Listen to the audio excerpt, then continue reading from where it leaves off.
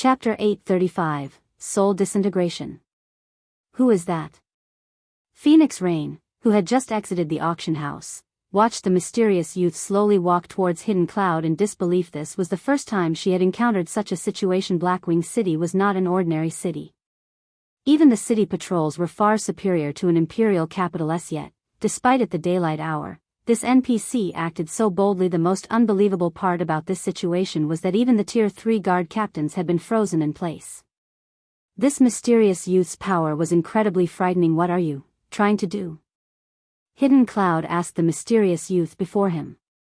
He had only managed to force these words out after an intense struggle. He could clearly feel how terrifying the man before him was. The bloody glint in the man's eyes alone made him involuntarily shiver before this man. His power was as insignificant as a speck of dust. If this man wished it, he would lose his life instantly. His only option right now was to delay for time. What kind of place was Blackwing City? It was probably the safest location throughout God's domain. There was no way Blackwing City's authorities would allow an NPC to do as they wished. Hahaha. You sure are an interesting little fellow. You're still trying to buy time? I advise you to give up. Although you are still in Blackwing City, this space is in a completely different dimension. Even a Tier 5 divine mage, adept in space magic, won't detect us here. The mysterious man smiled calmly at Hidden Cloud's question. Alright, will you hand over the golden tablet on your own, or will I have to retrieve it myself? Although the youth's words had not been loud, every player on the street had heard him very clearly. What? An NPC is robbing someone? Is this some kind of event? Isn't this NPC too strong? He's actually making a move inside Blackwing City. This isn't a legendary quest, right? The watching players were both excited and scared. Although this chance encounter was interesting, they were afraid of being caught up in the incident. A meaningless death at their levels would be a major, unfortunate loss. Golden tablet? What is that? I don't know what you're talking about, Hidden Cloud said, his mouth twitching as he stared at the mysterious youth. That golden tablet was his hope of advancing his career in the Nine Heavens Pavilion. Not only had he spent a large sum of money to obtain it, but the pavilion's upper echelons had also heard of his procurement already. If he simply handed the tablet to this NPC and returned to report to his superiors that he had lost it, acting as if nothing had ever happened, he would only enrage the Nine Heavens Pavilion's elders and guild leader. Handing over the golden tablet was scarier than death. Hearing Hidden Cloud's words, Feng glanced at the assassin, admiring the man's courage. When he had encountered an NPC robbery in his previous life, he had tried to resist as well. Unfortunately, he had not experienced a positive outcome. As he had not been strong enough, the NPC had successfully robbed him. However, being robbed was one thing. The true problem lay in the fact that said NPC had attacked. Dying by an NPC's hand had a far more severe penalty than an ordinary death. Moreover, the more powerful the NPC was, the heavier the punishments players received when that NPC killed them. Feng had been considerably lucky. His murderer had only been a Tier 4 Sword Emperor. In the end, he had lost 2 levels and suffered a weakened state for 5 days. Meanwhile, no matter how he looked at it, the mysterious youth was definitely stronger than a Tier 4 Sword Emperor. A lot stronger. You're not gonna hand it over, the youth sighed. It seems that I have to do it myself, then. As soon as the NPC finished his statement, he stretched out a finger and lightly tapped Hidden Cloud's forehead. Peng. Ah! Hidden Cloud screamed with pain, sounding as if this pain came from the depths of his soul. In the next moment, Hidden Cloud's physical body disintegrated, revealing a half-transparent version of himself. However, this half-transparent Hidden Cloud began to fade. The assassin's scream grew in pitch and distorted, sounding almost inhuman. Amazing. This NPC actually knows soul disintegration. Feng was slightly surprised as he watched Hidden Cloud's body vanish in the wind. At this moment, even Feng had sympathy for Hidden Cloud. Feng had only seen soul disintegration in a video in the past. Not only could this attack kill players, but it could also damage a player's soul directly. It was similar to when he absorbed players' immortal souls. An immortal soul, as the name suggested, was an immortal existence. No matter how much damage an immortal soul took, it could recover. When Feng absorbed the immortal souls of the players he killed, he had only absorbed a tiny portion. Even so, this prevented the players from logging into God's domain for a short time. Soul disintegration was different. It was a skill purely meant to shatter a player's soul. It could destroy a player's immortal soul completely. Experiencing one's soul disperse was far more severe than someone or something absorbing a portion of it.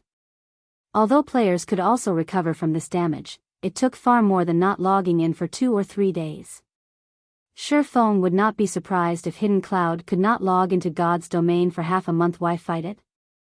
Though, even if you had handed it over, I would have still killed you. The mysterious youth shook his head as he looked at the golden tablet that had fallen from Hidden Cloud's body. The youth then turned to the other players on the street, smiling as he stated, "Anyways, now that I've obtained the item, let's celebrate with your deaths." A chill gripped the players' hearts as they heard the young NPC's words. "It's over." Phoenix Rain frowned. Her previous hint of joy vanishing. Phoenix Rain wasn't the only one to have that reaction. Everyone trembled with fear. They had all heard the assassin's painful wails. Hidden Cloud was an apex expert from the Nine Heavens Pavilion. How much pain could cause an expert like that scream as he had? Feng had been telling the truth. Phoenix Rain suddenly remembered the message Feng had sent. Feng had warned her that the golden tablet was dangerous. Now, it would seem that she had also become one of this NPC's targets, and not even the heavens could save her. Damn it. This NPC is too black-hearted. He won't even spare innocent bystanders. Feng's expression darkened as he watched the mysterious youth's raised hand. He had miscalculated this time. He had never imagined that he would become entangled in the robbery as well. The NPC robberies he had encountered in the past had usually only involved the targeted players. If bystanders kept to themselves, the NPCs would leave them alone. Unfortunately, it was too late to do anything now. In the next moment, an endless amount of mana gathered in the youth's hand. It was as if he had sucked all of the mana in this space into his palm. With this much mana, the spell the youth was conjuring was likely stronger than a tier 5 skill. The mysterious youth smiled and pointed a finger to the sky. Immediately, the black ball of mana shot up from the youth's hand. After reaching a certain height, a crack suddenly appeared in the mana ball. Chapter 836, Tablet's Secret. Just who is this mysterious youth?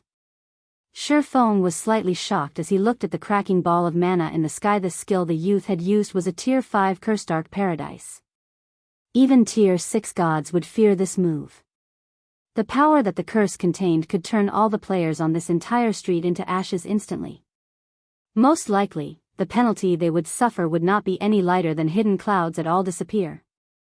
The mysterious youth then flew up towards the sky. In the next moment, the black ball of mana transformed into a black hole that began sucking and devouring everything in its surroundings.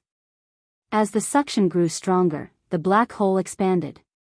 Players on the street were even getting pulled off the ground. Damn it.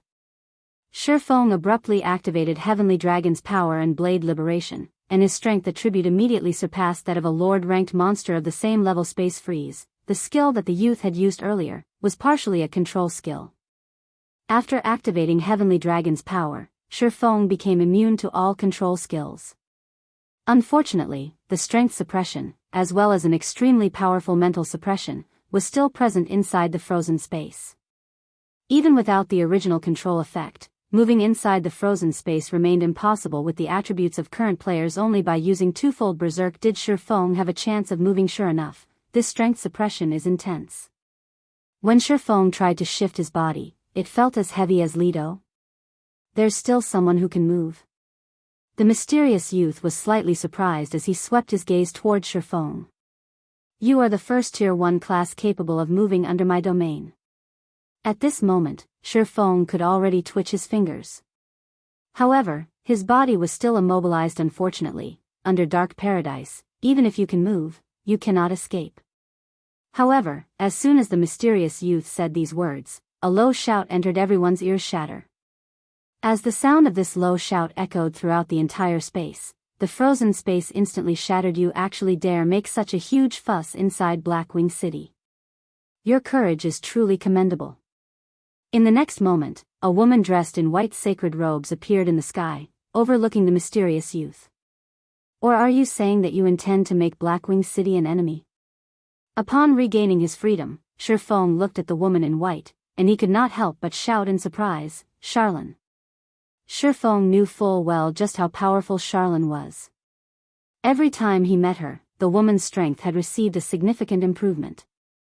At the very beginning, she had been playing the role of a female bandit. Afterwards, she had transformed into a Tier 3 divine official. Later on, she had even become a Tier 5 red official now. She was even more powerful, actually managing to directly shatter the mysterious youth's domain while Feng was still in shock. A red jade staff appeared in Charlone's hand. The instant this staff appeared, the mana in the surrounding space stopped moving altogether. Charlone then lightly tapped her staff and boom! The black hole abruptly disappeared from the sky of Blackwing City. It seems I've underestimated Blackwing City's capabilities, the mysterious youth said as he looked at Charlone. However, it is still impossible for Blackwing City's magic arrays to hold me captive. Saying so, the mysterious youth transformed into a streak of light and vanished from everyone's sight. He sure is quick in running away. The youth's disappearance did not surprise Charlone. After sending Feng a glance, she, too, vanished from the sky, leaving behind only a group of dumbfounded players. What kind of situation is this? Isn't that NPC a little too amazing? He actually succeeded in killing a player inside Blackwing City and got away safely on top of that. Excited expressions appeared on the faces of the players on the street who had witnessed this scene. This was their first time experiencing the power of a high-tiered NPC. In front of these NPCs, even the current strongest player in God's domain would be no different from an ant. However, their excitement was more due to their anticipation of high-tiered classes.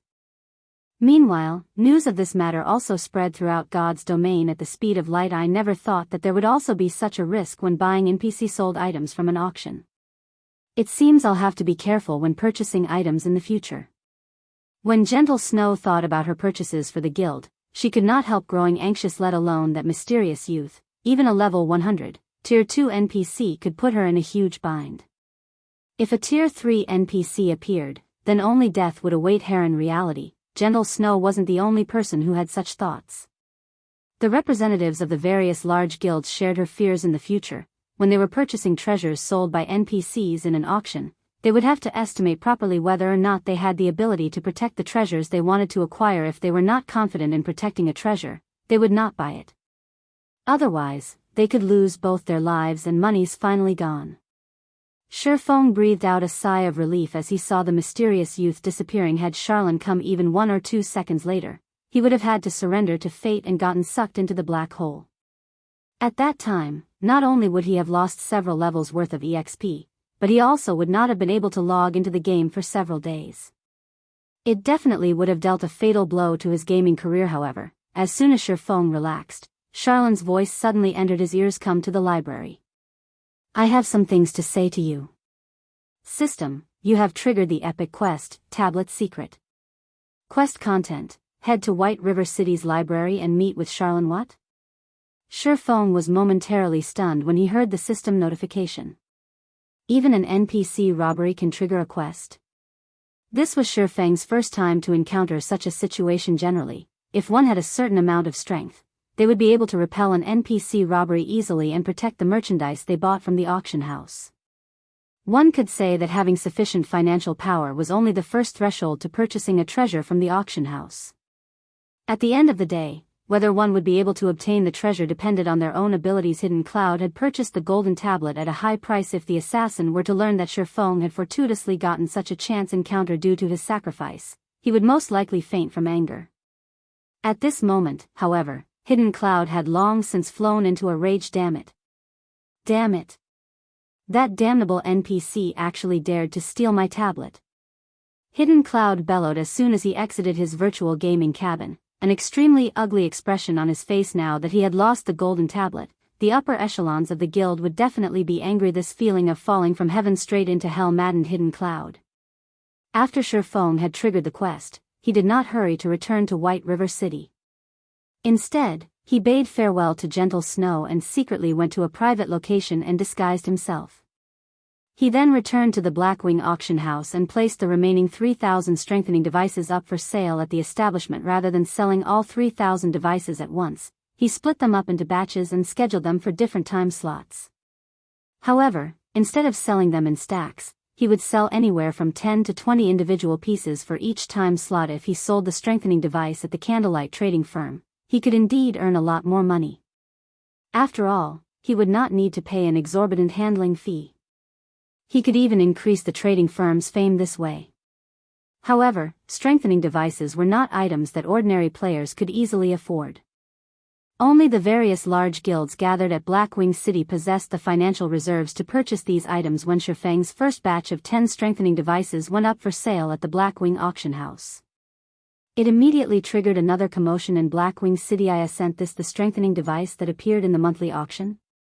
Chapter 837, Lakeheart City. Inside the Blackwing auction house. The moment the strengthening devices appeared once more, various members of large guilds, who had been idling around in the main hall of the auction house, began frantically contacting the upper echelons of their respective guilds. The strengthening device from the monthly auction held just before had already become famous. It had even caused a commotion on God's Domain's official forums. Currently, the monsters in God's Domain were growing more powerful. It would be a miracle if an ordinary player's equipment could last them over 10 hours of grinding out in the fields.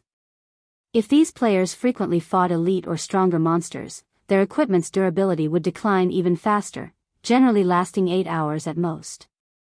Guild elite members might be able to hold out for a little longer. However, the current mainstream grinding spots were becoming farther and farther away from cities. Just making a round trip would cost players a lot of time, so much so that their travel time might be even longer than the time they spent grinding monsters. To the elite members and upper echelons of guilds, time was money. It was especially true for the time of guild experts to develop their guilds. Not only were these experts required to maintain a strong lead in levels, but they were also required to raid field bosses and dungeons to procure equipment for the guild. Naturally, these experts could not afford to waste all their time on travel. The obvious solution to this problem was to prepare extra sets of top-tier equipment. However, this method was simply too extravagant even for guilds. While the monthly auction was still ongoing, the various large guilds had immediately experimented on the strengthening devices they acquired. As a result, they had already gained a relatively precise understanding of the item's effects. Previously, they could only make a rough guess based on the introduction of the item. Hence, upon conducting their tests, these large guilds were shocked. Although the strengthening device could only extend a player's grinding time by 3 to 4 times, the better the equipment the strengthening device was used on, the greater the effects. In addition, while battling, the bonus durability provided by the strengthening device would be the first to diminish instead of the equipment's own durability. In other words, as long as players still had strengthening devices on hand, they could devote their time to grinding. They would not have to prepare any additional equipment, neither would they need to return to a city to get their equipment repaired. If allocated to ordinary or elite players, the 10 gold strengthening device would indeed be very extravagant. However, when assigned to an expert player, it would not be one bit extravagant. On the contrary, it would be a profit. Instead, unfortunately, the strengthening devices were sold only in the monthly auction. This situation caused many large guilds that had not participated in the auction great frustration. Now that the strengthening device had appeared in the auction house as a player-sold item, how could the members of the various large guilds not grow frantic? Just a few minutes after the strengthening device's appearance, the price for a single unit broke past the 9 gold threshold. Moreover, the price was still increasing rapidly. Even Feng had not expected the strengthening device to be this popular. When he exited the auction house, he saw group after group of players rushing into the building. Why is Phoenix Rain suddenly contacting me? Just as Feng was preparing to leave Blackwing City, he suddenly received a call from Phoenix Rain. However, the person she was contacting was not Feng but Black Flame Guild leader Black Flame. Have you heard? There is a player selling strengthening devices at the Blackwing auction house right now, Phoenix Rain said through the video chat, smiling. Yes, I've also just heard about it. Feng nodded, having already changed to his Black Flame guise. But why is Phoenix Pavilion Master contacting me? I want to purchase a large number of strengthening devices, so I wish to borrow some money from you. Of course, I won't borrow it for nothing. 3 days later, I'll return it to you with 30% interest, or you can buy a high-potential land in one of the Black Dragon Empire's major cities from me. Phoenix Rain smiled as she extended a tempting proposition. Originally, she had not wished to borrow money from Feng. However, with the appearance of the strengthening device, and based on her newfound knowledge regarding the item, she had a great opportunity for the Phoenix Pavilion to surpass the Heavenly Dragon Pavilion. Level 40 was an important turning point in God's domain. With the strengthening device, she could rapidly raise a group of experts to level 40. At level 40, even using only common mounts would still bring about explosive improvements to their leveling speeds. They would be able to develop new maps earlier than other guilds. However, she had already spent a large part of her funds to purchase other items during the monthly auction. She did not have enough to contest for the strengthening devices, not to mention needing money to buy mounts. Hence, she gave Feng such a lucrative offer. Of course, the reason why she had looked for Feng to borrow money from and not someone else was mainly because Zero Wing was simply too wealthy. Zero Wing had relatively few members. The guild's various departments were also incomplete. The guild's expenses were not particularly high, either. Moreover, Zero Wing was the proud owner of Star Moon Kingdom's wealthiest trading firm, the Candlelight Trading Firm. The guild also possessed the enviable Stone Forest Town. The guild's daily profits were in no way inferior to even those of a super first-rate guild like the Dragon Phoenix Pavilion. Due to these reasons, the wealth Zero Wing possessed could make even her envious. Just from the bid Feng had placed earlier on the golden tablet, one could tell how rich Zero Wing was. Alright, but I want to purchase land at the Black Dragon Empire's Lakeheart City. Feng inwardly cheered upon hearing Phoenix Rain's words. He had never imagined that the woman would be so desperate. However, I'll say this first. I still have other uses for my coins. I won't buy it if your price is too high. Although he had previously purchased some potential land in the Black Dragon Empire and subsequently established the Candlelight Trading Firm at these locations, there was a limit to his funds currently. Large guilds within the Empire had long since bought up the majority of the potential land in the Empire's major cities. Even if Zero Wing could afford to purchase them now, nobody would be willing to sell any of their lands. Now that Phoenix Rain was willing to sell potential land, he naturally had to take advantage of the opportunity. In the future, the value of these plots would increase manifold. It was especially true for the land in Lakeheart City. Lakeheart City was a small island city located within the Black Dragon Empire. The island itself was situated in the middle of Mist Lake, the Black Dragon Empire's largest lake.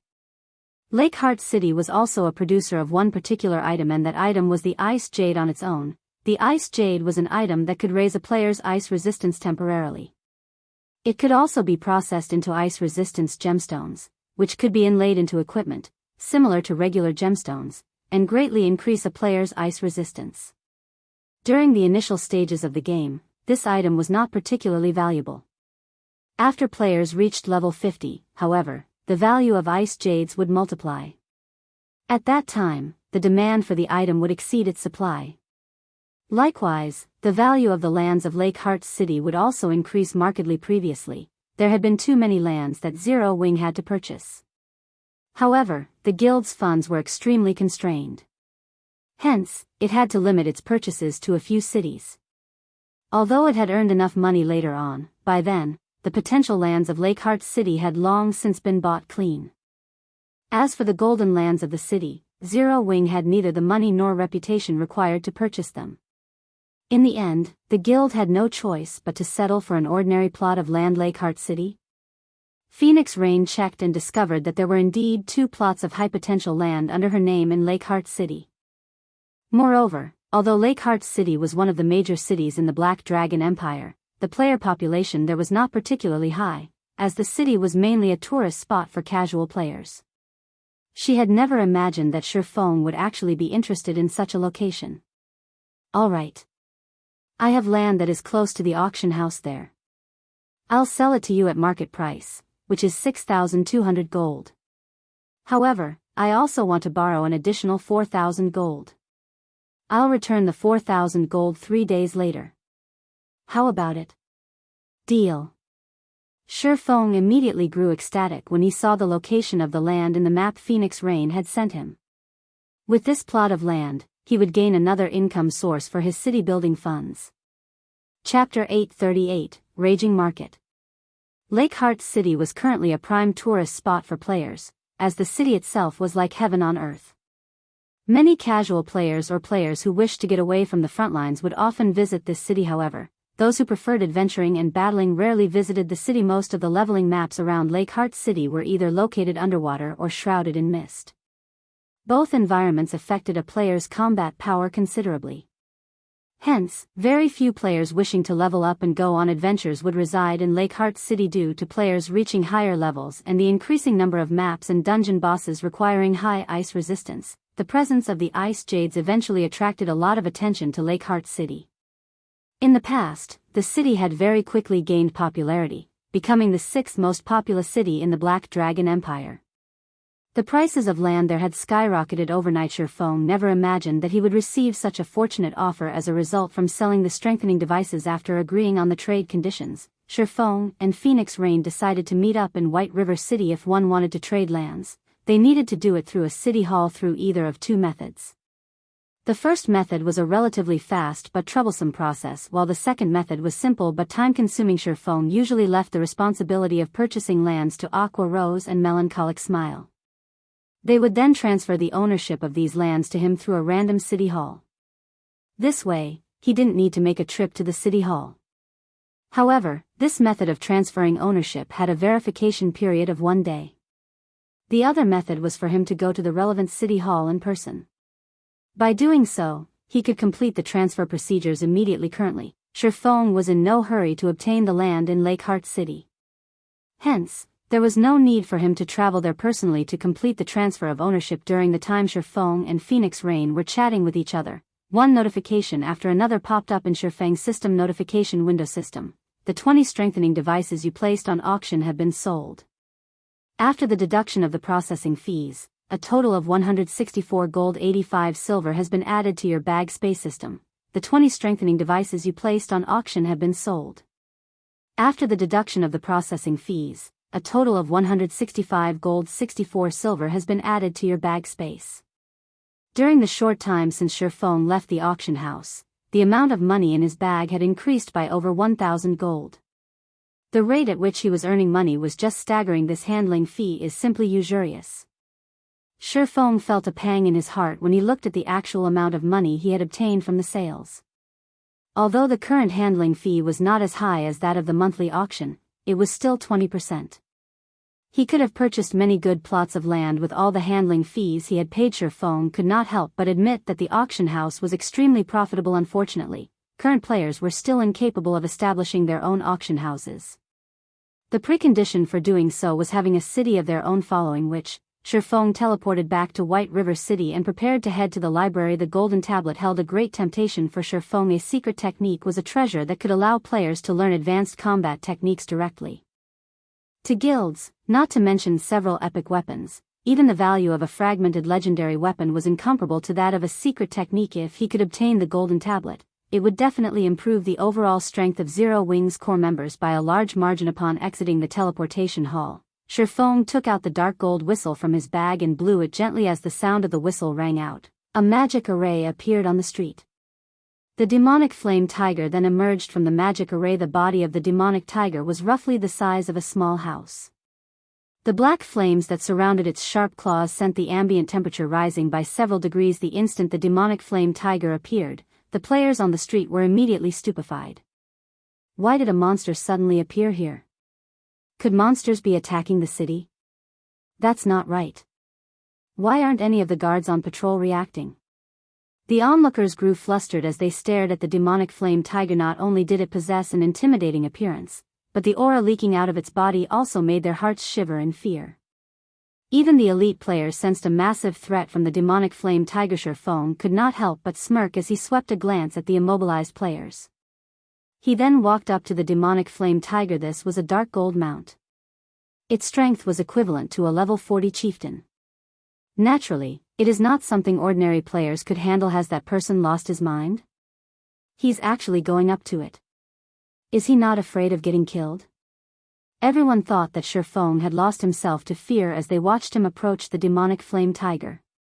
However, when they saw the demonic flame tiger obediently lie down before Feng and enjoy Feng's caress agreeably, their mouths fell wide open. However, an even more shocking scene occurred in the next moment as Feng mounted the demonic flame tiger. Let's go. Feng shouted lowly. Suddenly, the demonic tiger let out a loud roar and took a step forward. It then transformed into an afterimage that disappeared before everyone. What? That's a mount? I'm not seeing things, right? Who is that person? That giant tiger mount looks so cool. No one dared believe what they just saw. Riding a mount was still a faraway dream for them. Even if they managed to reach level 40 eventually, amassing a fortune of 40 gold was not that easy. It would be even more impossible for them to ride a bronze or mysterious iron mount while Feng was rapidly making his way towards the library. The players present on the street outside the teleportation hall went into a frenzy. Every one of them was madly posting on the official forums, "A hero riding a giant tiger has appeared in White River City." Many people initially did not believe the words written in this post after all. The number 1 players on the various Empire ranking lists were only at level 39. These players were still a long way off from reaching level 40.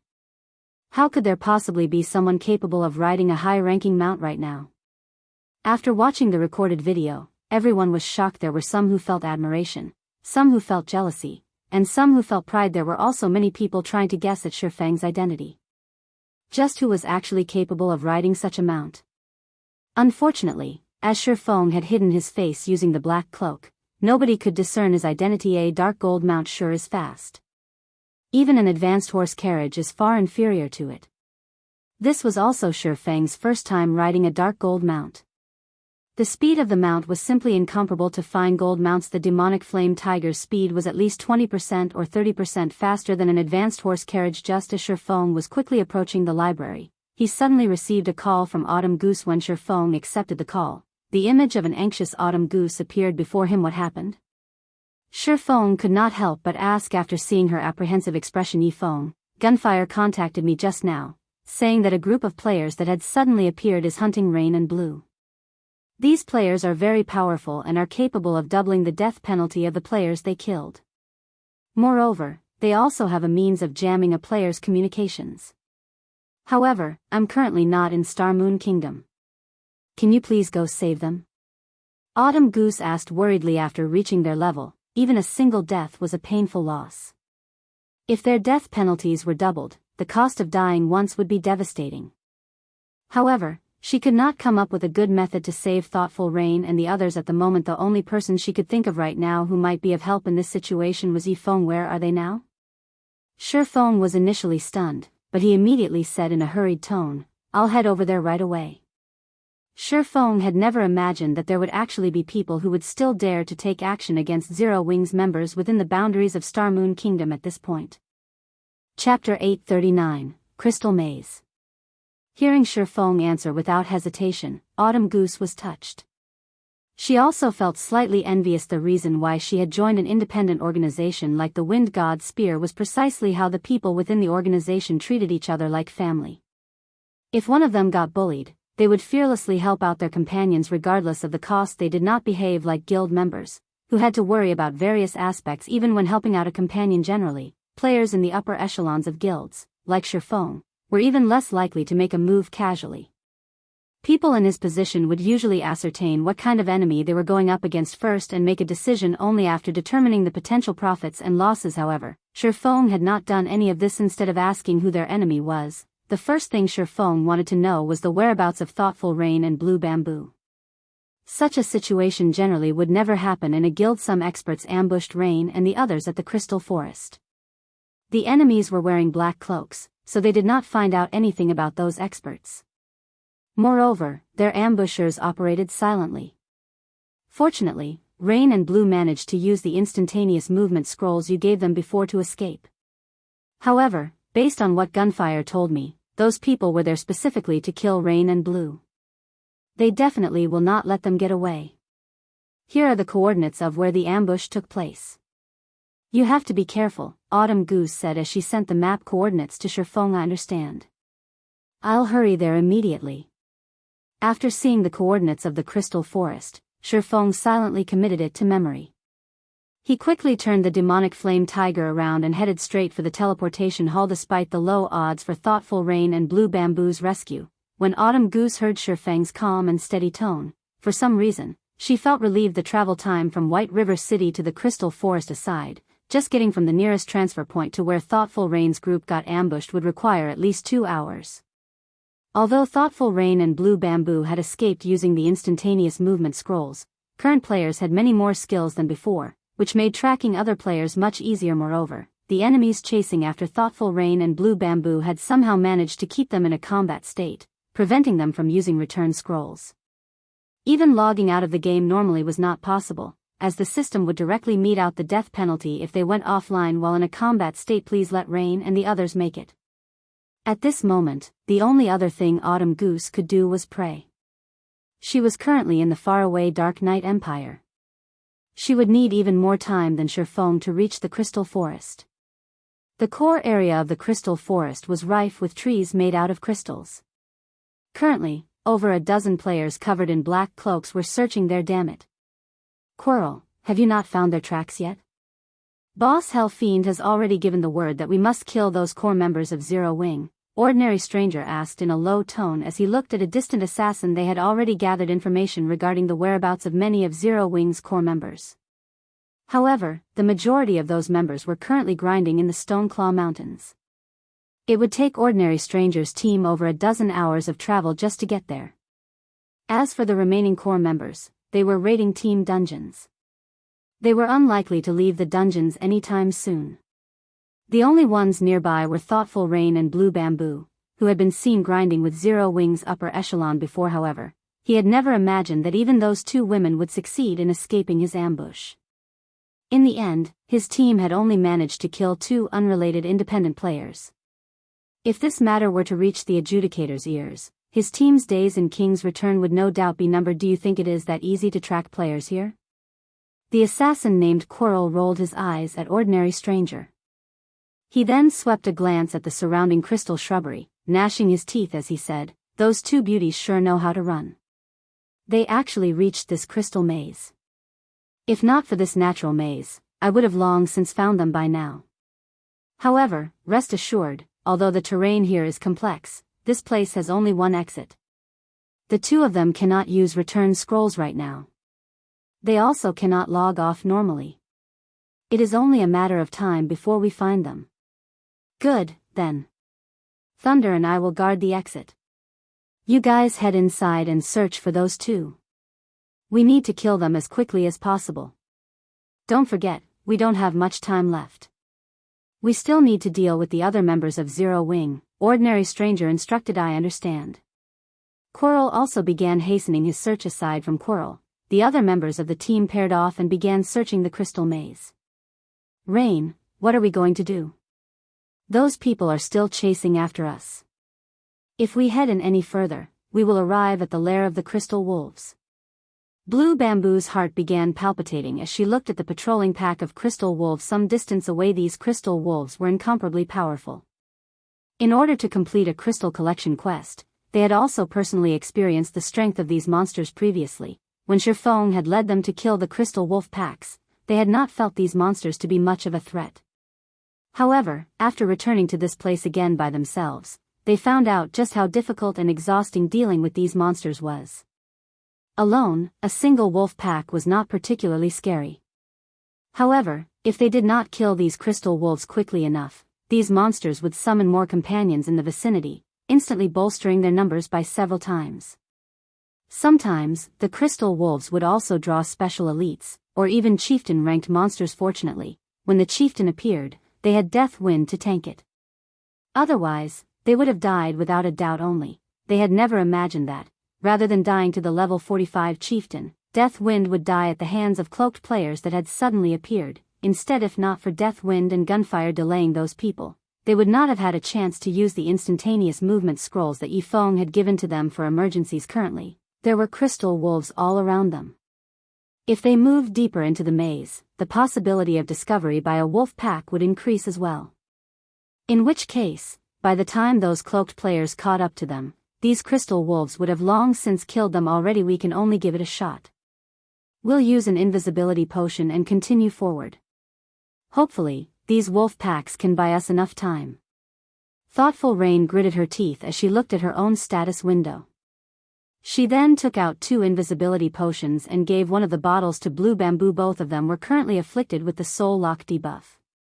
As long as they were out in the fields, they would not be able to contact anybody for 5 hours. Their attackers had also forced them into a constant combat state, which prevented them from using their return scrolls. Arbitrarily logging out of the game would result in them suffering the death penalty immediately. While thoughtful Rain and Blue Bamboo snuck deeper into the crystal maze, Feng had already arrived at the crystal forest. I finally caught up. Feng tapped on the demonic flame tiger, storing it away as he looked at the crystal forest before him. He then opened the map for the crystal forest. Even now, Autumn Goose had yet to contact him again. This silence meant that thoughtful Rain and Blue Bamboo were still alive. The enemy is extraordinary. The fact that Rain and Blue have remained at large suggests that they entered the crystal forest's core area, the crystal maze. Hopefully, I can make it in time. After taking a glance at the map, Feng used space movement. The activatable skill of the aura of space movement allowed him to cross up to 600,000 yards instantly. He could easily traverse the entire crystal forest or move to any location within the map. If not for this skill, he would not have made it to the crystal forest so quickly either. Now that the skill's cooldown was over, he could use it once again. In the blink of an eye, Feng appeared at a location close to the crystal maze's entrance, guarding the entrance as well.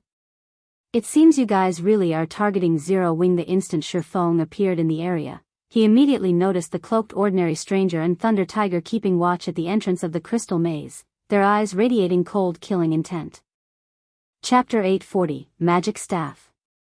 Just when Feng noticed ordinary stranger and Thunder Tiger, the two of them caught sight of Feng. Brat, I don't know how you suddenly appeared here, but since you've come to this place, you can only consider yourself unlucky, Thunder Tiger, who had hidden his identity and appearance, said when he suddenly saw the similarly anonymous Feng. Taking the initiative, he walked towards Feng. All this waiting around has made me annoyed. Old stranger, you better not make a move. I'm gonna use this brat here to relieve some of my stress. Sure, but the equipment he drops will belong to me, Ordinary stranger laughed. Ordinary stranger had discovered Feng's presence the instant Feng had appeared. Initially, he had thought that a powerful enemy had shown up. However, after some close observation, he did not sense any threat coming from beneath the black cloak. On the contrary, he had noticed many holes in Feng's defense. If not for Thunder Tiger declaring his claim, Ordinary Stranger would have long since taken action to remove this ant. However, even if the opponent were an expert, it would not matter. Thunder Tiger was a top-tier expert of King's Return. Currently, he was already level 38. Placed in Star Moon Kingdom, his level would rank within the top 10. Not to mention, he was fully geared in level 35 Dark Gold equipment. His maximum HP was as high as 14,600. His combat standard was also at the refinement realm already. Dealing with 2 or 3 ordinary experts simultaneously would be child's play for him. Even if the opponent were an expert of the same combat standards, Thunder Tiger was a refinement realm expert of King's Return. The guild had long since presented the Berserker with a Berserk skill. As long as Thunder Tiger activated this Berserk skill, he could kill a refinement realm expert easily. He could even defeat a flowing water realm expert. In the off chance that Thunder Tiger was no match for this new arrival, Ordinary Stranger himself could still back up the Berserker. If he and Thunder Tiger worked together, they would be practically invincible in Star Moon Kingdom. Only Zero Wing's Black Flame and Feng could cause them to feel fear. No one else was worth mentioning. As soon as Ordinary Stranger finished speaking, Thunder Tiger retrieved a two-handed saber from his back and used charge at Feng. When using charge, controlling the sudden increase in speed was extremely difficult for ordinary players. As a result, they would usually reveal flaws in their attack. However, Thunder Tiger was different. He had long since mastered this skill. By adjusting his center of gravity, he had managed to apply his increased speed to his attack, creating his own charging slash. He had transformed a system-generated skill into a personal skill. Not only did his saber speed up, but the power contained within it also increased. Even a shield warrior of the same level would have to retreat several steps, breaking their stance. Boom. As the two-handed saber landed, sparks scattered into the surroundings. A silver one-handed sword actually stopped Thunder Tiger's lightning-fast saber. What?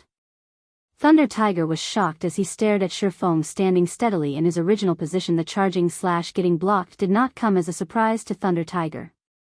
However, this was his first time to encounter an enemy who could remain standing steadily after receiving his charging slash.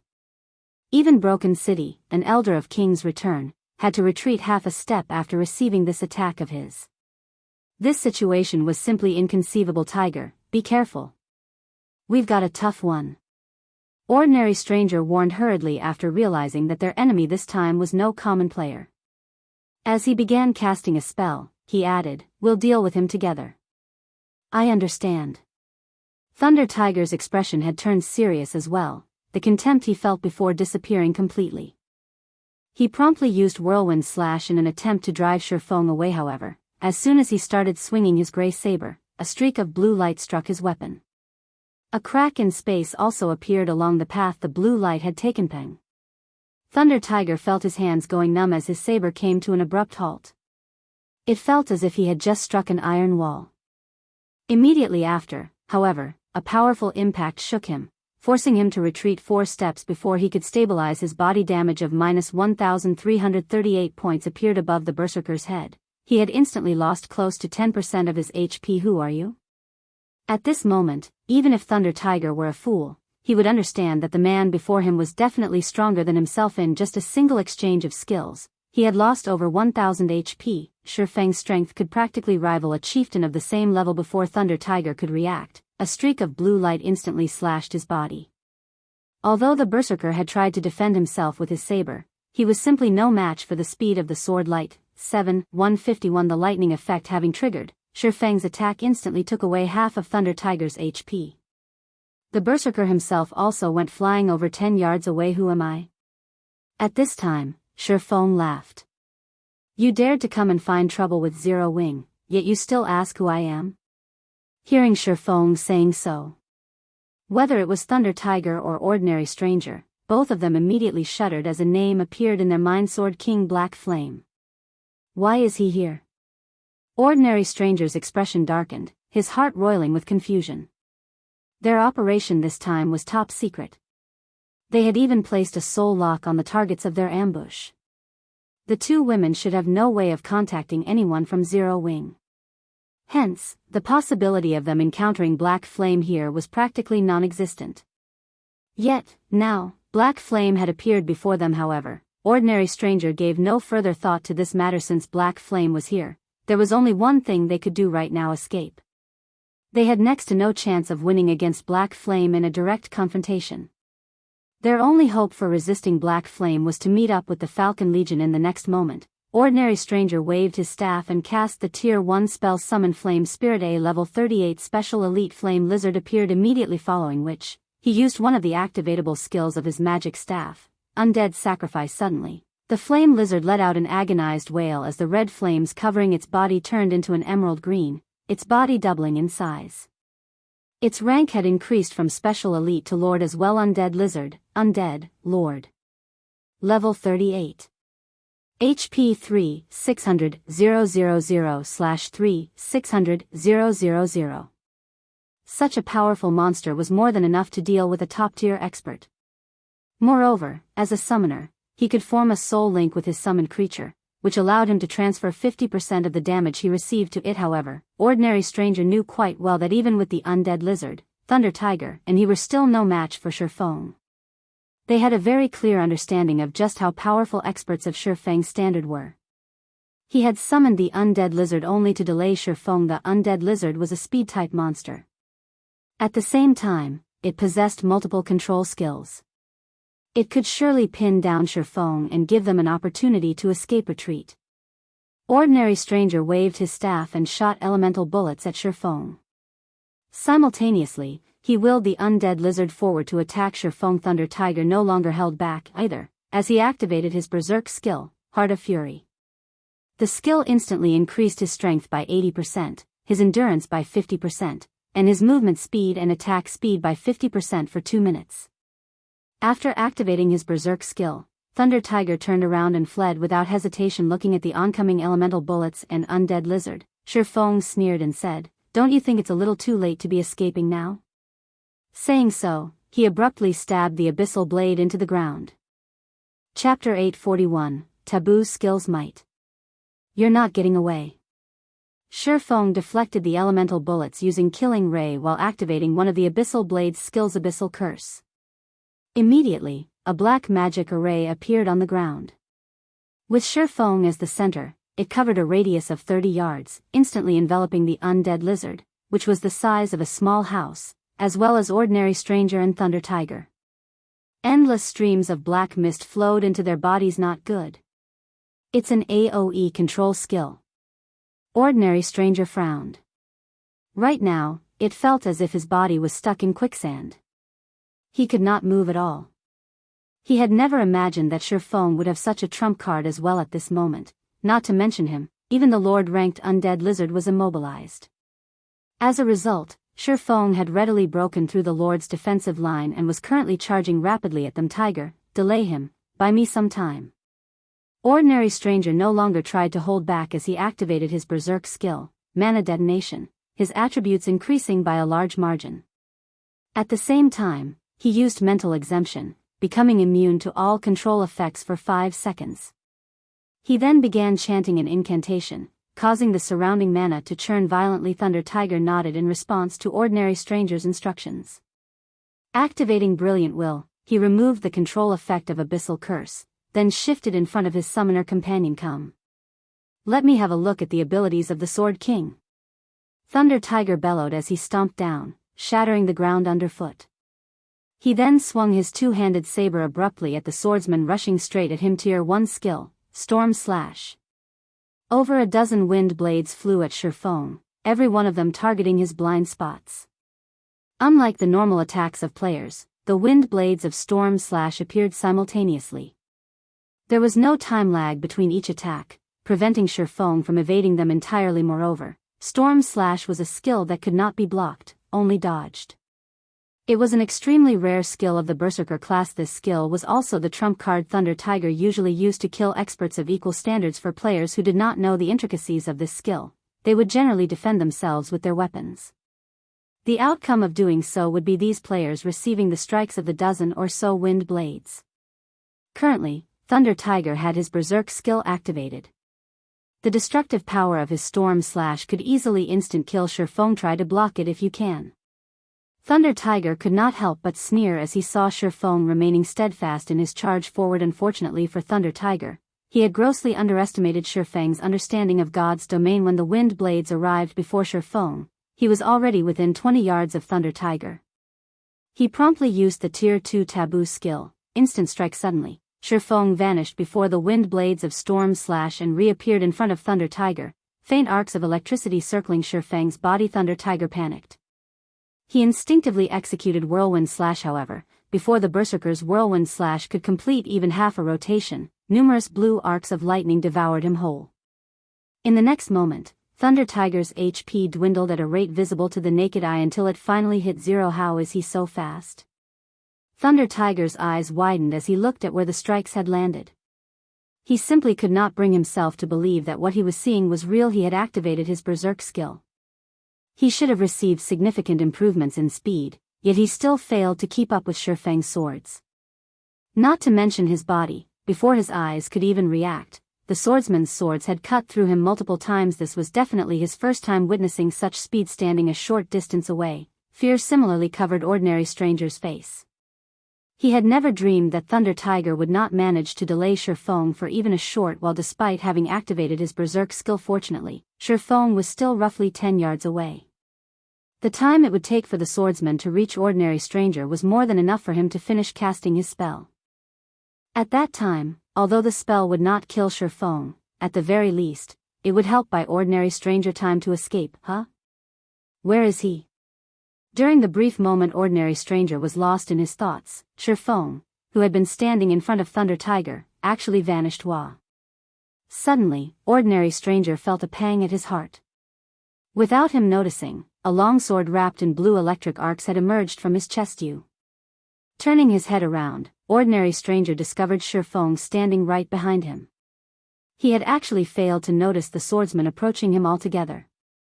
It was as if Feng's presence was completely non-existent. Seeing his HP decreasing without any signs of stopping, Ordinary Stranger was at a loss for words. He and Thunder Tiger were both top-tier experts of King's Return. They could easily become top-class existences in any kingdom they went to. Although he had long since known that he and his Berserker companion were no match for Feng, he had never imagined that the gap between them was actually so enormous at this moment. even if he related everything that had happened here to someone else, most likely, nobody would believe him. Although Ordinary Stranger still wished to say something, he was already out of time as his vision suddenly turned gray, his body falling to the ground. When he died, he dropped 2 pieces of cloth armor. There were actually 2 refinement realm experts. It's no wonder Rain and the others were no match for them. Although Feng had failed to discover the identities of thoughtful Rain's assailants, he clearly grasped the combat standards of the 2 from the battle just now. With the strength of those 2 players, they would be hard-pressed to find any opponents capable of opposing them. Unfortunately for them, they had encountered him today. Not to mention, he had even activated a Tier 2 Taboo skill to deal with them, following which, Feng picked up the items that the 2 dropped. He then summoned the demonic flame tiger and headed straight into the crystal maze. Deep inside the crystal maze, the members of the Falcon Legion were currently busy clearing out the crystal wolves blocking their path. They were moving increasingly closer to the lair of the crystal wolves. These 2 beauties sure know how to run. They're hiding wherever there is danger. However, let's see how you'll continue escaping once you enter the lair of the crystal wolves, Quirrell muttered as he switched his footwork. Like a black gale, the dagger in his hand struck at a level 45 special elite wolf. Without giving the special elite wolf any opportunity to react, Quirrell landed blow after blow with his daggers. Although the special elite tried to resist, none of its attacks could connect with the assassin's body. Little by little, Quirrell plundered away the special elite's HP, wielding the pitch-black daggers in his hands rapidly. A short moment later, the special elite wolf, whose HP had been in the hundreds of thousands, fell to the ground. From start to end, the wolf had never once managed to land a hit on Quirrell. Team leader Quirrell sure is amazing. His skill level has improved again. In the guild's next class competition, his ranking will no doubt increase once more, a nearby level 37 female assassin said, her face filled with admiration as she looked at Quirrell. Don't make a fool of yourself. Team leader Quirrell has very high expectations.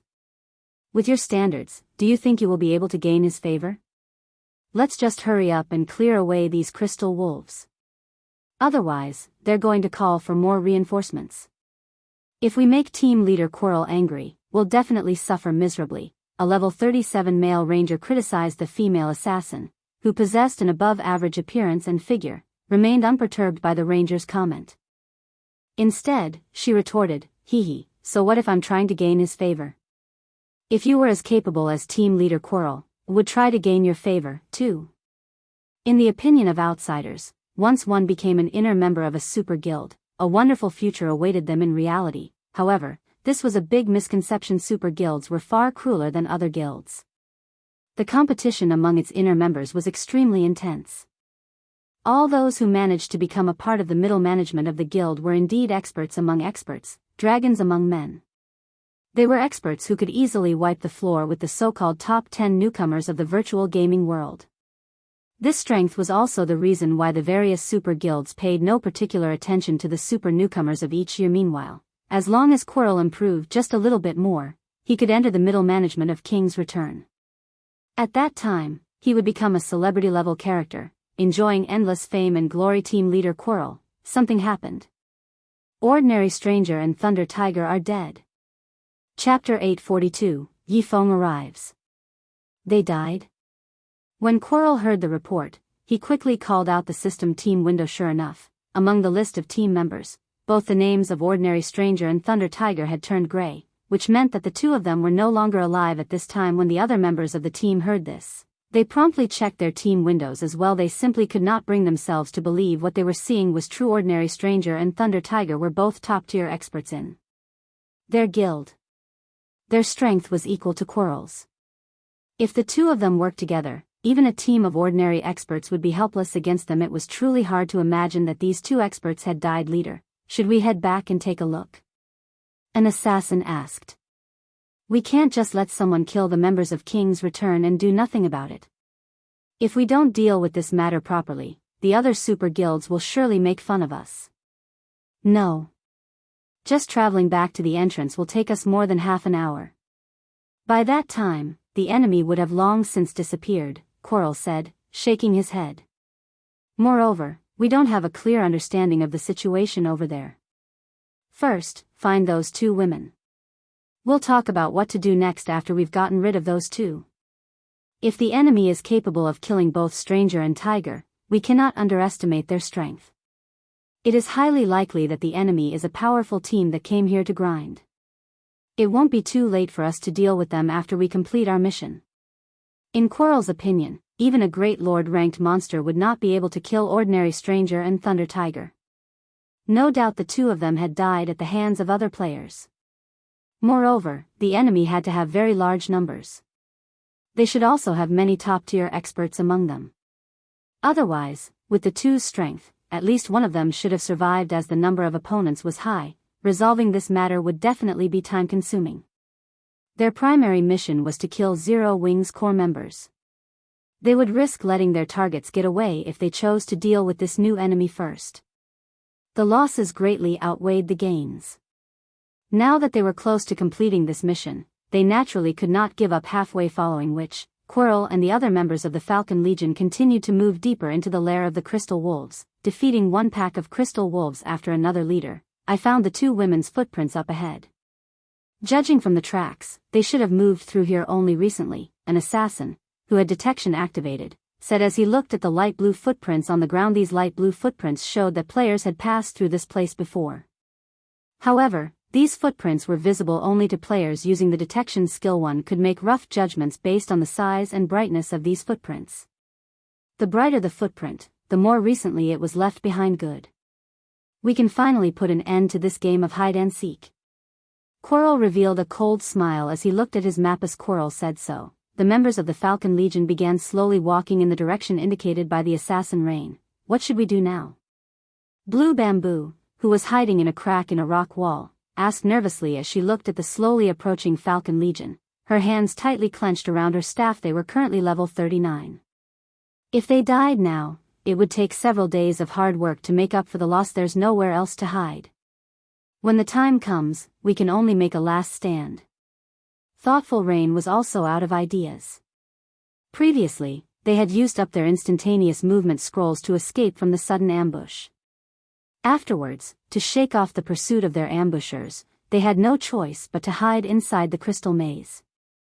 Now, however, it seemed that all their efforts were still in vain as the 18 members of the Falcon Legion moved increasingly closer. Thoughtful Rain and Blue Bamboo began casting their respective spells, resolved to fight to their very last breaths. Roar.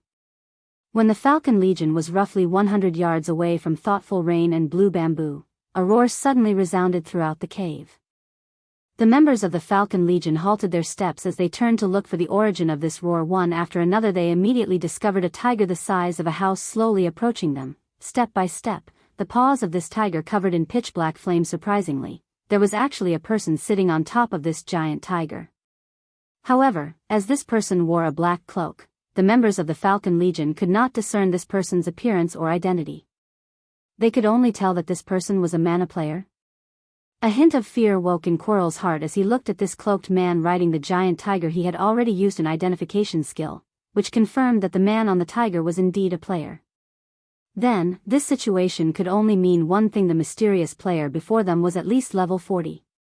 As for the giant tiger, needless to say, it was this player's mount. Moreover, its quality should be very high. Currently, in God's domain, the top 10 players on the ranking list of empires were only level 39. Quarrel had yet to hear of anyone reaching level 40. Since this mysterious player had managed to attain such a level, needless to say, his strength was extremely extraordinary. Leader, that person is coming over. What should we do? A level 37 ranger asked somewhat anxiously. The ranger could feel significant pressure coming from the demonic flame tiger before them. However, the player capable of possessing such a mount was definitely even more powerful. For a time, the members of the Falcon Legion were at a loss as to what to do. Let's find out what his goal is for now. Quarrel did not hurry in making a decision. Although they had the advantage in numbers, the fact that the other party dared to walk over all by himself showed that he had no fear of them whatsoever. Otherwise, he would have long since turned around and left. When dealing with such an expert, making rash decisions was not wise. I sent that big brother Yifeng's mount. The giant tiger gave Blue Bamboo a great sense of familiarity. However, she was also somewhat uncertain. After all, the likelihood of them encountering Feng at this place was abysmally low. That's right. That is indeed the demonic flame tiger. Thoughtful Rain's eyes flickered with joy. She had never thought that they would be able to meet Feng here. However, after a brief moment of joy, her heart filled with anxiety after all, she could tell that the Falcon Legion was specifically targeting the core members of Zero Wing.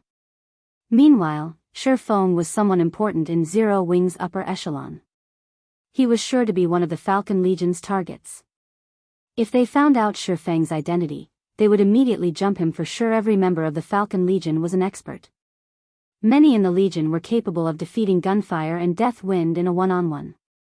Among them, the leading assassin, Quirrell, was incomparably powerful, trouncing even the experienced Death Wind in just a few moves. Feng would definitely end up in an extremely dangerous situation if these 18 experts surrounded him. Just as Thoughtful Rain was thinking of a way to warn Feng. Seated atop the demonic flame tiger, Feng looked down at Quirrell, who stood at the head of the team, and asked, "So you're the ones looking for trouble with Zero Wing?" When Quirrell heard Feng's question, his expression suddenly changed. He immediately understood Feng's objective. Moreover, he was very certain that ordinary strangers and Thunder Tiger's deaths had something to do with Feng kill him. Quirrell abruptly retreated and activated stealth. Hearing his command, the members of the Falcon Legion sprang into action.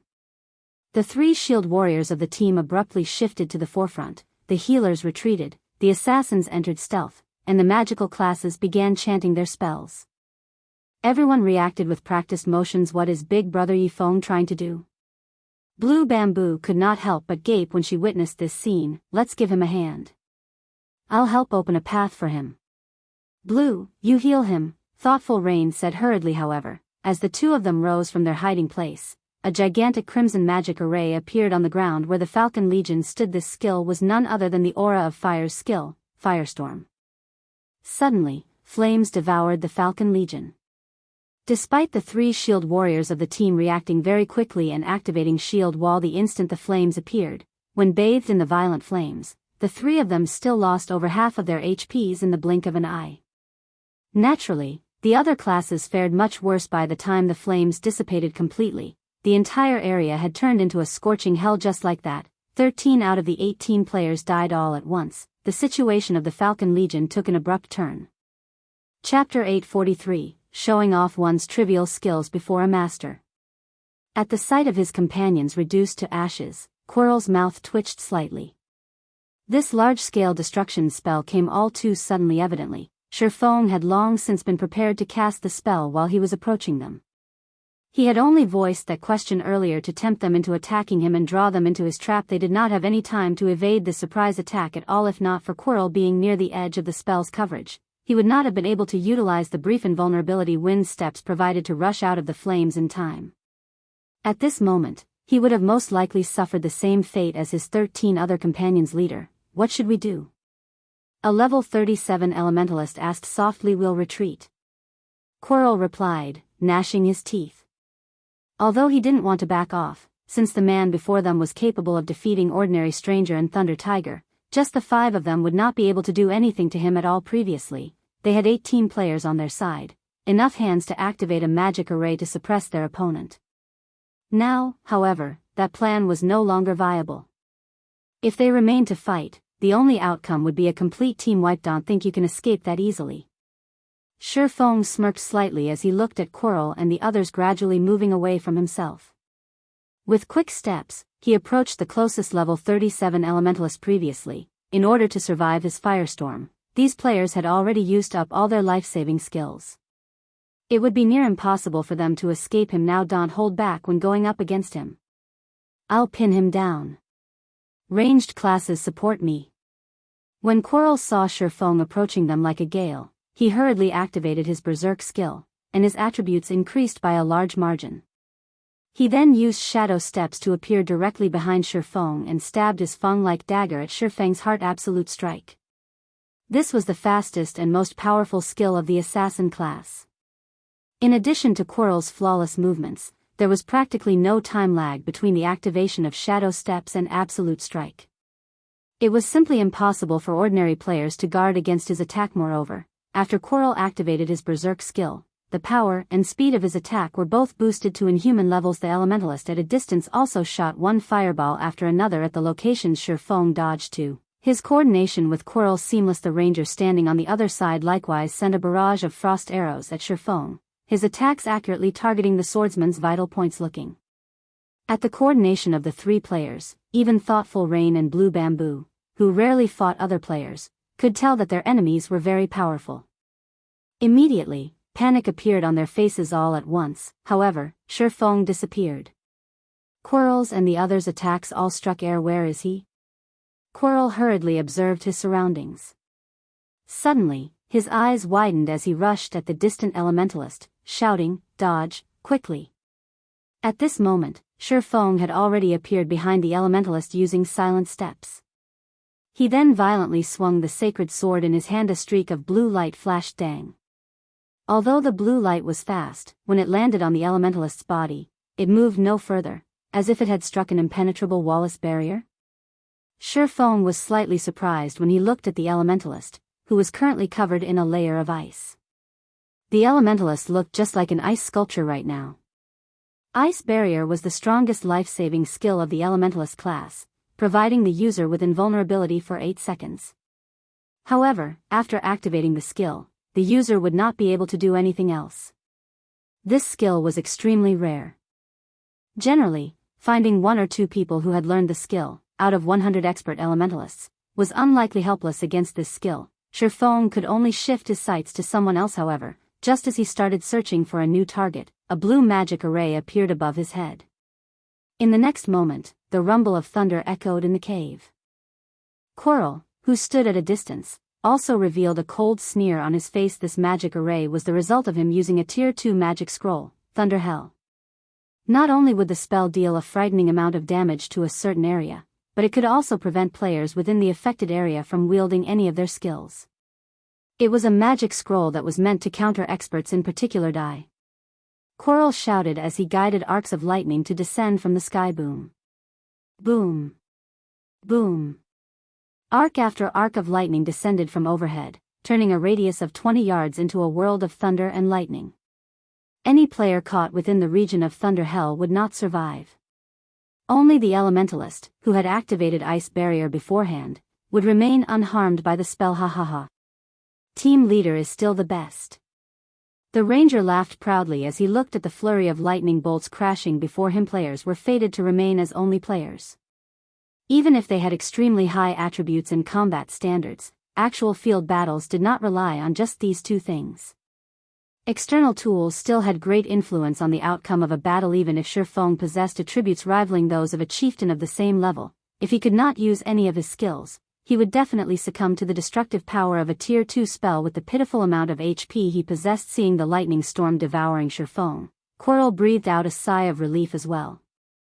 Although Feng's silent steps had surprised him somewhat, the latter must not have expected him to possess a magic scroll that was meant to counter expert players. Only, this magic scroll had a relatively long activation time.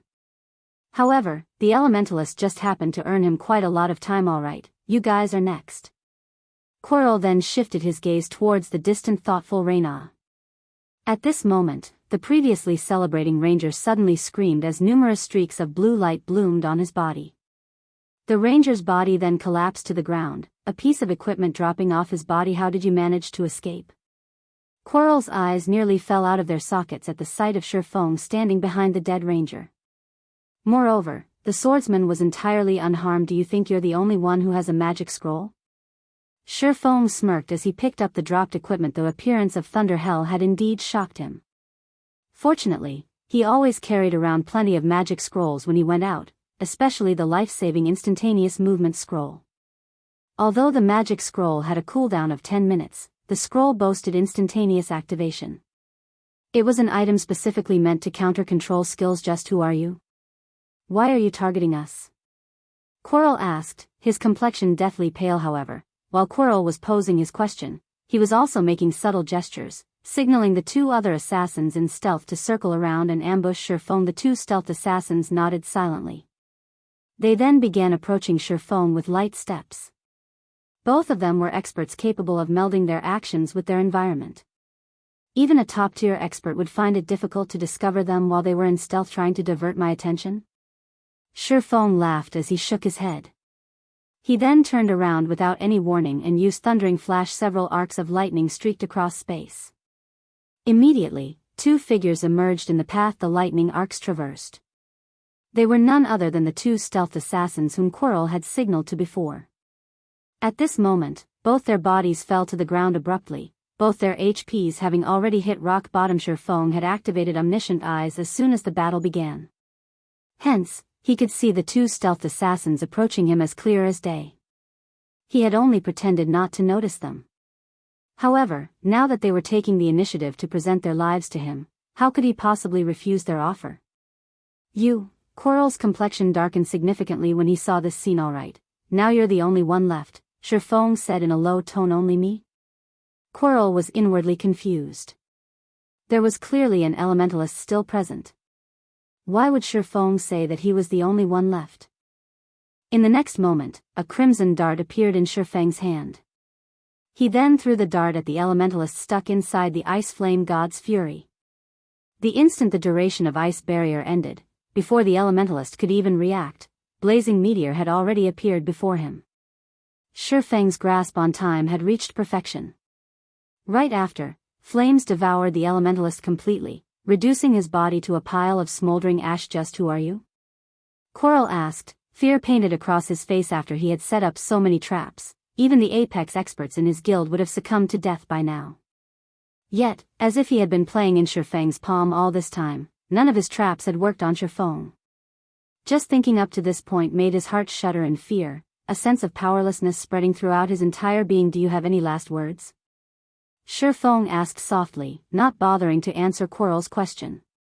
Instead, he slowly walked towards the assassin, step by step. For each step Feng took, Quirrell unconsciously retreated by a step as well. Despite his berserk skill being active right now, Quirrell was not the slightest bit confident he could win against Feng. Meanwhile, Thoughtful Rain and Blue Bamboo, who were watching this scene, were both stupefied. I am part of King's Return's Falcon Legion. Are you trying to make an enemy out of King's Return? Quirrell demanded, gnashing his teeth. He did not wish to die. The guild's class competition was rapidly approaching. If he died now, the loss in level, equipment, and skill proficiency would have a significant effect on his performance in the competition. Now, his only choice was to reveal his identity. Previously, the reason they had concealed their identities was to avoid letting Zero Wing take preventive measures against them. With their identities unknown, their subsequent operations would flow much more smoothly. Now that everyone except for himself had died, there was naturally no need to continue hiding this fact. Moreover, the stronger an expert was, the more knowledgeable they were about how powerful super guilds were. If the opponent still dared to make a move even after he revealed this fact, this person would definitely be a fool. Chapter 844, Field of Swords. What? Don't believe me? Upon seeing Feng showing no signs of stopping, Quirrell hurriedly took off his black cloak and displayed his King's Return guild emblem. This sight momentarily stunned Thoughtful Rain and Blue Bamboo. Why is someone from a super guild targeting us? Thoughtful Rain was confused as she looked at the King's Return's emblem. She no longer possessed her previous joy at seeing Feng defeating the Falcon Legion. On the contrary, she felt somewhat worried. Instead, although she had come into contact with virtual reality games only recently, she still knew just how powerful an existence a super guild was in current society. Virtual reality games had over a century of history already. The super guilds of virtual reality games were just like major celebrities. In the real world, one often saw news coverage of these existences. Hence, it was difficult for one not to know about them. Among them, King's Return operated slightly differently from other super guilds. The guild would occasionally recruit expert players. Regarding popularity, King's Return greatly surpassed the other super guilds. One could frequently hear news of certain powerful experts joining King's Return. Hence, Thoughtful Rain had a certain degree of understanding of the guild, and she knew just how wide the gap between Zero Wing and King's Return was. Whether it was in terms of member count or number of experts, the two guilds were on entirely different levels. If a war were to break out between their two guilds, it would be a disaster for Zero Wing. No wonder you guys dared to take action against Zero Wing's members in Star Moon Kingdom. So you're a member of King's Return. Feng finally understood what was going on. Because he had rejected King's Return's previous offer, the guild was now targeting Zero Wing's core members. However, he immediately smiled at Quirrell and asked, "But don't you know who I am?" Saying so, Feng stored away his black cloak and revealed his original appearance. Feng? Quirrell's mouth slackened when he saw Feng's appearance. He simply could not bring himself to believe this was true. Feng was not as famous as Zero Wing's Black Flame and was an existence known only among the major powers of God's domain. But when speaking of strength, Feng was someone who had defeated Sirius, one of the Wolf Kings of the Battle Wolves Guild. After the fight at the Dark Arena, King's Return had even created a database specifically for information on Feng.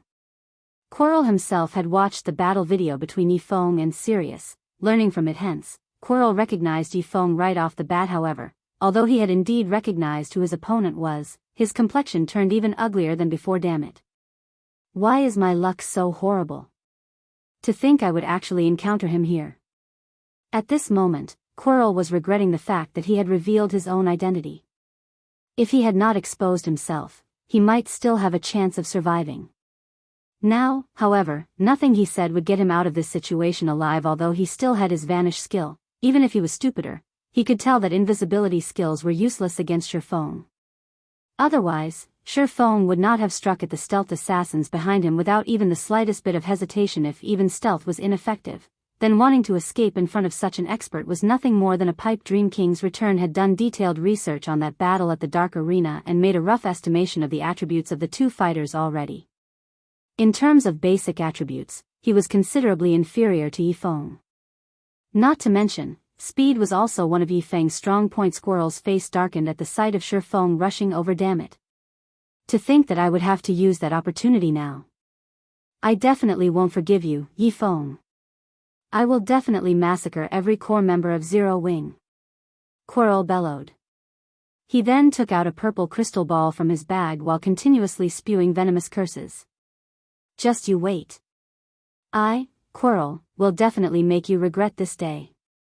In reality, the real reason he did not wish to die was the crystal ball in his hand. This item was something he had obtained unexpectedly after completing one part of a chain quest. It was a one-time use item. Moreover, it could only be stored in his bag and would drop upon death. This item could directly transfer its user to a special space. Based on his research, that special space should be a sacred training ground capable of allowing players to improve their combat techniques and standards. Its effects should be even better than those of a secret technique tablet his guild possessed.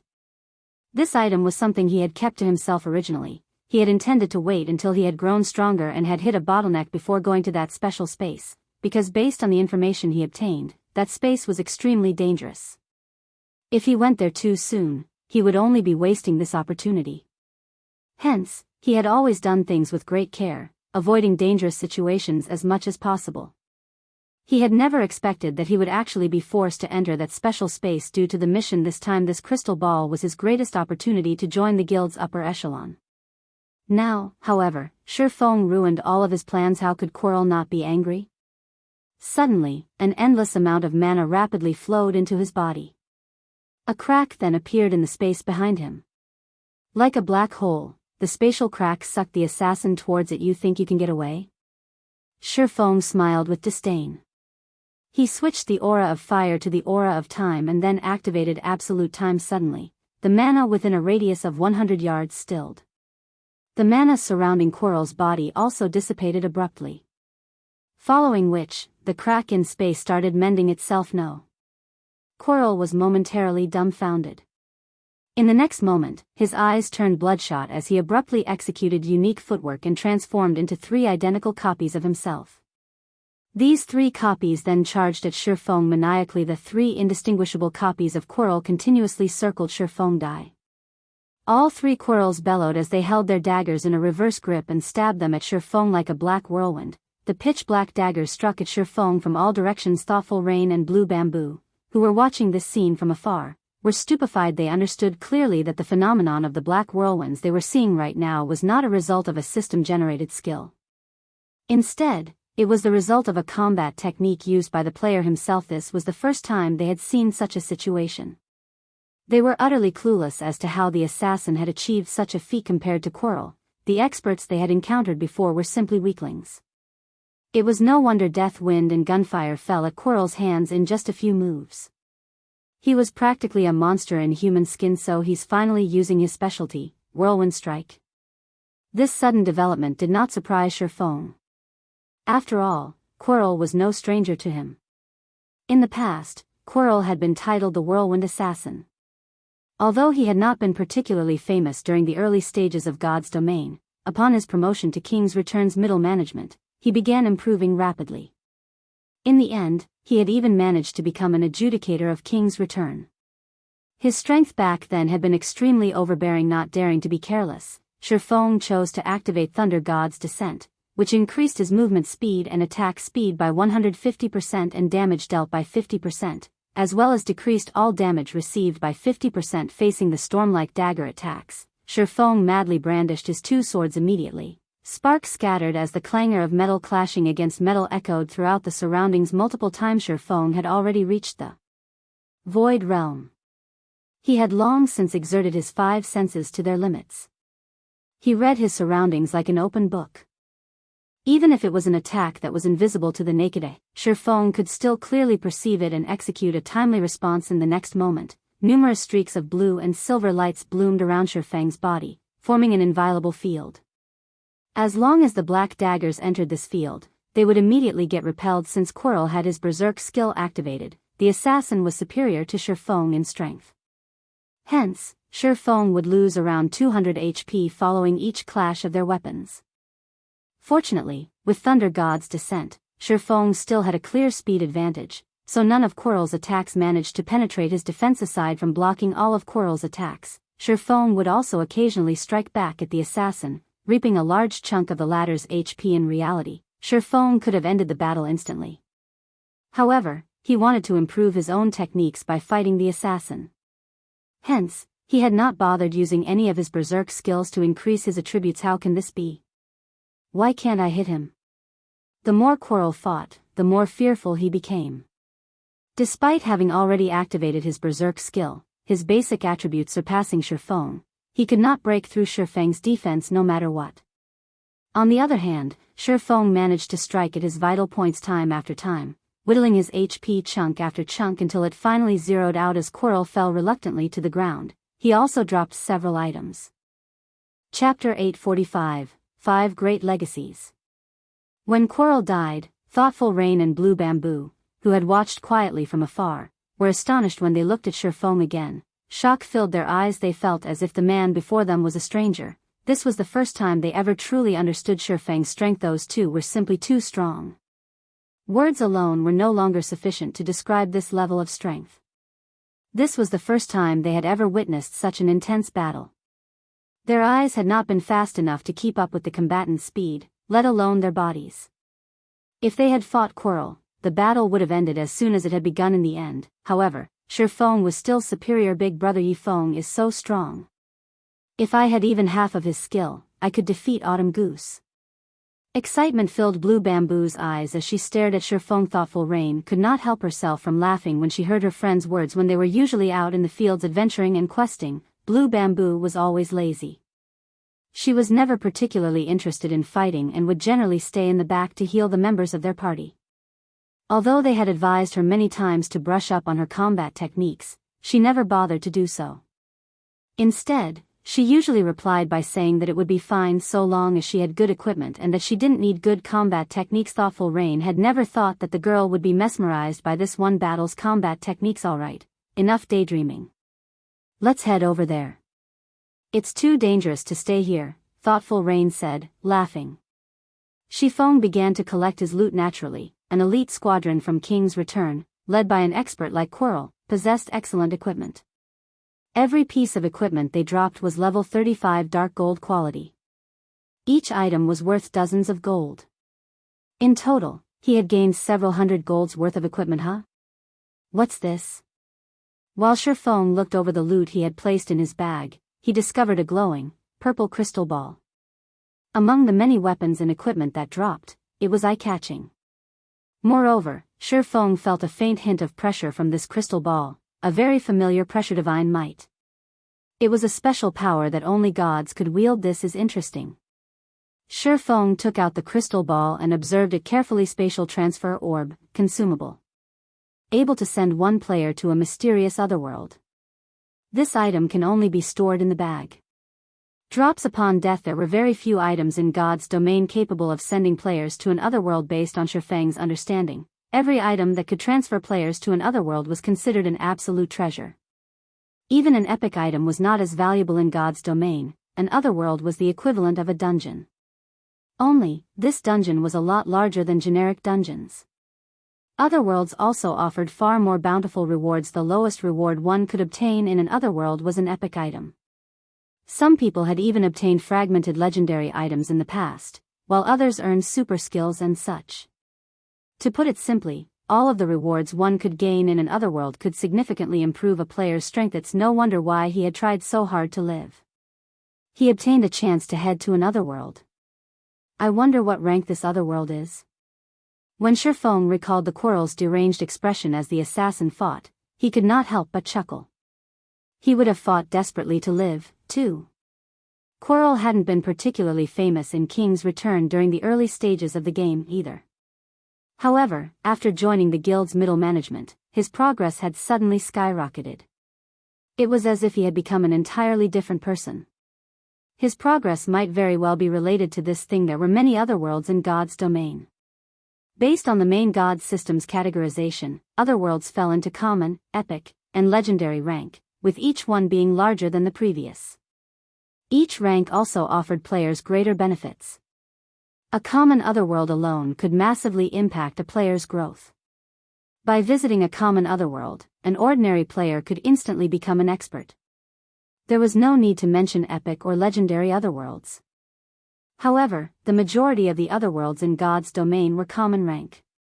Even so, many desperately wished to encounter one, but alas, many failed in the past. When players had discovered otherworlds, the various large guilds had frantically searched for clues relating to them in the hopes of nurturing a large batch of their own experts. After all, there were innumerable guilds in the virtual gaming world. Not every one of them could nurture their own experts. With such a golden opportunity available, the various large guilds could not let it slip through their fingers. In the past, a top-tier expert had sold an opportunity to go to an otherworld at an auction. Although the otherworld in question had only been common rank, the various large guilds fought over it like a pack of wolves. In the end, Summer's Emerald, a first-rate guild, had won the transfer tool for 15,000 gold. Everyone who had participated in that auction had been stunned. After all, during that time, a single epic item had only sold for around 2,000 or 3,000 gold.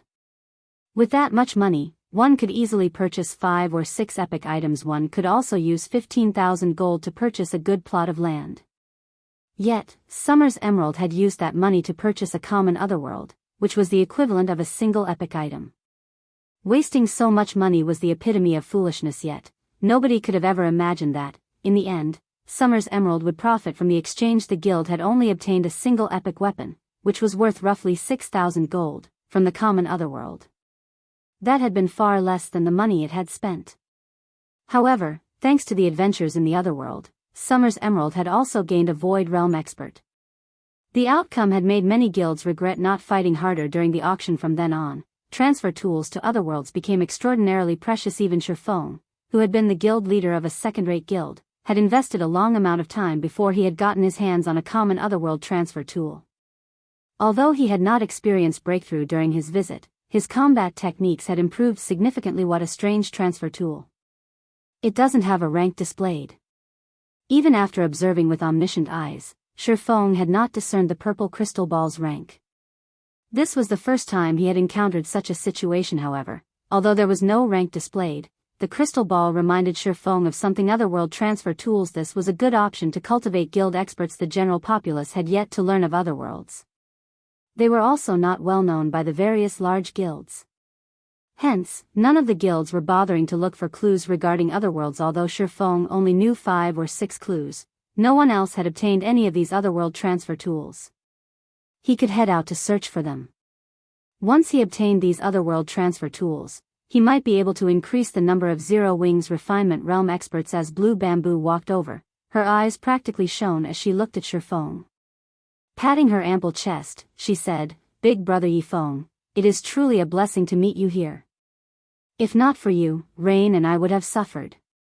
From today on, I've decided to work hard to improve myself. Big brother Feng, can you teach me how to fight, please? I only hurried over here after hearing from Autumn Goose that you were ambushed. Fortunately, I made it in time. It is a good thing that you wish to learn how to fight. Unfortunately, as I am not a cleric, I am not particularly clear as to how clerics should fight. However, I can have Violet teach you. Her combat standard ranks at the very top of our guild." Feng chuckled. "Really?"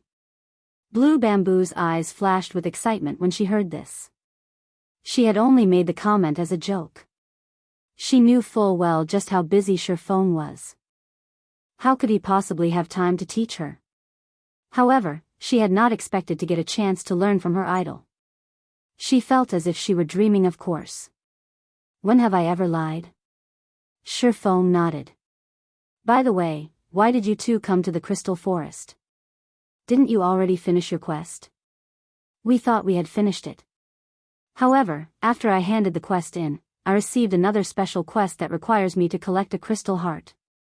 However, we have yet to obtain it," Thoughtful Rain explained. "Crystal heart? What kind of quest is this?" Feng was slightly surprised. He knew how to obtain the crystal heart. One had to kill the Crystal Wolf King. The quest was not easy to complete alone. Thoughtful Rain then sent Feng the quest details. "How did you receive this quest?" Feng could not help his shock upon reading the quest introduction. The quest Thoughtful Rain had accepted was no ordinary quest. Rather, it was one of Star Moon Kingdom's 5 great legacy quests, the Witch's Sin. Chapter 846, Witch's Sin. When Feng read the quest introduction, he wondered if he had read it wrong. However, after reading it a few more times, he was 100% certain that this quest was one of Star Moon Kingdom's 5 great legacy quests. "Is this quest very difficult?" Thoughtful Rain asked when she saw Feng's shocked expression. "I can't say for certain, but it should be more difficult than an epic quest," Feng explained.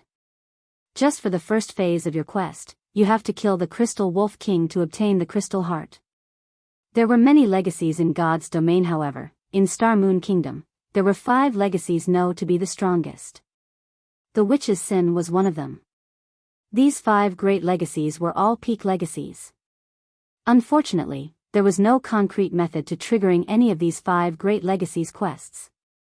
It was highly possible for one to trigger the quest after completing an ordinary quest. Those who encountered these 5 great legacy quests were extremely lucky. They were the system's pampered children. After all, peak legacies were extraordinary. As long as one succeeded in their class change, they would improve their strength tremendously. Until now, throughout Zero Wing, only Feng and Violet Cloud had managed to obtain a hidden class.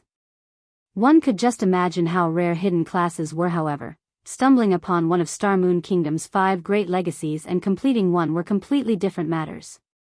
Most importantly, there would be frightening consequences if one failed the quest after accepting it. Those who failed a basic legacy quest would, at worst, be barred from logging into the game for a certain amount of time. They could continue challenging the quest once they were able to log back into the game. As for legacies that provided hidden classes, players only had one chance. Failing these legacy quests usually resulted in a single death. However, the punishment for failing the 5 great legacy quests was extremely severe. Not only would one lose 3 levels, but they would also enter a weakened state for 10 days. However, this was only the tip of the iceberg. The worst part about failing one of the 5 great legacy quests was that one would permanently lose some of their luck attribute. The luck attribute was a hidden attribute. Normally, it was difficult to increase the attribute by 1 or 2 points. If a player permanently lost some of their luck as a result of failing the legacy quest, it would massively impact their performance in various aspects such as their drop rate when opening treasure chests and grinding monsters. Due to this, the 5 great legacies of Star Moon Kingdom had been extremely famous in the past. There was only a thin line separating heaven and hell on the surface. They were known as the 5 great legacies.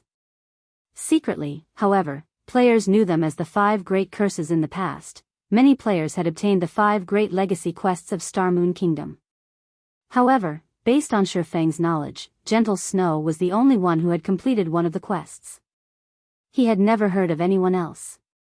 One could just imagine how difficult the quests were correspondingly. However, when Gentle Snow had obtained one of the 5 great legacies, she had risen to fame in God's domain instantly.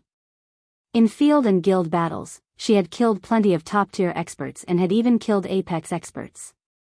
Unfortunately, she had suddenly disappeared from the game, and the incident became one of God's domain's unresolved mysteries. If Gentle Snow had not left God's domain, many people speculated that she would have become a Tier 6 God-ranked expert in Starmoon Kingdom. Many players could not help but sigh at how unfortunate the situation was. Hence, when Feng saw that Thoughtful Rain had accepted the legacy quest for the Witch's Sin, he was both excited and worried. More difficult than an epic quest? Thoughtful Rain's eyes widened when she heard this, and inwardly, she smiled bitterly. Up until now, she had completed many quests in God's domain, so she understood one thing very well. The more difficult a quest was, the more difficult its punishment for failure would be. There was nothing good in accepting a quest that was beyond her abilities. A player would suffer if they failed an epic quest. If she failed a quest that was even more difficult than an epic quest, she did not dare to imagine the consequences awaiting her. There is no need to get too hung up about it. The quest has a time limit of 3 months. You still have 3 months to grow stronger and complete this quest. During this period, how do you feel about training with the guild's main force? Feng asked. Even Feng didn't know the finer details of the 5 great legacy quests. However, since it was a legacy quest, Feng was sure of one thing: players had to rely on their own strength to pass the quest's final phase. If one were strong enough, it would not be too difficult to complete the legacy quest. Based on what Feng remembered, Gentle Snow had completed her legacy quest when she had reached the Flowing Water Realm. As long as Thoughtful Rain could also reach the Flowing Water Realm, she should have no problems completing the final test. At that time, Zero Wing would have another player with a hidden class I can join in the training? Thoughtful Rain could not help her surprise when she heard Feng's offer. The treatment Zero Wing's main force enjoyed was far from ordinary. The magic crystals they received each day alone even made experts like Autumn Goose Drool. One could use magic crystals to challenge the Trial Tower inside the Divine Colosseum and improve their combat standards. The magic crystal was an absolute hard currency. However, its supply was low, and it was difficult to obtain even if one had the money. Large guilds would generally supply their main force members with around 3 to 5 magic crystals each day. However, Zero Wing gave its main force members 15 crystals per day. In other words, Zero Wing's main force members could challenge the Trial Tower up to 15 times each day. Even the members of large guilds could not catch up to their development speed. Moreover, based on what she had heard, Zero Wing's main force members also got to watch all sorts of battle videos. These battle videos included expert battles that were not available on the internet. In addition, they could also spar against top-tier experts like Fire Dance. However, the most amazing part about being a member of Zero Wing's main force was the rumored 100-berry wine. Although she did not know the purpose of the 100-berry wine, she knew that even the main force members fought over this item like crazy. Some were even willing to trade a large amount of guild contribution points and magic crystals for it. However, those who obtained the 100-berry wine would never trade them. Instead, they consumed the beverage secretly. One could just imagine how valuable the item was. Big Brother Feng, can I train with the main force as well? Blue Bamboo asked sweetly as she batted her eyelashes. Sure, but let me say this first: you two are only reserve members. If you fail the exam 3 times, you'll be kicked out of the team, Feng strictly informed the women. Thank you, Big Brother Feng. When Autumn and the others hear about this, they will die from envy. Blue Bamboo could not help but giggle when she thought about the benefits the main force members enjoyed. Right? How long will it take before you two are released from your locked state? Feng asked. Roughly 2 hours, Thoughtful Rain replied after she took a look at her status window. Although their enemies were already dead, the soul lock debuff was in effect. They were still stuck in a combat state and could not use a return scroll to leave. Blue, have you learned the Dispel skill? Feng asked. Blue Bamboo Cleric's Dispel skill was not mainstream. Moreover, the skill was relatively rare. Very few clerics had it. However, this skill had a miraculous effect when raiding certain bosses. Dispel could remove a positive buff from an enemy. To bosses who loved buffing themselves, this was the equivalent of yanking out their fangs and claws. The Crystal Wolf King was one such boss. I bought one from the auction house and learned it already, Blue Bamboo said and nodded strangely good. Has it reached tier 1 yet? Feng had dealt with the Crystal Wolf King many times before. If one used a tier 0 dispel, at most, they could remove a few tier 2 buffs. Only a tier 1 dispel could remove buffs from tier 3 skills. Not yet. I don't use this skill very often, Blue Bamboo answered awkwardly. Take these magic scrolls. When the time comes, use them before you use dispel, Feng said.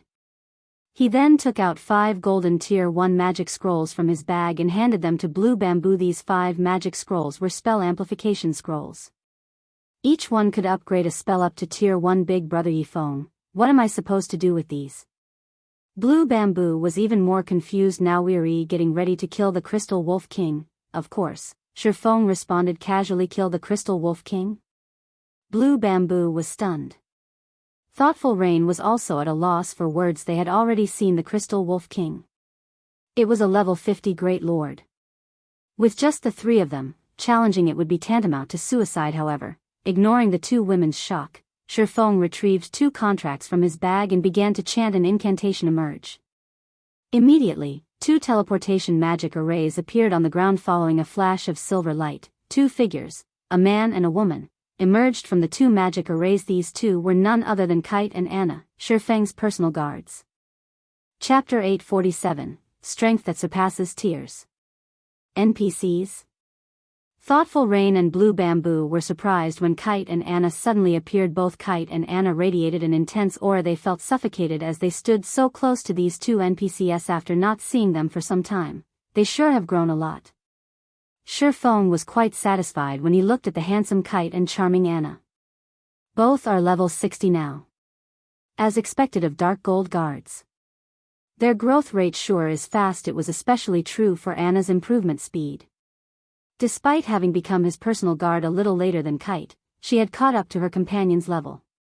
Moreover, she had become a tier 2 summoner in God's domain. It was not that easy to nurture a powerful personal guard. First and foremost, one required a large sum of money. As personal guards were NPCs, they required far more EXP to level up than players. If players frequently brought their personal guards when they went out to grind, this would only hold back the NPC's growth rate. If players wanted to let their personal guards level up and improve quickly, they had to let these personal guards accept quests at the Adventurers Association on their own. However, money was required when personal guards accepted a quest. Moreover, depending on the rank of the quest, the fee would also change. Although these personal guards would receive money, EXP, and other rewards after completing the quest, the player would receive none of it. This was because personal guards would use the money they earned to purchase their own equipment and items. Unlike players, who had to obtain powerful equipment by raiding dungeons, personal guards could purchase such items from the Adventurers Association or NPC-run weapons and equipment shops. However, personal guards could only use the money they earned themselves. Hence, the first step to nurturing personal guards was to increase the amount of money they possessed, and they had to complete a lot of quests to obtain that money in the Adventurers Association. The quests personal guards could accept were categorized into bronze, mysterious iron, secret silver, fine gold, dark gold, and epic rank. The higher the rank the quest was, the more abundant the rewards were. Likewise, the fee players had to pay would be higher as well. Currently, a level 60 bronze quest required an application fee of 5 gold, 10 gold for mysterious iron, 20 gold for secret silver, 40 gold for fine gold, 80 gold for dark gold, and 200 gold for epic. As to whether the personal guard in question could complete the quest, that depended on the personal guard's strength. For example, a bronze guard would have a 70% chance of completing a bronze quest, but they would only have a 40% chance to complete a mysterious iron quest and 10% chance for a secret silver quest. However, one could increase a personal guard's combat power through their equipment, increasing their quest success rate. Unfortunately, one needed time to gather the required resources. However, Anna and Kite were different. Their innate potential was dark gold rank. Even in basic equipment, they had a 50% chance of completing a dark gold quest. As long as their equipment was up to date, their success rate for completing a dark gold quest could easily exceed 80%. After their strength reached a certain degree, they could even challenge an epic quest only, epic quests were not readily available. That depended on the daily updates of the Adventurers Association's quest list. Feng's personal guards could accept much higher ranked quests than other players' personal guards. Their leveling speed was much faster. Feng, are we really going to deal with the Crystal Wolf King? Thoughtful Rain asked somewhat worriedly as she watched the high-spirited Feng. Although the two level 60 tier 2 NPCs were very powerful, the Crystal Wolf King was a great lord, an existence equivalent to a tier 3 class. Relax. I've already investigated the Crystal Wolf King. The boss's skills are buff-oriented. As long as Blue casts Dispel on it, our forces will be enough to take it down, Feng explained, chuckling. This was not the first time he had dealt with the Crystal Wolf King. The Wolf King was powerful because of its speed. Even a top-tier MT of the same level would find it difficult to respond to the Wolf King's attacks. In addition, the boss had a stackable gain skill that allowed it to grow stronger the longer it fought. If they did not deal with this gain buff appropriately, they would be annihilated. However, if they dealt with the boss's gain buff properly, with the strength of 2 Dark Gold guards, they should have no problems taking down the Crystal Wolf King, following which, Feng led Thoughtful Rain and Blue Bamboo to a cavea. Strong gale accosted the small team at the cave's entrance. As they stepped into the cave, they heard the howling of a wolf. The howl echoed throughout the cave, causing the cave walls and floor to tremble. In the next moment, a towering figure emerged from the depths of the dark, spacious cave. The figure stood over 10 meters tall. Bearing its snow-white fangs, a hint of bloodlust flashed in the figure's crimson eyes as it overlooked Feng's group. The figure's body was made entirely of crystals, and a green glow flashed where its heart should have been. Crystal Wolf King, Elemental Being, Great Lord. Level 50. HP 21,000,000/21,000,000. Kite, you'll tank the Wolf King. Anna, you'll act as support. Blue, focus on healing Kite, Feng immediately commanded. As Feng gave his orders, the tall and robust Kite transformed into a gale as he dashed towards the Crystal Wolf King. Kite only had 750,000 HP, compared to the Great Lord, that was practically nothing. The Crystal Wolf King swung its razor-sharp claws, sending numerous streaks of silver light flying at the Sword Master. The silver lights were so fast that no ordinary player would have time to react. However, rather than dodging, Kite unsheathed his 2 swords and brandished his weapons. Peng. Peng. Peng. The guards shattered the flying, silver lights. Kite released a low growl, and the 2 swords in his hands released a dazzling, blue glow. He then swung the weapons forward violently. Tier 2 skill, Wind Fang. The 2 massive, blue fangs transformed into 2 streaks of light, instantly piercing the Crystal Wolf King's body. The Crystal Wolf King screamed in pain and retreated by 2 steps, 2 damages of over -100,000 points appearing its head. However, Kite was not done with his attacks. Immediately, he appeared before the Great Lord. The Crystal Wolf King was furious. Bearing its fangs, it swung its massive paw at Kite so fast that one could only see black shadows move towards the Sword Master. Boom. The earth shook. However, the Wolf King's paw never made contact with Kite's body. Instead, Kite blocked the attack with one hand.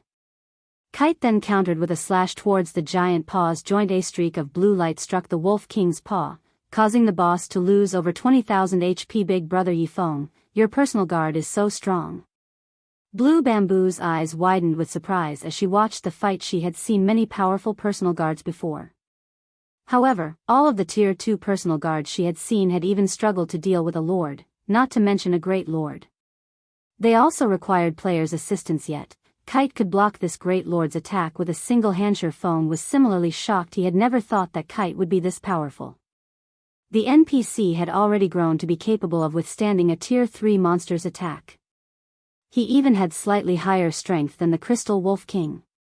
Only now did Feng understand why those super guilds in the past had been so desperate to obtain a Dark Gold guard. If Kite was this strong right now, how powerful would he be when he reached tier 5? While Feng watched, astonished, Anna, who stood a short distance away from the Crystal Wolf King, also began to attack. When her chanting came to an end, suddenly, a brilliant light filled the dark cave. A massive, golden magic array had enveloped over half of the cave. Anna's aura also grew by multiple times. Even Feng, who stood far away from the summoner, had trouble breathing in the dense aura. Chapter 848, Frightening Dark Gold Guard. What is this spell? Feng could feel the aura around Anna strengthening. Right now, it felt as if a Tier 3 NPC was standing before him. This was the first time Feng had seen such a spell. Tier 3 NPCs were generally tasked to defend a city. Even in a major city like White River City, they would be considered top-class individuals. Players would find it difficult to meet one. Feng immediately called out Anna's skill menu. What? She's grasped a Tier 2 curse already? Feng was extremely shocked when he saw the list displayed on the skill menu. Anna's growth potential was incredible. Previously, Feng had checked Kite's skill menu. Although the Sword Master had learned quite a number of Tier 2 skills, he had picked up just one Tier 2 Taboo skill. Moreover, he had obtained this Taboo skill only after completing many quests. In contrast, Anna actually already possessed 2 Tier 2 curses right now. Moreover, one of them was even a curse Feng had never heard before, Song of Summoning. Not only would the curse forcefully upgrade the caster to Tier 3 temporarily, but it would also summon a golden giant, a Tier 3 creature in the next moment. An endless amount of mana began gathering at the center of the golden magic array. After roughly 3 seconds, the large supply of mana condensed into a golden giant over 10 meters tall. The giant was fully equipped with golden armor, and it carried a giant golden axe on its back. Golden giant, elemental being, Great Lord. Level 60. HP 30,000/30,000,000. Feng was ecstatic when he saw the golden giant. Anna's performance was simply terrific. Despite being only a Tier 2 NPC, she was already capable of summoning a Tier 3 creature. Moreover, Anna herself had also reached the standard of a Tier 3, albeit temporarily. With this, dealing with a Tier 3 monster of the same level would be child's play for Heron. The next moment, the golden giant charged at the Crystal Wolf King and swung its golden axe. However, the speed of the giant's axe was not particularly fast. As a result, the Wolf King managed to block the weapon in time using its paw boom. The impact of the collision sent the Wolf King flying, and then its body slammed heavily into the ground. The paw had defended itself with trembled uncontrollably as well. At this moment, when the Wolf King looked at the golden giant, its eyes were filled with fun. Not only had the Crystal Wolf King gone flying from this frontal clash, but it had also suffered over -5,000 damage from the resulting impact. If the Wolf King had not blocked the golden giant's axe, the damage it received from the golden giant would have definitely exceeded the damage Kite had inflicted. A single golden giant was already more than enough to deal with the Crystal Wolf King. After including Kite's targeted strikes at the Wolf King's weak points, the Crystal Wolf King immediately fell into an absolute disadvantage. In the end, it could only accept its fate, serving as a punching bag. It seems my plans were unnecessary.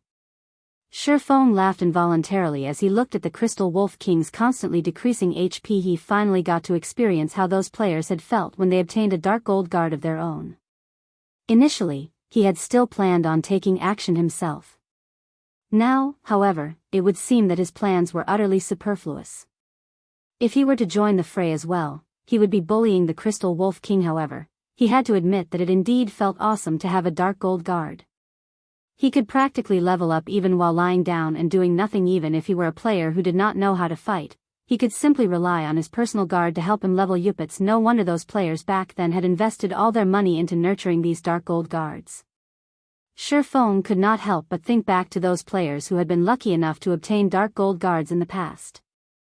It turns out that the difference in strength is actually so massive. Logically, if one possessed such a powerful guard, grinding, leveling up, and earning money should be a piece of cake. After all, field bosses were practically walking ATMs to players with dark gold guards. Generally, guilds would have to organize large expeditions to raid these powerful field bosses. They even had to make enormous sacrifices to take down these bosses. On the other hand, the only task players with dark gold guards had to do was search for field bosses. They could leave everything else to their personal guards to handle, even if it took 2 or 3 days to locate a single field boss. Once they killed the boss, its loot would be all theirs for the keeping. Their income would definitely be far above that of experts of God's domain. Yet, in the past, Any player that possessed a relatively good personal guard in God's domain was extremely poor. This was because these personal guards were no different from a bottomless pit.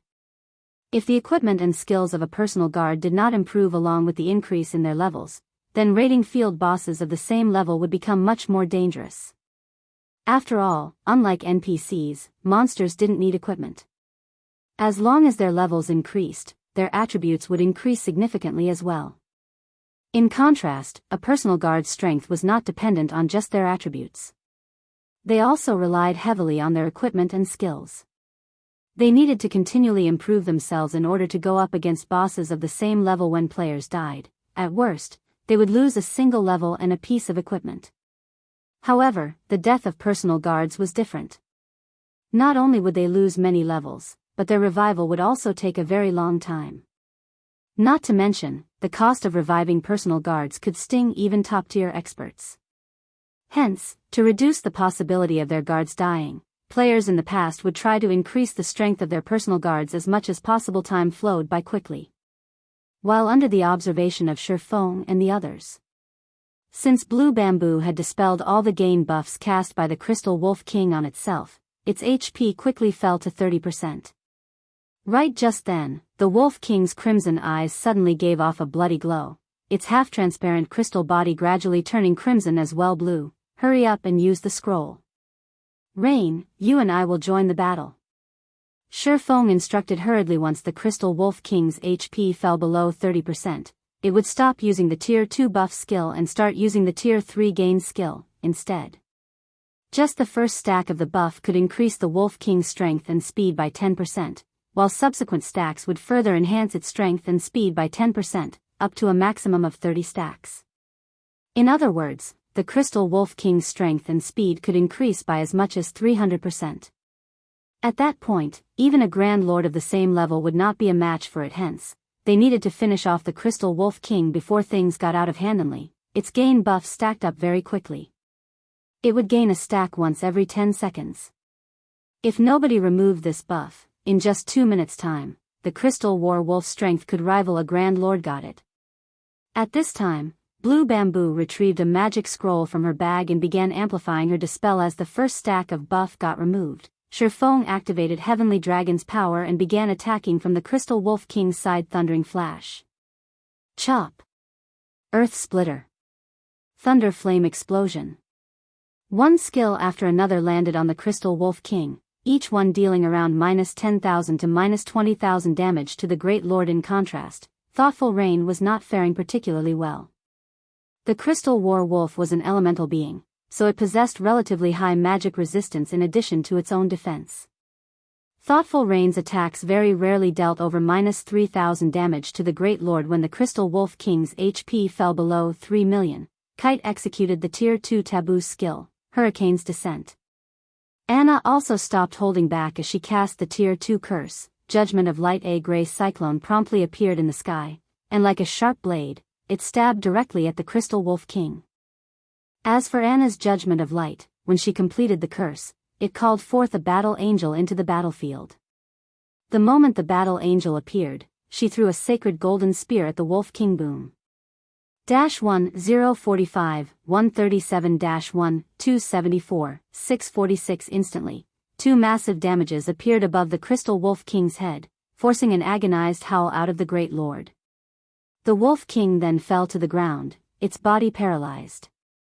It had obviously suffered massive injuries from the 2 attacks and entered a weakened state for a short period. The tremendous amounts of damages thoroughly stunned Thoughtful Rain and Blue Bamboo. Naturally, Feng would not let this golden opportunity pass. He immediately activated Divine Providence followed by Flame Burst. When he finished executing his 15 consecutive attacks, the Crystal Wolf King collapsed to the ground, its body completely motionless. Chapter 849, Alchemy Equipment. With the Crystal Wolf King's death, everyone's experience bars rose by a large margin. Feng reached 41% of level 40, while Thoughtful Rain and Blue Bamboo were now only 20% away from level 40. They would have to grind for just one more day, at most, to bridge this final gap. However, compared to the EXP they obtained, Feng paid much more attention towards the Wolf King's loot. The Crystal Wolf King was the guardian monster of this map. Moreover, this was the first time it had been killed. Its loot would naturally be much more bountiful than usual. Sure enough, among the 10 items dropped, 5 were rare materials. As for the remaining 5, 3 were level 50 fine gold equipment and 1 was the crystal heart that Thoughtful Rain required. With this crystal heart, she would be able to proceed to the next phase of her quest. The Witch's Sin was a chain legacy quest with a total of 5 phases. Unlike other legacy quests, where one simply had to obtain a legacy tool and activate it, the Witch's Sin allowed one to enter its legacy grounds and undertake the final trial only after the completion of a series of quests. It was much more troublesome than the legacy quests of other hidden classes. However, it was also one of the easiest legacies to encounter. Sure enough, the loot this time is good. Feng smiled as he held up a deep blue crystal bottle. This crystal bottle was neither a weapon nor equipment that combat players sought. Instead, it was an item that was in demand among lifestyle players, particularly alchemists, because this crystal bottle was alchemy equipment. Azure Ocean Crystal Bottle, alchemy equipment, secret silver rank. Increases the alchemy success rate by 5%. Although the crystal bottle only increased the success rate of alchemy procedures by 5%, for comparison, a complete set of mysterious iron alchemy equipment provided a total increase of only 8%. Meanwhile, the complete Azure Ocean set could increase the alchemy success rate by 12%. It was a set that was highly desirable even to master alchemists. Although Feng currently had only a single bottle, this item would suffice to help an intermediate alchemist get promoted to advanced alchemist quickly. After reaching the advanced alchemist standard, an alchemist could begin producing all sorts of rare intermediate potions such as the intermediate fire resistance potion and intermediate ice resistance potion. The value of these potions would skyrocket once the Eclipse Gate opened. Unfortunately, the Candlelight trading firm simply had too few advanced alchemists at the moment. Now that Feng had obtained a piece of the Azure Ocean set, it would help a lot in addressing this problem. After killing the Crystal Wolf King, Feng did not remain idle. Instead, he led Thoughtful Rain and Blue Bamboo around the Crystal Forest, killing chieftains and lords, using this opportunity to gather the other set pieces of the Azure Ocean set. Finally, around the time when the soul lock on Thoughtful Rain and Blue Bamboo disappeared, he obtained an Azure Ocean test tube, which increased the alchemy success rate by 3%. After killing a Lord-ranked boss, Feng lacked just 2 more to complete the set.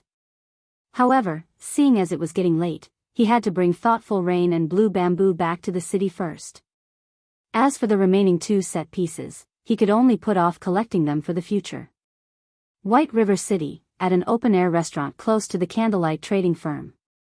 Players and horse carriages constantly traveled down the street outside the restaurant, every one of these players in a hurry to raise themselves to level 40. All of this was due to the sudden appearance of a mount in White River City. This incident had whetted the appetites of White River City's players for mounts. At the same time, the number of players trying to join Zero Wing had further increased. Previously, everyone had considered mounts to be just another mode of transportation. However, after seeing the demonic flame tiger, everyone came to understand one thing. Mounts could also assist players in battle. This was especially true for a mount like the demonic flame tiger. Its mere presence was enough to make one shudder. One could just imagine how much more help it could provide in combat. That tiger mount sure is cool. It would be great if I could have one as well. Stop dreaming. Someone on the forums is offering to buy the mount for 8 million credits right now. Even so, many people are still ridiculing that person. Ridicule? Why? That's 8 million credits we're talking about. If I had that much money, I wouldn't have to work for the rest of my life. If I were the owner of the tiger mount, I would definitely sell it.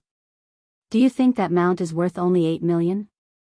Although some guilds have managed to get their hands on mounts as well, those mounts are just bronze rank, with very few being mysterious iron rank. Currently, rumor has it that the tiger mount might be a dark gold mount. If that's true, it's the highest ranked mount currently known in God's domain. Instead of it being just a mount, it is a symbol of one's identity. Most likely, 8 million credits isn't even worth 10% of that mount. These people are just insane. I'm having a headache just trying to earn 40 gold. Who knows when I'll be able to save up that much money? It would be great if the mounts were cheaper. Of course, there is a cheaper alternative.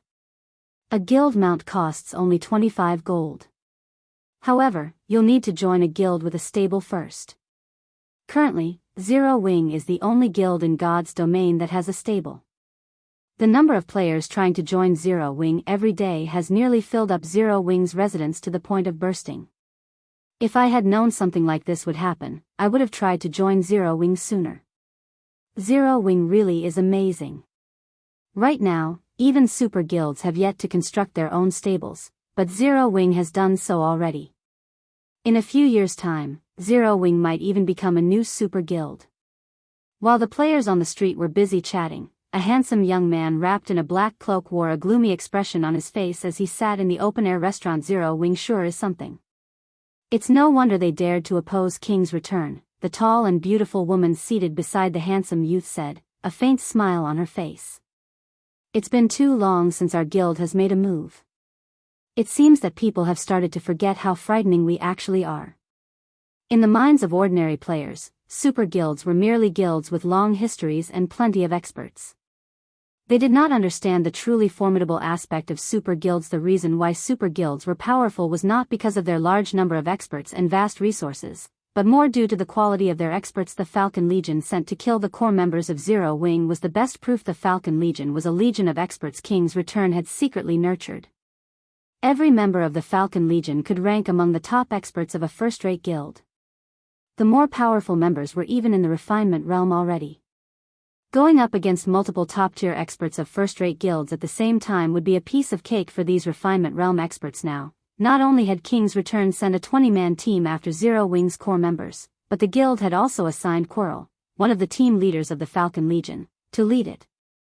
In addition, Ordinary Stranger and Thunder Tiger even accompanied the team. Both these men were refinement realm experts. With such a force, annihilating Zero Wing's core members would be child's play. Of course, King's return's intention was not to exterminate Zero Wing but to give it a warning. Hopefully, Zero Wing will learn their lesson after this little warning. If they still dare to stand against me, their core members won't be the only ones to die next time, Fiend stated, a cold glint flashing across his eyes. Sindhart has already departed from his guild residence and is currently heading over. It should be time for us to meet that guild leader of Zero Wing. It would indeed be difficult for King's return to thoroughly exterminate Zero Wing in one fell swoop. However, other methods could be used to deal with the guild slowly. The simplest way was to repeatedly kill the upper echelons of the guild. If the guild's upper echelons were frequently killed, their deaths would negatively impact the growth of the guild. If the situation was prolonged, guild members would lose faith in their upper echelons. In the end, members would start quitting, which would, in turn, weaken the guild. This was also the reason why the various guilds were afraid of super guilds. Just as Fiend was about to head to the candlelight trading firm, 20 cloaked players appeared before him. These 20 players were none other than Ordinary Stranger's group. Well, did you finish the mission? Fiend asked softly as he looked at Ordinary Stranger, who stood in the lead. Chapter 850, Fiend's Shock. Why are you all quiet? Fiend asked sternly as he looked at Ordinary Stranger's team, which remained silent. However, Fiend's follow-up question still failed to elicit a reply from Ordinary Stranger and the others. Instead, their heads hung even lower, their complexions becoming extremely gloomy. Did you, or did you not complete the mission? Have you all become mute? Fiend asked suspiciously whether it was Ordinary Stranger or Thunder Tiger. Both of them were usually chatterboxes. Yet, now, neither of them had uttered even a single word. How could he not find this situation odd? After a long period of silence, Quirrell finally stepped forward and answered in a low tone, "We didn't complete the mission." You didn't complete the mission? Fiend was momentarily stunned. He then looked at Quirrell and demanded in a deep tone, "Tell me exactly what happened."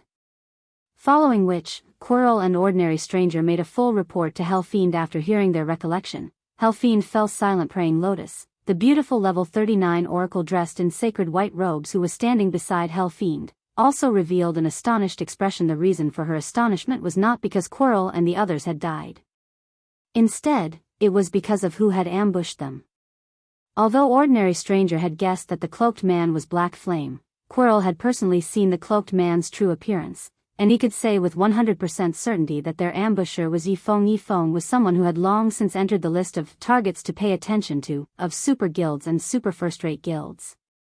He was ridiculously strong. Even if Fiend were to take action himself, the outcome of the fight would be uncertain.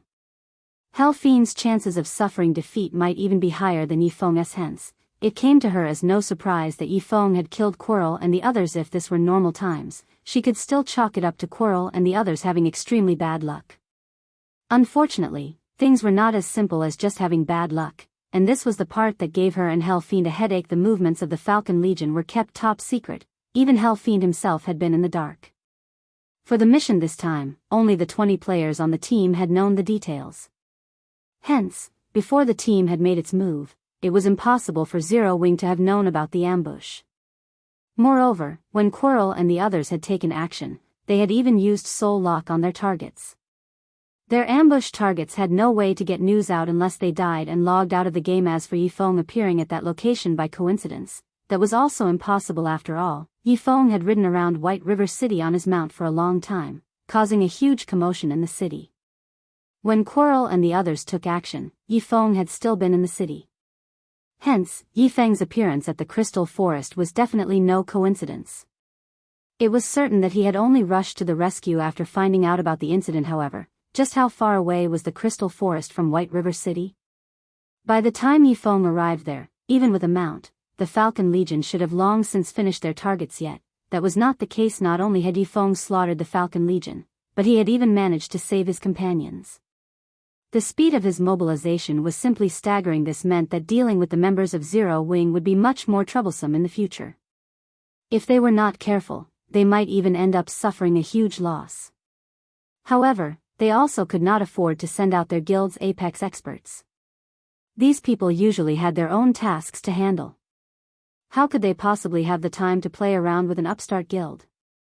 Moreover, if they really did dispatch these experts, doing so would turn their guild into a laughingstock for other super guilds. It's no wonder even the Dragon Phoenix Pavilion is helpless against Zero Wing. It turns out that they still have such a card to play. Good. Very good. Hell Fiend exclaimed, his mouth twitching in anger. This move of Zero Wing had foiled his plans considerably. Hell Fiend, are we still going to meet with Black Flame? Praying Lotus asked. Their initial plan had been to teach Zero Wing a lesson and let the guild know what kind of consequences awaited it should it offend King's return. Now with the Falcon Legion's defeat, they naturally lost their deterrent against Zero Wingo. Of course, we're going. If Sindhart thinks he can get that sum of money, he can forget about it. Hell Fiend declared, bloodlust shining in his eyes. With a resolute tone, he added, since we can't do this subtly, we'll just use force to convince Zero Wing. I don't believe an upstart guild with no backing won't submit to King's return. Saying so, Hell Fiend had ordinary stranger contact Zero Wing. White River City's teleportation hall. Suddenly, several white flashes appeared inside the building as Feng and the others returned to White River City once again. What a pity. It would be great if we could continue grinding for a few more hours, Blue Bamboo said in disappointment as she looked at her own experience bar. During their time following Feng around, their leveling speed simply left one speechless. With 2 personal guards capable of overwhelming a great lord present, dealing with those chieftain and lord-ranked monsters was extremely relaxing. The crystal wolves they slaughtered as they traveled around the crystal forest also boosted their experience bar significantly. Currently, she was only 5% away from reaching level 40 at most. She would need an hour's worth of grinding to bridge that final gap. Level 40 was a relatively major milestone in God's domain. Throughout their travels, Blue Bamboo had eyed Feng's demonic flame tiger with longing. Unfortunately, she had yet to reach level 40, so she could not even give riding Feng's mount a try. In God's domain, mounts could generally carry 2 people at the same time. If a mount was of a sufficiently high rank, it could even accommodate 3 people at once. A dark gold mount like the demonic flame tiger could bear a maximum of 3 people. However, the riders had to be level 40 or above. After exiting the teleportation hall, Feng summoned the demonic flame tiger once again. The demonic flame tiger's cool and massive body immediately attracted the gazes of the passers-by. I still have something to take care of, so I'll be leaving first. If you encounter any problems in your quest again, just contact me or Aqua and the others, Feng said as he jumped onto his mount. He gave the demonic flame tiger a tap and then sped towards the candlelight trading firm. After Feng departed, the players on the streets promptly shifted their gazes towards Thoughtful Rain and Blue Bamboo. Are those 2 beauties members of Zero Wing? I saw them talking to that mount-riding person just now. Could that expert be a member of Zero Wing? All sorts of ideas started popping up in people's minds. Many beautiful female players also started looking at thoughtful Rain and Blue Bamboo with eyes filled with envy and admiration. Although they were acquainted with many experts, compared to Feng, those experts were simply noobs. On the other hand, thoughtful Rain and Blue Bamboo actually managed to make friends with an expert like Feng. It would be great if I can get a mount that's as cool as Big Brother Yifeng's. At that time, my classmates will definitely die of jealousy, Blue Bamboo said as she looked at Feng's departing figure admiringly. However, thoughtful Rain, who stood beside Blue Bamboo, did not have such thoughts in her mind. Instead, she was currently pondering how she could go about improving her strength. Feng's battles had truly widened her horizons. She had never imagined that there would actually be such a huge difference between players. Candlelight Trading Firm, second floor reception room. Hell Fiend, are you really going to do it? Praying Lotus asked, a frown on her face.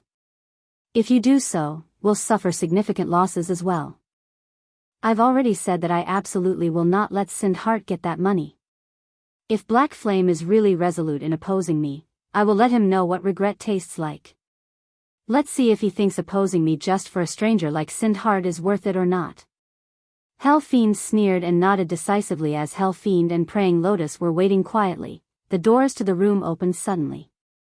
Feng, who was currently in the guise of Black Flame, slowly walked up to Hell Fiend and Praying Lotus. Chapter 851, Book of Disaster. So he is Black Flame?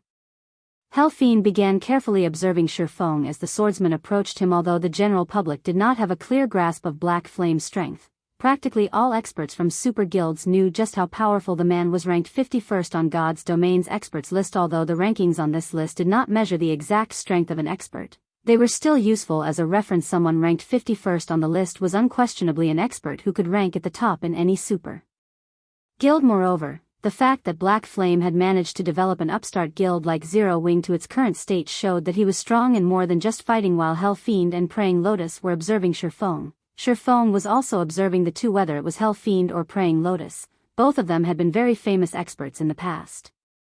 It was especially true for Hell Fiend. During the initial stages of God's Domain, he had already become an adjudicator of King's Return. The title of adjudicator was not just for show. It represented King's Return's apex combat power. Even the weakest adjudicator was a Void Realm expert. In addition, there was also an age restriction. Candidates for adjudicator could not be over 30. In other words, no one over 30 years old could take part in the exam to become an adjudicator. Hell Fiend had managed to become one at such a young age. 10 years later, he had even become a tier 6 mage god that everybody knew. Ophas for the female oracle, Praying Lotus. She was similarly very amazing. Although she could not compare to Hell Fiend, she had similarly been promoted into one of King's Return's adjudicators a year or so later. In the end, she had even become a tier 5 red priest. Her combat power back then had reached the peak of tier 5. She had been in existence that countless experts looked up to. Feng had never imagined that the two people looking to talk to him would be them. What business do you have with me? Feng asked in a deep tone as he looked at Hell Fiend. You can't be trying to get me to give up on the trade, right? Actually, we are. The reason we've come looking for you this time is indeed to have you give up on that exchange. If you give up now, our previous agreement will still take effect. Hell Fiend nodded. He then took out a tattered old book from his bag. Smiling confidently, he said, you can take a look at this thing here. If you are not willing to give up on the exchange, it won't be the Falcon Legion taking action the next time. Instead, I'll make use of this item. You don't wish to see any accidents happening to the stone forest town that you've arduously developed, right? This ancient book was very old. There didn't seem to be anything special about it. Its cover had long since been ruined. However, if one tried hard enough, one could still make out the faint words written on the book's cover: Abyss Summoning. The instant Feng saw these words, his heart involuntarily shook. This book was a nightmarish item in God's Domain. This book itself was a disaster in God's Domain. The human race was constantly at war with the Abyss. However, it was not that easy for the Abyss to invade the continent of God's Domain. Abyssal monsters needed to travel through an abyss passage to enter God's domain en masse. It was extremely difficult to open an abyss passage nevertheless. This ancient book could simply do so. This ancient book was an item monsters from the dark abyss had specifically sent over. The reason for doing so was to have the people residing on the continent of God's domain use it. The book would then act as a marker that allowed abyssal monsters to open a passage to God's domain much more readily. The opening of an abyss passage would mean that endless abyssal monsters would surge into God's domain. At that time, many kingdoms and empires would fall to the invasion. Feng had never dreamed that Fiend would actually possess this item. No wonder he's so confident. So he still has such a trump card. Feng was momentarily at a loss for words as he looked at the ancient book on the table. If an abyss passage opened close to Stone Forest Town, it would indeed bring about the destruction of the town. However, opening an abyss passage was no laughing matter. In the past, a player had similarly used one such ancient book to open an abyss passage. The abyssal monsters that came out had ended up destroying an entire kingdom and even spreading to several neighboring kingdoms. The Glory Empire was only a short distance away from Starmoon Kingdom. With the scope of the Abyss Passage, the Glory Empire would naturally suffer from the invasion. In such a case, King's Return would not escape unscathed, either. However, this ancient book had one more secret that was not mentioned by the system. If you don't mind losing Stone Forest Town, you can go ahead and trade with Sindhart. Fiend laughed. This ancient book was extraordinarily precious. Originally, he had not intended to use it for such a matter. After all, it could be used to deal with other super guilds in the future. Now, however, with the situation as it was, he couldn't care less about wasting the book. However, he did not believe that Feng would be so foolish. How could a measly 5 plots of land possibly compare to Stone Forest Town? Contrary to Fiend's expectations, however, Feng shook his head and said very seriously, "Sorry, but I still refuse. If you wish to use this ancient book of yours, go ahead." When Praying Lotus heard Feng's reply, she stared at him with an expression of disbelief on her face. Thinking that the man did not understand the severity of the situation, she hurriedly exclaimed, "Guild leader Black Flame, you have to think this through carefully. That's Stone Forest Town we're talking about, not an NPC city. Do you think you can fend off an endless wave of abyssal monsters?" This ancient book was extraordinary. Just the price to activate the Abyss Passage would cost them significantly. It would be a complete waste to use it on a small guild like Zero Wing. Ivy considered this very clearly. "If you don't have anything else, please leave. I still have many things I need to tend to," Feng said. Then he stood up and left. At this time, both Fiend and Praying Lotus were stunned. A lunatic. Black Flame clearly had a mental problem. Or did he think they would not actually carry out their threat? Good. Black Flame, I applaud you. You are the first person to have earned my admiration since entering the virtual gaming world. Since you insist on doing so, I'll fulfill your wish, then. I will definitely make you regret your decision today, Black Flame. Fiend laughed maniacally as he looked at Feng's receding back. "We're leaving." Following which, Fiend and Praying Lotus departed the Candlelight Trading Firm guild leader. Will helping Sindhart really be worth it? Aqua Rose asked curiously as she looked at Fiend's departing figure. She had watched everything that happened very clearly from a secret room beside the reception room. After all, 2 important figures from King's Return had come. How could the vice leader of Zero Wing possibly be absent from this situation? Although Sindhart was a good-natured person, they were merely acquaintances. If Feng were to abandon Stone Forest Town just because of a promise, it would be the epitome of foolishness. However, Aqua Rose also understood that it was precisely due to this personality of Feng's that she had agreed to join Zero Wing back then. If Feng were someone who readily bowed to threats, he wouldn't have so many people placing their trust in him right now. "Do you think I'm doing it just because of Sindhart?" Feng could not help but laugh. "If Fiend really does open up an abyss passage near Stone Forest Town, then I would have to thank him." "Thank him?" "The Abyss Passage will call forth an endless wave of abyssal monsters. How could Stone Forest Town possibly defend against so many monsters?" Aqua Rose asked. "Confused gains and losses correspond in God's domain. That ancient book is both a disaster and an opportunity. Just like an epic quest, while terrific rewards are possible, the punishment for failure is similarly terrifying. Feng explained, smiling.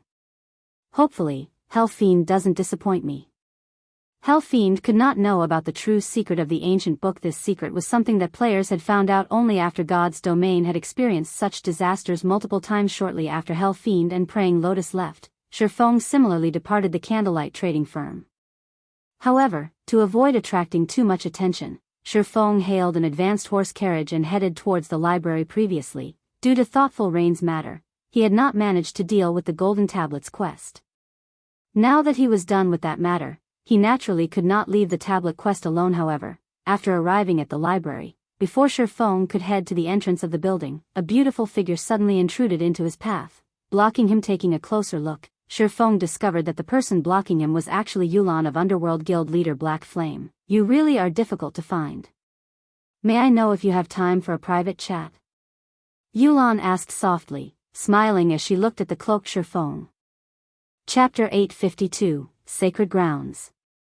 Your ability to find someone is really amazing, Feng said. However, his attention was currently not on Yulan. Instead, he was surveying his surroundings. However, even after careful observation, nothing in particular drew his eye. He did not detect anybody trailing him. Moreover, in a city, many players chose to wear a black cloak to avoid exposing themselves. Hence, cloaked players were not an uncommon sight in a city. Despite that, Yulan had still managed to locate him at this moment. Yulan wore a set of luxurious purple robes, a glowing, silver staff clasped in her hand. The staff had many runes engraved on it, and Feng could faintly feel the ambient mana gathering around it. Yulan's level was similarly extraordinary. Currently, she was already a level 39 summoner. The current first-ranking player on Star Moon Kingdom's ranking list was only level 38, yet Yulan had already reached level 39. Her leveling speed was already on par with the experts of Super Guild's guild leader Black Flame is overpraising me. Why don't we find a quiet place to sit down and have a chat? Yulan revealed a meaningful smile. I have some intelligence that I know will certainly interest guild leader Black Flame. Intelligence that will interest me? Feng could not help but laugh when he heard Yulan saying so. He had already mingled in God's domain for over a decade already. In the past, he had even been the guild leader of a second-rate guild. The information he had regarding God's domain far surpassed that of any current player or guild right now. Most likely, only the secrets gathered by super guilds could possibly interest him. I sent guild leader Black Flame interested in the holy city of Titan? Yulan asked as she revealed a confident and provocative smile. How do you know about the holy city of Titan? Feng was greatly shocked as he looked at Yulan. The holy city of Titan was one of God's domain's major secrets. Even in the past, not many players had known about the holy city. It was a place that independent players had no chance of ever visiting. Even those who knew about the existence of the holy city would not necessarily be able to go there. Only an extremely few large guilds were capable of visiting it. Generally, only first-rate guilds and above had the ability to get to the holy city. Although Shadow had been a second-rate guild in the past, it was only after joining hands with many guilds, as well as having the powerful Immortal Light Guild of that time taking the lead, that Feng had managed to get a glimpse of the holy city of Titan. The holy city of Titan was originally a city where the Titans resided. It was once an extremely powerful city, capable of going up against even gods. However, after the war between the gods, the city had weakened significantly. Even so, it was still much more powerful than the current four great empires of God's domain, and was roughly Blackwing City's match and greatly respected by the various kingdoms and empires of God's domain. However, the holy city of Titan was different from Blackwing City. Blackwing City was more of a place for players to conduct trade at. Titan City, on the other hand, was a place meant for nurturing players. It had been titled a sacred training ground by many players. The reason for this was because the mana density at Titan City was much denser than in most locations in the outside world. Aside from being a sacred training ground for combat players, Titan City was also a sacred ground for lifestyle players. Due to the excellent environmental conditions there, lifestyle players would have their production success rates improved considerably. In addition, the chance of obtaining lifestyle designs at the grinding spots around Titan City was much higher than at other locations. Hence, many lifestyle players yearned to visit the holy city of Titan. However, Titan City was not a place that just any player could visit. Similar to Blackwing City, one needed to obtain a pass. However, the drop rate for Titan City's pass was much lower than Blackwing City's. Moreover, only level 30, 100-man large-scale team dungeons or above had a chance of dropping the pass. Although Feng had thought of going to Titan City, until now, not a single team in Zero Wing had managed to obtain a pass for Titan City. In Feng's opinion, though, this was a very normal occurrence. The drop rate for that item was simply too low. Obtaining it in level 30 or level 40 dungeons was practically impossible. Only after reaching level 50 would 100-man team dungeons have a slightly higher possibility of dropping the pass. Even so, the probability was only 1 in 1,000. In other words, one had to raid 1,100-man team dungeons to obtain a pass to Titan City. Moreover, the drop rate for the pass was unaffected by one's luck attribute. Hence, Feng had excluded the holy city of Titan when thinking of ways to nurture guild experts. That method simply relied too heavily on luck. It seems guild leader Black Flame really does know about Titan City. That will make the following discussion easier. Yulan smiled. I have a pass to go to that place. Have I managed to catch your interest now? You've got me. Feng could not help but laugh. He had never imagined that this woman before him would actually be so capable. A pass to the holy city of Titan. The value of this item far surpassed that of an epic weapon. In the past, some guilds had even been willing to pay 20,000 gold just for a pass. Unfortunately, no guild was willing to sell this item. After all, the value of going to Titan City was far above 20,000 gold, following which, Feng followed Yulan to a high-class restaurant. The restaurant was located in the Nobles District, so the prices here were way beyond the means of independent players. As a result, Feng and Yulan were the only players within the restaurant. Inside a quiet VIP room on the second floor, Feng and Yulan quietly sat facing each other. Miss Yulan, I'm very curious. With Underworld's power, you guys should have a high chance of getting through the entrance trial. Why have you come looking to cooperate with me? Feng asked curiously. Guild leader Black Flame, surely you jest. Underworld has existed for a long time already. Like those super guilds, the power structure inside the organization is very complicated. Everyone has their own opinions and motives. For example, Feng Xianyang and I are under different superiors. How could Underworld possibly compare to a straightforward organization like Zero Wing? Yulan laughed. This Titan City's pass is something I just happened to chance upon. Nobody in the guild has found out about it yet. However, with my own abilities, it is very difficult to get through the entrance trial. In addition, I only have 3 chances to challenge the trial. I won't gain anything if I fail all 3 chances. Hence, I thought of asking for your help, Guild leader Black Flame. So that's the case. Feng found Yulan's words readily convincing. After all, if even Ouroboros had faced such problems, what more an organization like Underworld? Then, what kind of remuneration are you prepared to give me in return for my help, Miss Yulan? Since Guild leader Black Flame knows of the holy city of Titan, you should also know of the value of a pass to the city. As long as we get through the entrance trial, I'll give 30 slots to you. How about it? Yulan said, gnashing her teeth in reluctance. A single pass could allow a maximum of 100 players into Titan City. However, the difficulty of Titan City's entrance trial was very high. With just her subordinates, she was unlikely to pass it. They needed the help of several powerful experts. Otherwise, she would not be willing to offer so many slots. That won't do. I want half. I can't help you if you don't give me half of the slots. Feng shook his head. Guild leader Black Flame, this is simply daylight robbery. I am only trying to borrow a few experts from your guild, yet you want half of the slots.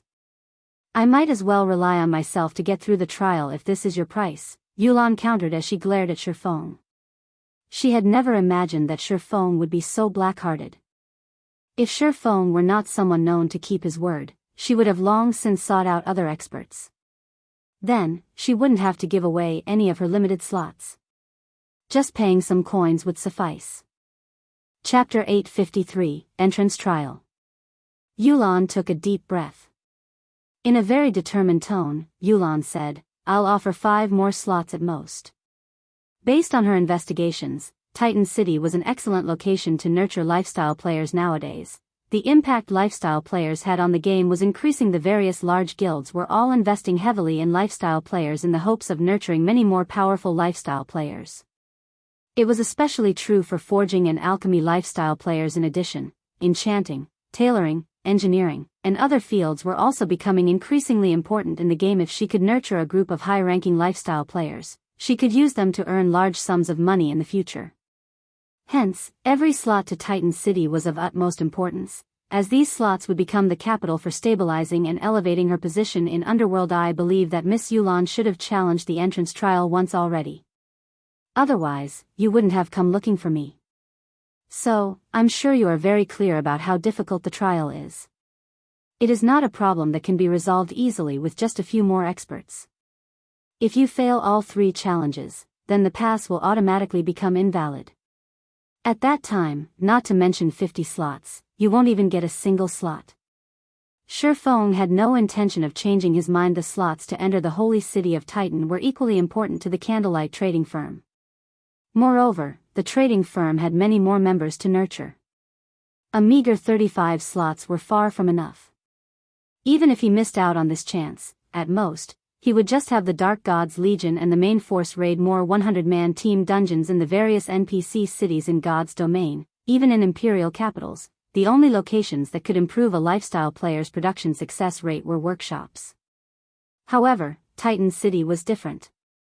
Aside from workshops, there were also research rooms meant for various lifestyle classes. Not only could these research rooms increase a player's improvement rate, but the production success rate increases were much higher than even in special workshops. As long as the candlelight trading firm nurtured a large number of advanced forgers and alchemists, it would be able to produce many more rare products, particularly strengthening devices and various items that increased fire and ice resistance. Since the time Feng left Blackwing City, the selling price of the strengthening device at the Blackwing auction house only increased and never decreased. As long as the item appeared in the auction house, someone would immediately purchase it. Previously, he thought that 2,000 pieces would be around the amount the market could stomach. Now, however, it seemed that even the additional 3,000 pieces he had scheduled to sell would not be enough to satisfy the market's appetite. Even before these 3,000 strengthening devices sold out, he had already accumulated over 30,000 gold. He was earning far more than his initial projections at this moment. Feng could not help but wish he could make more strengthening devices. Obtaining the design for the item was not much of a problem. After all, he only needed to raid level 50 or above great lords to get them.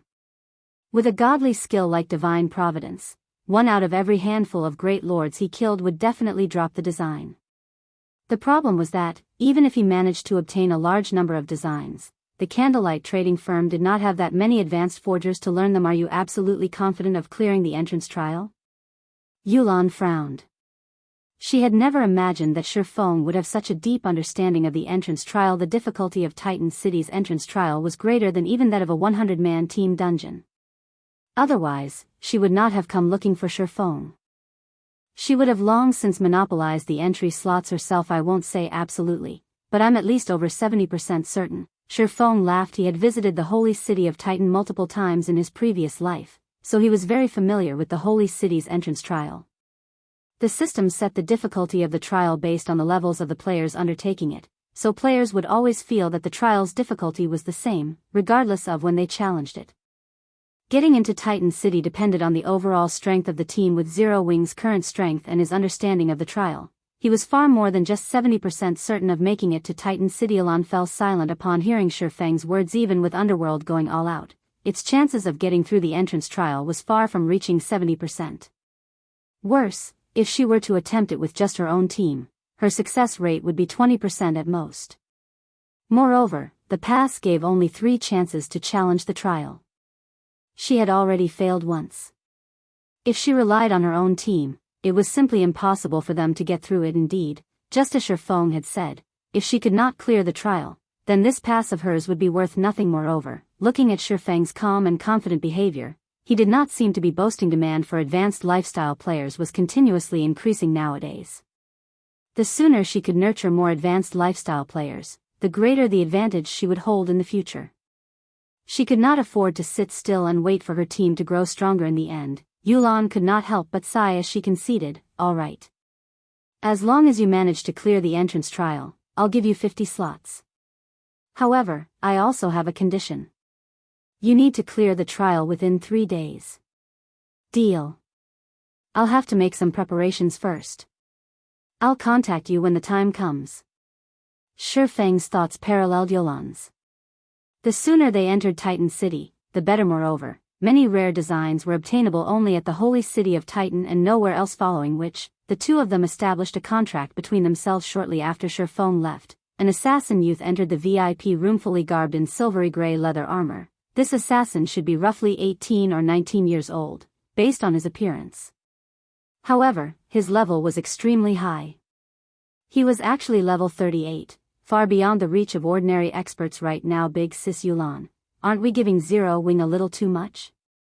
That's 50 advanced lifestyle players we're talking about.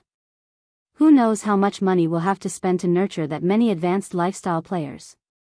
Won't it be fine if we look to Heaven's Burial or the Star Alliance for help, instead? These two guilds aren't beneath Zero Wing in terms of strength. Moreover, we also wouldn't have to pay such a huge price if we employ their help."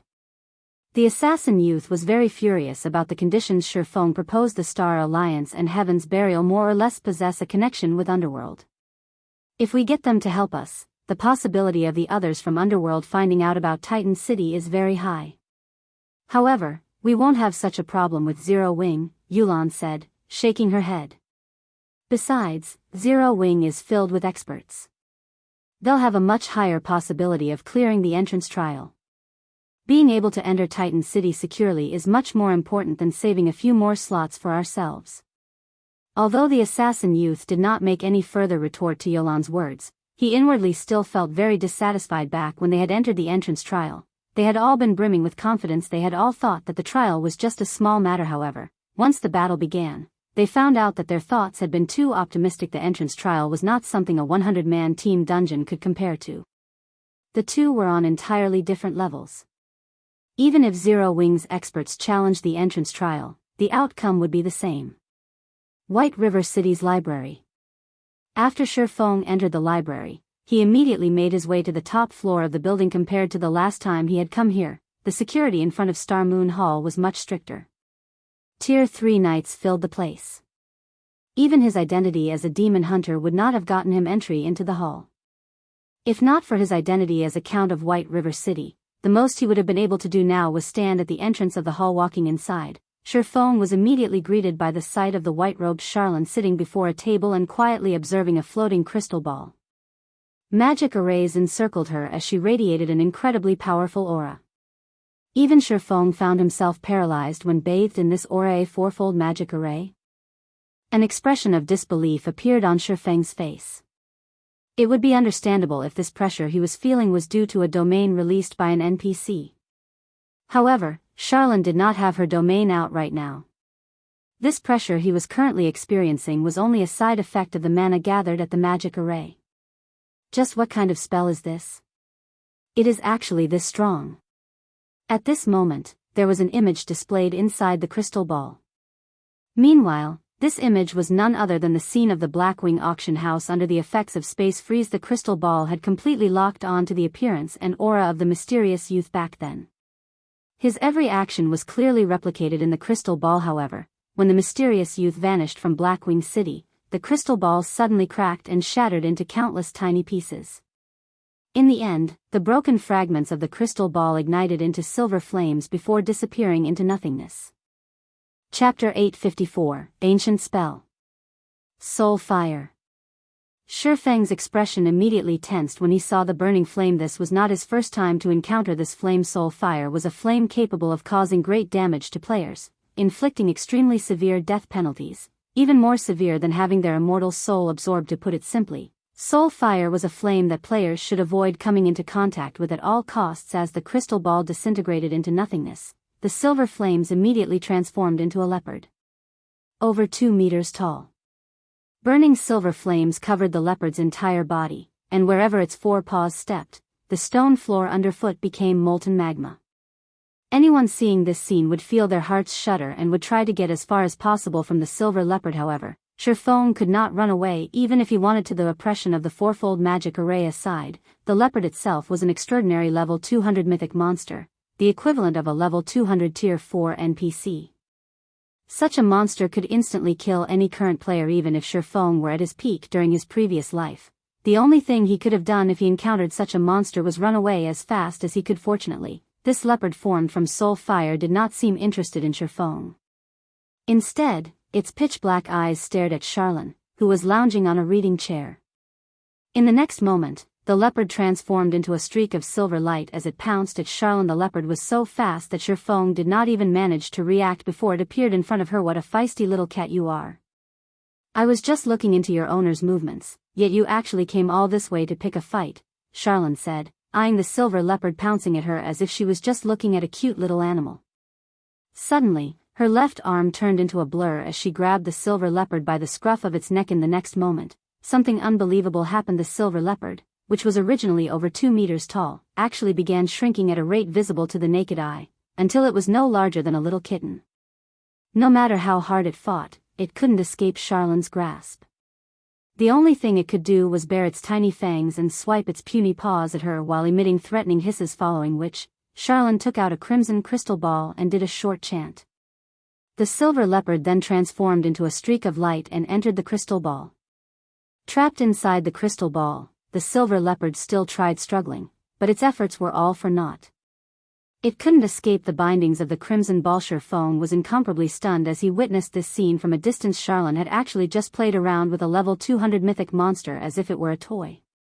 Rather than a tier 5 red priest, she seemed more on the level of a tier 6 god. So you've come.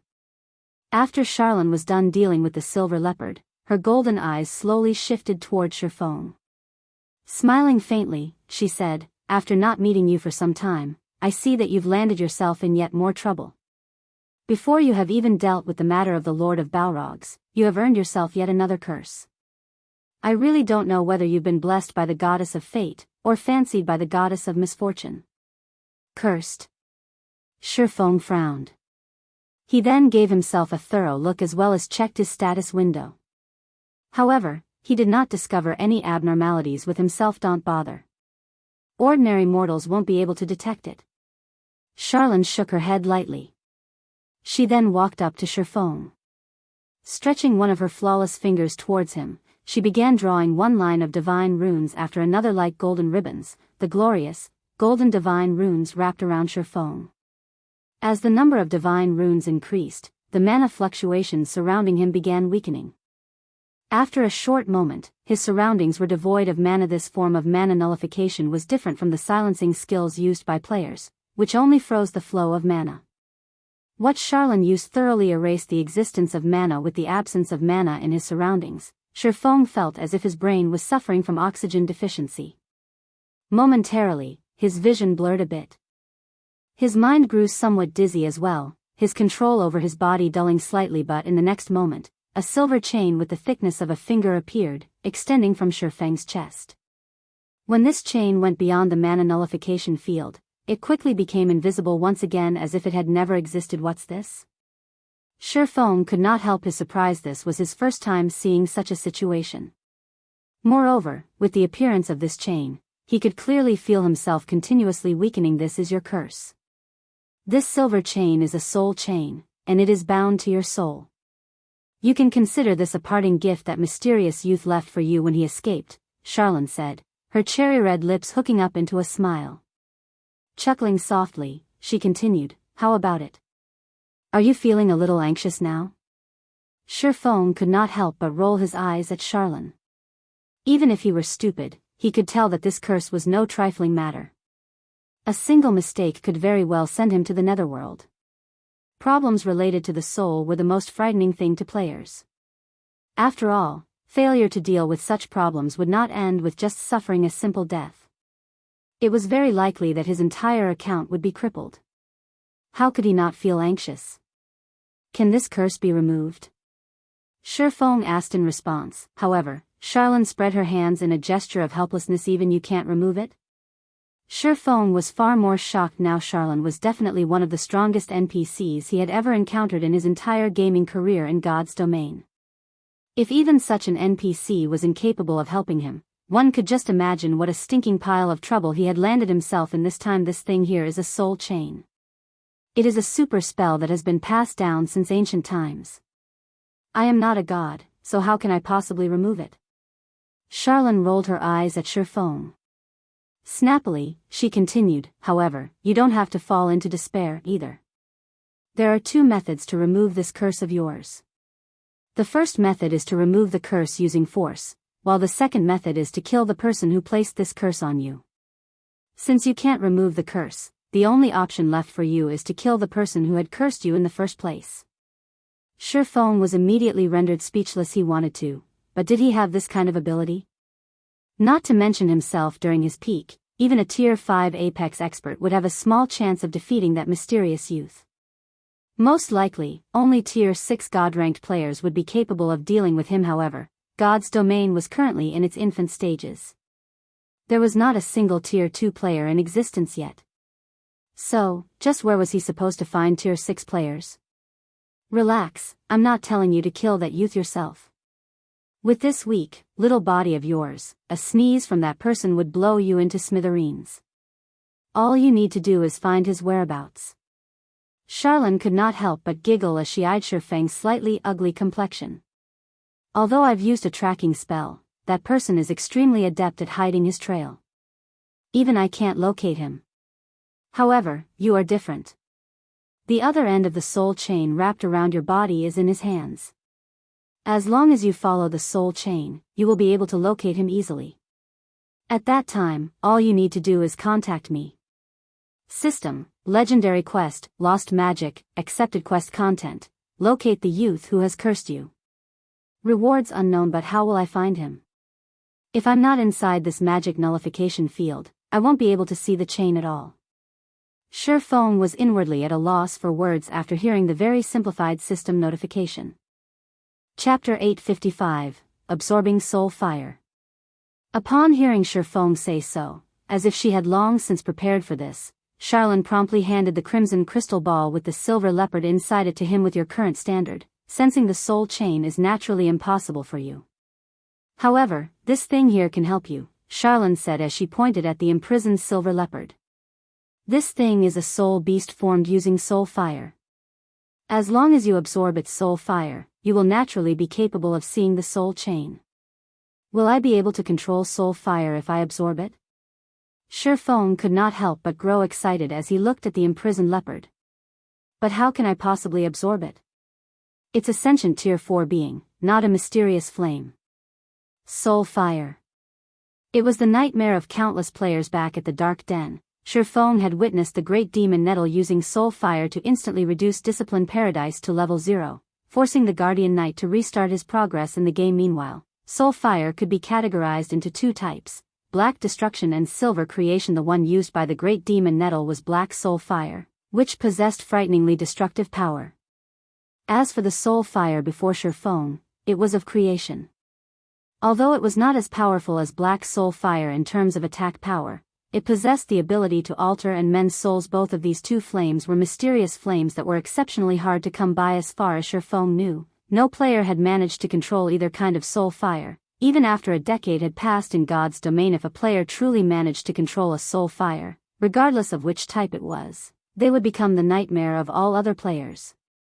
They would become an existence much more frightening than even a player capable of absorbing immortal souls. Now that Feng had a chance to absorb such a flame, how could he not get excited? Absorb a soul beast? Charlene laughed involuntarily. Are you tired of living? With your body, aren't you afraid of exploding? I'm having you absorb only the soul fire this soul beast is releasing right now.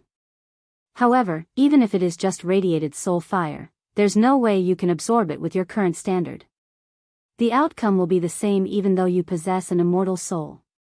I do know another method that can help you absorb the radiated soul fire. Only, you need to search for a mysterious flame to do so. Moreover, it needs to be a Tier 2 mysterious flame at the very least. Otherwise, you won't be able to suppress the power of the soul fire and will end up burned to ash. Hence, the only one thing you need to do now is find a bunch of Tier 2 mysterious flames. If you manage to absorb the soul fire, you will also be able to weaken the corrosion effect the soul chain has on your soul. That will buy you time to search for that mysterious youth. Otherwise, with the current state of the soul chain, you only have another 27 days before you become that person's puppet. Well, there's nothing to worry about even if you fail to find that person. At that time, I'll personally grant you relief, permanently erasing you from this world. At the very least, you won't have to become that person's puppet. I only have 27 days if I don't have the weakening effect of the soul fire. Feng frowned slightly. He had never thought that he would have so little time. Who knew where that mysterious youth had gone to hide? After all, the place the mysterious youth had disappeared from was Blackwing City. He could very well appear in any country in God's domain. He might not even be in any country in God's domain. He might have distanced himself far away from human society and traveled to a remote place like the top of the world. God's domain was simply too massive. Even with a chain guiding him, locating the mysterious youth in just 27 days was impossible. That's right. Hence, you need to absorb Tier 2 mysterious flames or above and absorb the soul fire as soon as possible. This way, you'll have a little more time. Charlene nodded. Very seriously, she continued, all right, hurry up and go search for Tier 2 or above mysterious flames. When you've managed to absorb one, come and find me. I'll tell you how you can absorb the soul fire. It's fine as long as it is a Tier 2 mysterious flame. Saying so, Feng summoned the ice blue devil flame. A dark blue flame immediately manifested above his right palm, its appearance causing the ambient temperature to decrease gradually. To forgers and alchemists, mysterious flames were priceless treasures. Unlike top-tier weapons and equipment, which could be obtained easily through raiding dungeons and field bosses or completing quests, one needed to investigate every map carefully to locate a mysterious flame. Finding one within a short span of time was not a feasible task, besides which, a Tier 2 mysterious flame was something capable of inciting a great war between various large guilds. It was not something that could be found in just 20-odd days.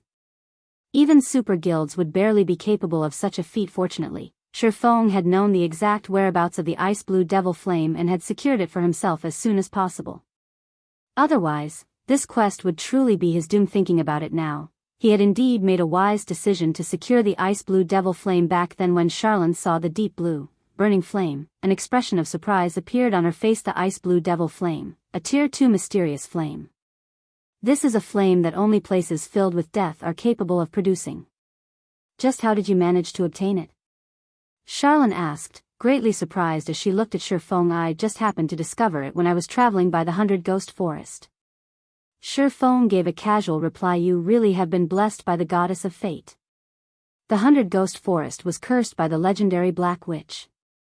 That Black Witch was a considerably amazing existence, and only a step away from becoming a god. The curse on the 100 Ghost Forest might not be a problem to a weakling like you, but to powerhouses, that place is an absolute forbidden ground due to the curse. Charlene could not restrain her laughter.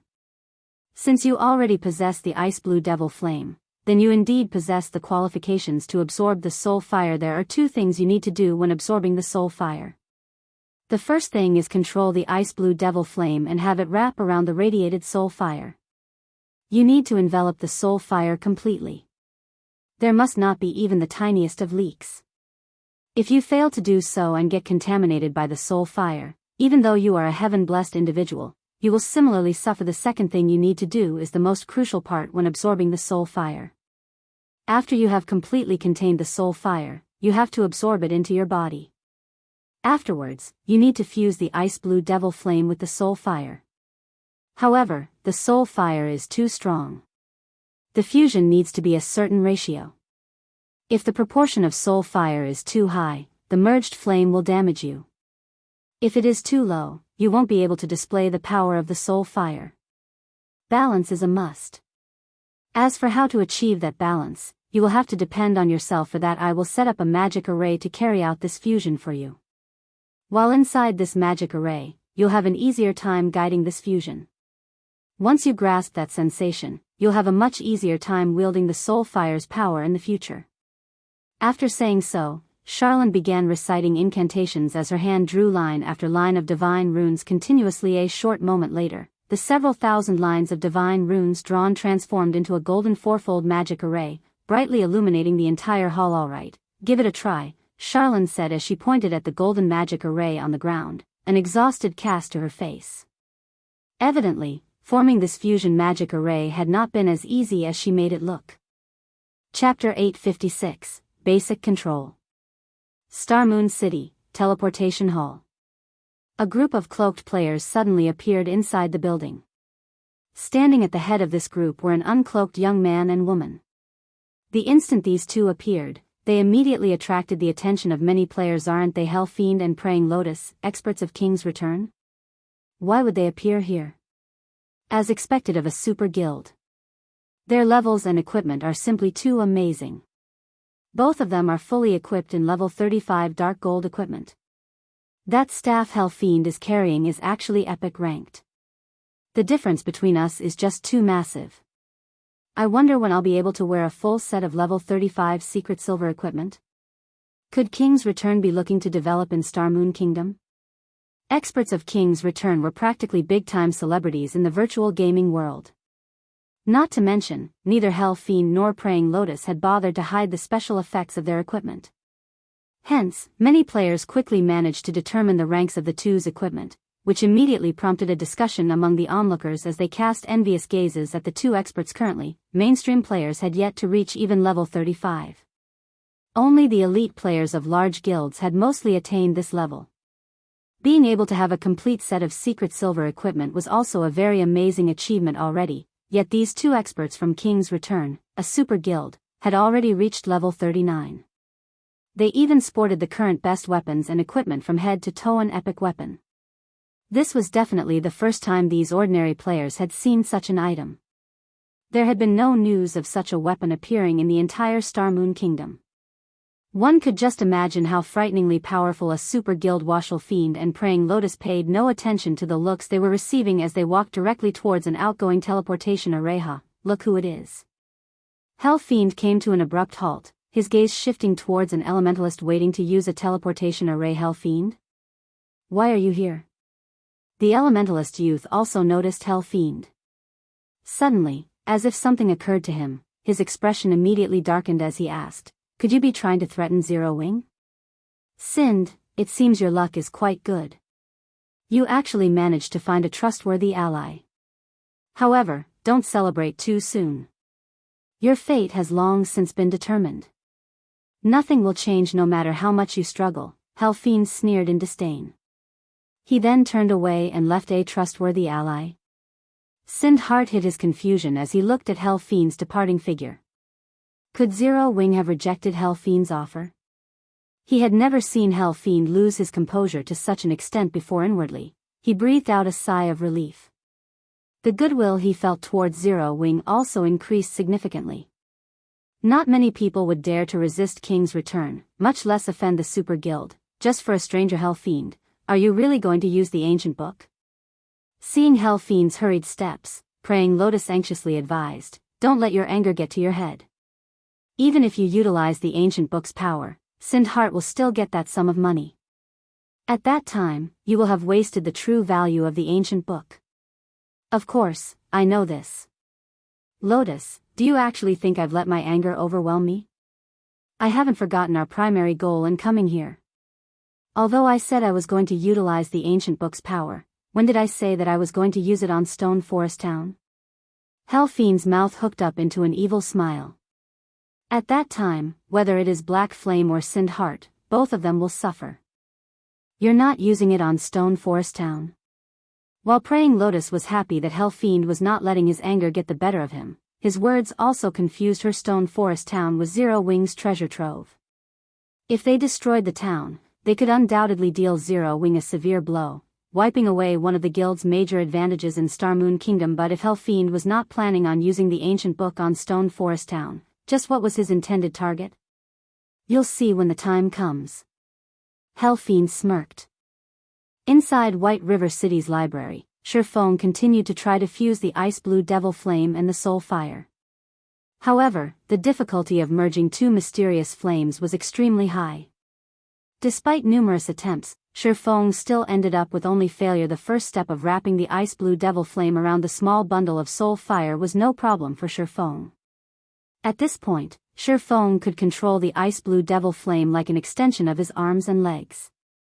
Feng had already reached the void realm, so his perception towards his surroundings was already flawless. Hence, completely containing the soul fire was a walk in the park for him. However, the second step, which was the fusion of mysterious flames, was extremely difficult. Fusing the flames in the correct ratio was many times more challenging than threading a string through a needle hole. It was meaningless if Feng fused too little soul fire with the ice blue devil flame.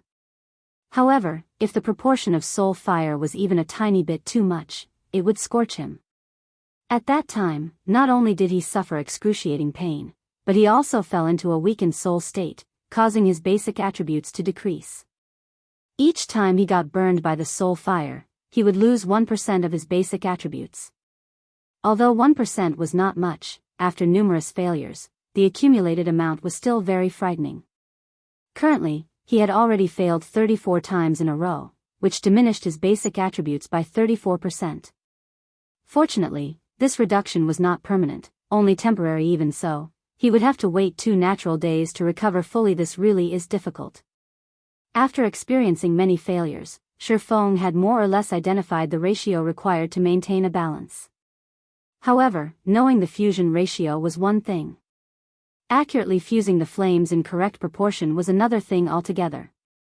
In the future, if he had to go through a similar process to utilize the soul fire without the assistance of the fusion magic array, the difficulty would be more than 10 times higher. For example, if his permitted margin of error with the magic fusion array was at 0.1%, then without it, his margin of error would only be 0.1%. It would be significantly more difficult for him to utilize the soul fire's power. After all, players were not machines. They couldn't achieve such precision. It was the same even if Feng's brain activity had already improved substantially. Only now did Feng understand why, even after a decade had passed in God's domain, despite there having been a few God-ranked experts who had managed to obtain soul fires, not a single one of them had managed to truly control the soul fire they had. If he was already having so much trouble controlling just a strand of the soul fire's power, just how difficult was it to completely control the soul fire? However, after going through so many attempts, Feng had also gained something else, and that was control. Before this, Feng had only been focused on improving his control over his own body and the surrounding environment, always thinking of ways to push his 5 senses to their very limits. However, he had always done so through actual life and death battles. He had never truly calmed his heart. He had never noticed before, but now that he was paying attention, he realized that his previous way of controlling his body and the surrounding environment seemed somewhat barbaric. Previously, he had been just like a sprinter, constantly placing an ultra-high load on his body while he fought. His control had no smoothness or flexibility whatsoever. However, after experiencing the fusion process multiple times, his control over his body had subtly improved. He could now extend and retract his power much more smoothly and naturally than before. This unexpected benefit overjoyed Feng. He had never imagined that he would gain such a bonus from combining 2 mysterious flames. With the continuous improvement of his control, Feng finally succeeded in merging the ice blue devil flame and soul fire on his 45th try system. Congratulations! You have gained basic control over the soul fire. You are now able to utilize the basic abilities of the soul fire. Chapter 857, New Class. Hearing the crisp sound of the system notification, Feng let out a deep sigh of relief. He was supposed to challenge the Holy City of Titan's entrance trial in 3 days. If his attributes had decreased any further, he would have to wait until he had fully recovered from the weakened soul state before he could do so. He did not wish to miss out on this opportunity to visit the Holy City of Titan. With 50 slots to enter the Holy City, he could get quite a number of intermediate alchemists and intermediate forgers promoted to advanced rank. If he let this opportunity slip by, who knew how much time and resources he would have to expend to nurture so many advanced lifestyle classes? Moreover, with these new advanced classes, he could greatly increase the production volumes of strengthening devices and ice and fire resistance items in the current God's domain. The importance of lifestyle players was increasing by the day. For example, large guilds such as first-rate guilds initially nurtured their own lifestyle players. Now, however, in order to increase their competitiveness, these guilds had now begun to recruit lifestyle players as well. Moreover, the conditions they offered were exceedingly munificent. Currently, even ordinary lifestyle players received benefits equivalent to those of guild elite members. If their standard was sufficiently high, they could even receive a core member's treatment. This situation was something unimaginable a few weeks ago. As a result, players who originally intended to rely on field combat to get by in God's domain had started considering switching careers and becoming a pure lifestyle player, instead. After all, playing a lifestyle class had its own benefits. Only, the status of lifestyle players was not particularly high previously, and the treatment they received had only been subpar at best. Hence, most players would generally choose to fight monsters. Now that the situation had changed, players who did not excel at combat were exploring various lifestyle classes. With the large influx of lifestyle players into the market, the competition between lifestyle players had intensified further. The number of advanced lifestyle players was also much higher than before. If not for the candlelight trading firm having a massive advantage like the special workshop, which allowed it to attract and nurture plenty of talents, the trading firm would not have been able to maintain its position as Star Moon Kingdom's #1 trading firm. Although Feng had long since anticipated this situation, he had never imagined that it would happen so quickly without the advantages the candlelight trading firm had accumulated before, as well as its possession of popular and exclusive products. The trading firms run by other large guilds would have surpassed it already. Based on Melancholic Smile's latest report, the heavenly trading firm opened by Heaven's Burial was growing the quickest. In just a short dozen days or so, Heavenly Trading Firm had become one of Star Moon Kingdom's 6 major trading firms. Recently, it even surpassed Overwhelming Smile's Overwhelming Trading Firm to become the second largest trading firm in Star Moon Kingdom. It was also precisely because of this demotion that Yulan was in such a hurry to enter Titan City. After all, when judging the strength of a trading firm, aside from products and traffic, the crucial factor would still have to be the number of advanced lifestyle players. It had not bad. Now that you have basic control over the soul fire, you should have a much easier time searching for that person, Charlene said as she walked over to Feng. After thoroughly sizing him up, she nodded and added, "Unfortunately, with just basic control over the soul fire, you can only weaken the effects of the soul chain slightly. At your current state, you have roughly 54 days to find that person. However, as your control over the soul fire improves, the weakening effect it will have over the soul chain will also increase, and you'll gain more time to find that person." "How can I improve my control over the soul fire?" Feng asked curiously. Although he could tell that he had only basic control over the soul fire and hence still had room for improvement, the soul fire's introduction made no mention of how he could improve his control. "Simple, look for other mysterious flames and absorb them. The soul fire is no ordinary mysterious flame.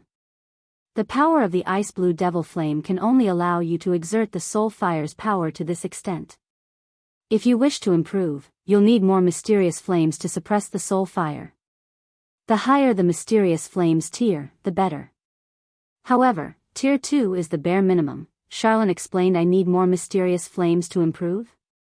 Feng was immediately rendered speechless. Mysterious flames were not bronze equipment. They were far from easy to obtain. There were indeed many mysterious flames located within Star Moon Kingdom. There were even several just within the region of White River City. However, the ice blue devil flame was the only tier 2 mysterious flame Feng knew the whereabouts of. He had no clue where to find the other tier 2 mysterious flames. Although Feng knew of the whereabouts of a tier 3 mysterious flame, that place was a secret location. Moreover, it was not somewhere a player of his current standard could go to at all. At the very least, he needed to reach level 60 or 70, as well as achieve his tier 2 class, to obtain that tier 3 flame with just 54 days. Accomplishing such a feat was simply impossible. "It seems I'll have to have Aqua notify the guild members to gather information on a few mysterious flames as soon as possible," Feng thought to himself. A legendary quest was no laughing matter. Feng also did not think he was capable of finding the traces of that mysterious youth in his current state. The mysterious youth's strength exceeded tier 5. Moreover, seeing as the quest provided him with a way to extend its duration, this indicated that this quest was not one he could currently complete. Just the difficulty of locating and obtaining a tier 2 mysterious flame was no lower than an epic quest. Based on the statistics players had collected on God's domain in his previous life, an epic quest took anywhere from a few days to 1 or 2 months to complete. For legendary quests, however, players could take anywhere from 2 or 3 months to even 3 or 5 years to complete. The system's main goal right now was to have him delay for time. If he could not locate a sufficient number of mysterious flames and failed to delay for enough time, it would be equivalent to him failing the quest. In the end, he would become someone's puppet. At that time, his only option would be to delete his account and start all over again. This was the frightening aspect of legendary quests. It was not something an epic quest could possibly compare to following which, Feng shook the thought of the legendary quest out of his mind and calmed himself. He then began testing out the power of the soul fire. In the next moment, a silver flame appeared in each of Feng's dark pupils. The feeling he gave off also changed abruptly. Previously, when Feng intentionally hid his aura, he appeared to be as calm as the great ocean. When he was not hiding it, the feeling he gave others was like an unsheathed sword, sharp and domineering. Now, however, even though he had made no attempt to draw in his aura, he had an air about him that was similar to an iceberg's, silent and cold. One would shiver inadvertently when bathed in this aura. Not a hint of emotion could be found within Feng's eyes. There was only cold rationality present. It was as if nothing in the world could affect his composure right now. Is this the power of the soul fire? Shock filled Feng's heart as he observed his surroundings. Previously, when he activated the ice-blue devil flame, the mysterious flame only increased the damage of his fire and ice-type skills.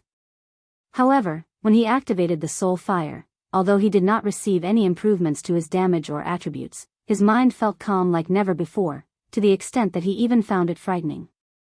Currently, everything in the world was just like data to him. Aside from absolute calm, the world before Feng had also become silver and white. He could see no other color through his eyes. Meanwhile, in this world of silver and white, he could see the soul chain wrapped around his body very clearly. He could also see it extending out of the hall and beyond. Just as Feng was thinking of testing this newfound power of his, the sound of a system announcement entered his ears. System announcement: a new expansion pack, Abyss Invasion, has been triggered. The Twin Towers Kingdom has been assaulted by the Abyss, and abyssal monsters have begun invading the surrounding countries. When the time comes, players can participate in the Abyss War. After accumulating a sufficient amount of merit, players can class change into a new class. Chapter 858, Fallen City. When the system announcement appeared, every player in God's domain was stunned. There was nothing surprising about the launch of a new expansion pack. After all, this was not the first time something like this had happened. However, the mention of a new class piqued everyone's interest. A new class being offered as a reward showed that this new class undoubtedly possessed an advantage other classes did not. If they managed to class change into this new class, they might receive warm welcomes from the various large guilds, just like those who managed to obtain hidden classes. This thought tempted a lot of players. Very quickly, many began planning to travel to the Twin Towers Kingdom to hunt abyssal monsters and earn large amounts of merit. Meanwhile, at the Twin Towers Kingdom's Snowfield City. At this moment, hordes of abyssal monsters, both in the air and on the ground, surrounded Snowfield City completely. The strength of these monsters varied, their levels ranging between 50 and 200. What current players could do against these monsters was very limited. Fortunately, Snowfield City possessed a defensive magic array that could easily envelop the entire city. As a result, the horde of abyssal monsters could only roam outside the boundary of the magic array and continuously bombard it with attacks. The sound of explosions echoing throughout the entire city instilled fear and despair in the players. There, can this magic array really hold? This is an NPC city's magic array. It should be able to. Otherwise, what will we players be able to do against those monsters? Just as the players inside Snowfield City were debating about the city's defensive magic array, Kachike cracks suddenly appeared in the magic array above the city. Along with the appearance of this crack, the magic array also began destabilizing. Not good. The magic array is collapsing. Nobody knew which player shouted, but these words triggered a stampede as the players on the street fled for their lives. Every one of them rushed towards the city's teleportation hall in an attempt to leave Snowfield City. After all, these abyssal monsters were different from the ones found in the Abyss battlefield. The abyssal monsters in the Abyss battlefield were orderly, sorted based on their levels, and players could choose which area to go to, depending on their own strength. Now, however, even monsters with levels in the triple digits mixed in with level 50 monsters with just their strength, the players would be killed instantly, losing a level. The hardships of leveling up were the pain of all players. Nobody wished to die a pointless death. They would have to spend several days recovering from such a loss. Ha ha ha. Let's see what Sindheart will do in this situation. Seated in the largest open-air restaurant of Snowfield City, Fiend laughed with great joy as he overlooked the entire city, a delighted look on his face. Immortal Light's base of operations was Snowfield City. If the guild wanted to earn large sums of money, it could only do so at Snowfield City. If Snowfield City were to fall to the Abyssal monsters, the loss would not only uproot Immortal Light's foundations but also drag down the value of the city's lands. Nobody would want the lands here anymore. Even if Zero Wing kept its word and was willing to purchase those 5 plots of land, how much could the lands of a city captured by monsters possibly be worth?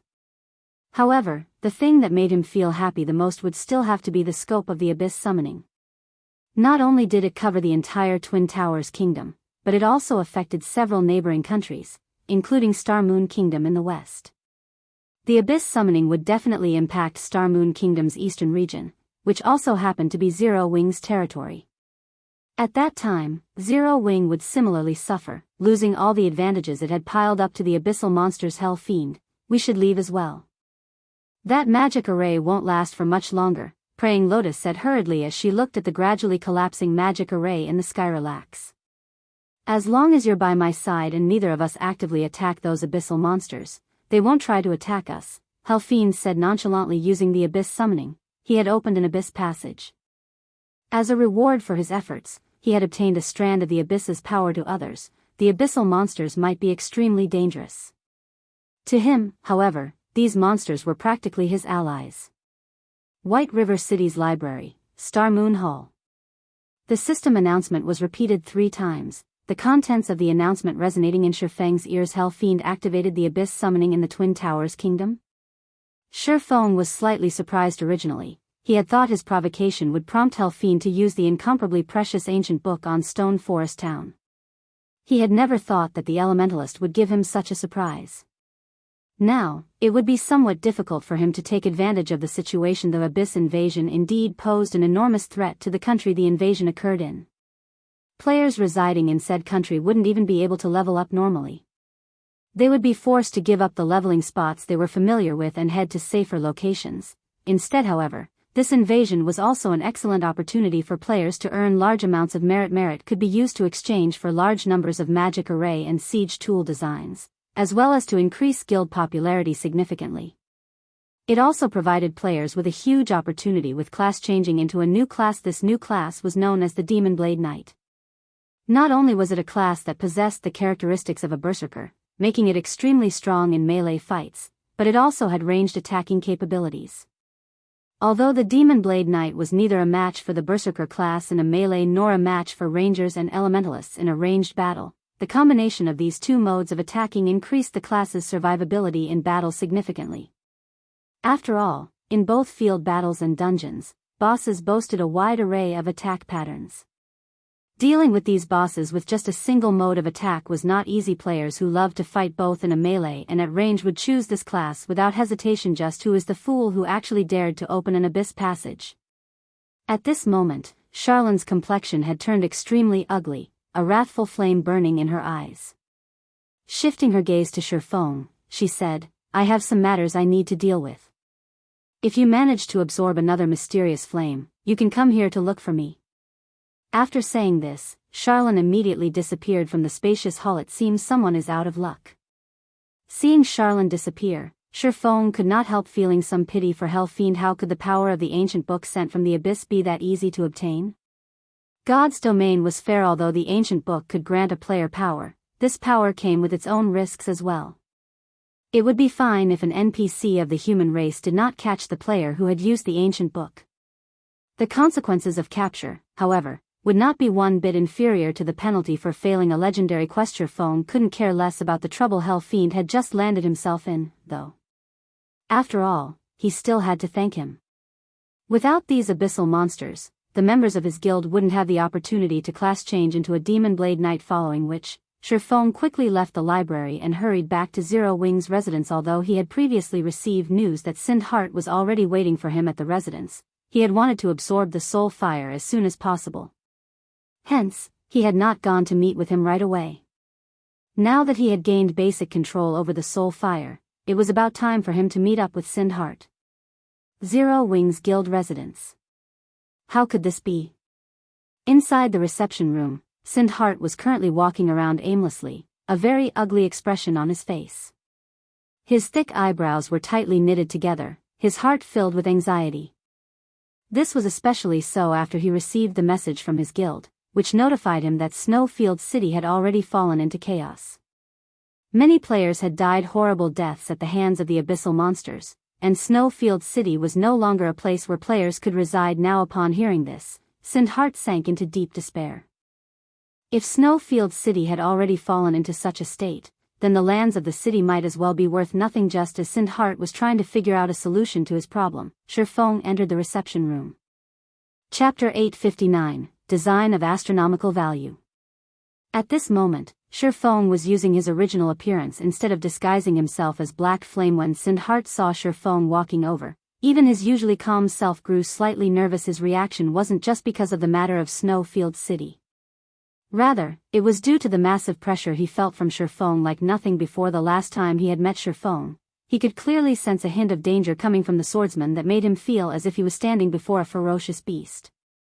Now, however, instead of danger, he felt relaxed while standing in Feng's presence. He could not feel any threat coming from the swordsman at all. Sindhart had experienced many things since childhood, so he was very knowledgeable about one thing: the true danger was not the one that could be perceived but rather what could not be perceived. Sorry to keep you waiting, Feng apologized. Let's go carry out the exchange right now, then. Brother Feng, I wish to change the contents of our exchange. Will that be alright with you? Sindhart said, having given the matter some thought. Change the contents of the exchange? Feng feigned surprise. What changes do you wish to make? I believe Brother Feng must have already heard about what happened in the Twin Towers Kingdom. Currently, you could say that Snowfield City is already finished. The land there has naturally become worthless as well. Brother Feng, you've treated me so sincerely all this time, so I naturally can't take advantage of you, Sindhart said. He then took out a tattered, old drawing from his bag and unfurled it on the table. I've never told anybody about this item before. Originally, I had planned on using it to make a comeback. Now, however, I wish to sell it to you.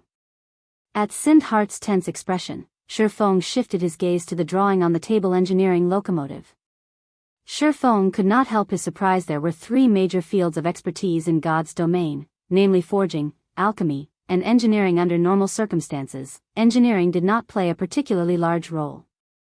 However, as the level of expertise of engineers rose, the variety of items they could produce, which were of great importance to players, also increased. As a result, the value of engineers would also grow. One of the reasons why engineering became popular in Feng's previous life was the need for mounts. Mounts played an extremely crucial role in a player's life in God's domain. However, common ranked steeds were simply too ordinary, both in terms of appearance and performance, and could not satisfy the needs of the general populace. Moreover, many players were independent, so they couldn't obtain a guild mount. Acquiring a mount through other means was also very difficult.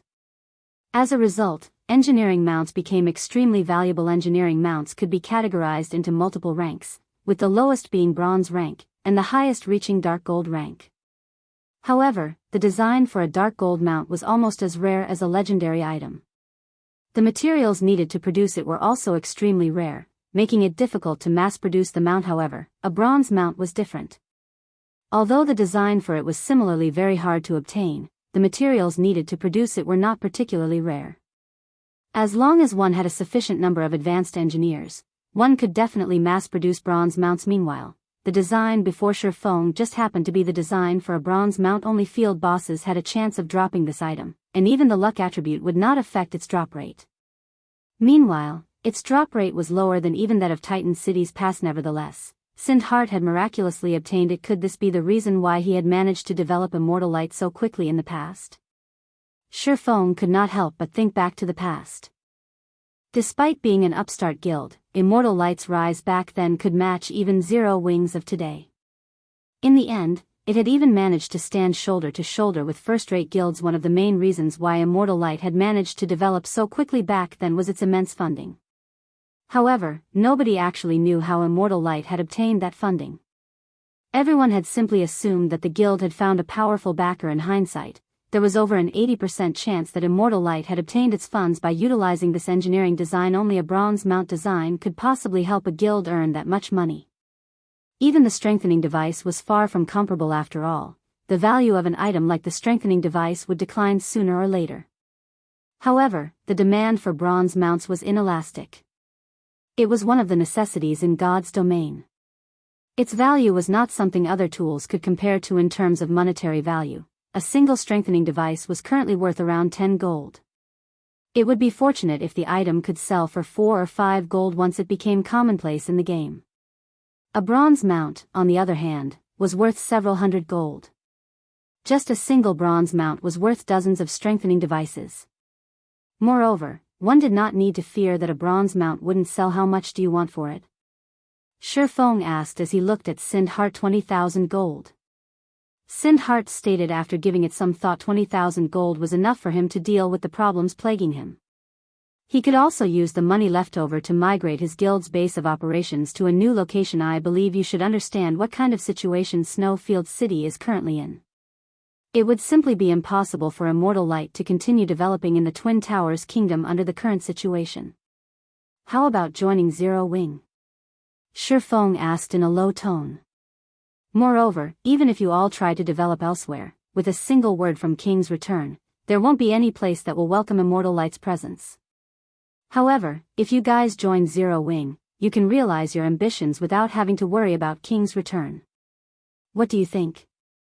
To Feng, although the engineering design was important, Sindhart and his group of experts were much more valuable. Have us join Zero Wing? Sindhart immediately fell into deep thought. Judging from Hell Fiend's behavior before, he could tell that Zero Wing was truly powerful. After all, even someone like Hell Fiend could not do anything to Zero Wing. If Immortal Light joined Zero Wing, it would indeed allow them to develop safely without worry. However, Sindhart still shook his head as he said, Brother Feng, thank you for your kind intentions. However, I still wish to develop Immortal Light together with that band of brothers of mine. Feng had expected Sindhart to reply in this manner. Hence, he offered another proposal, saying, if this is so, how about having Zero Wing invest into Immortal Light? Our side will ask for just 50% of your guild's shares. In return, Zero Wing will supply you all with large amounts of funding and resources. Aside from the 20,000 gold for the design, we'll grant you a starting capital of 50,000 gold, in addition to 30,000 magic crystals. Afterwards, we'll also continue providing you with coins and magic crystals.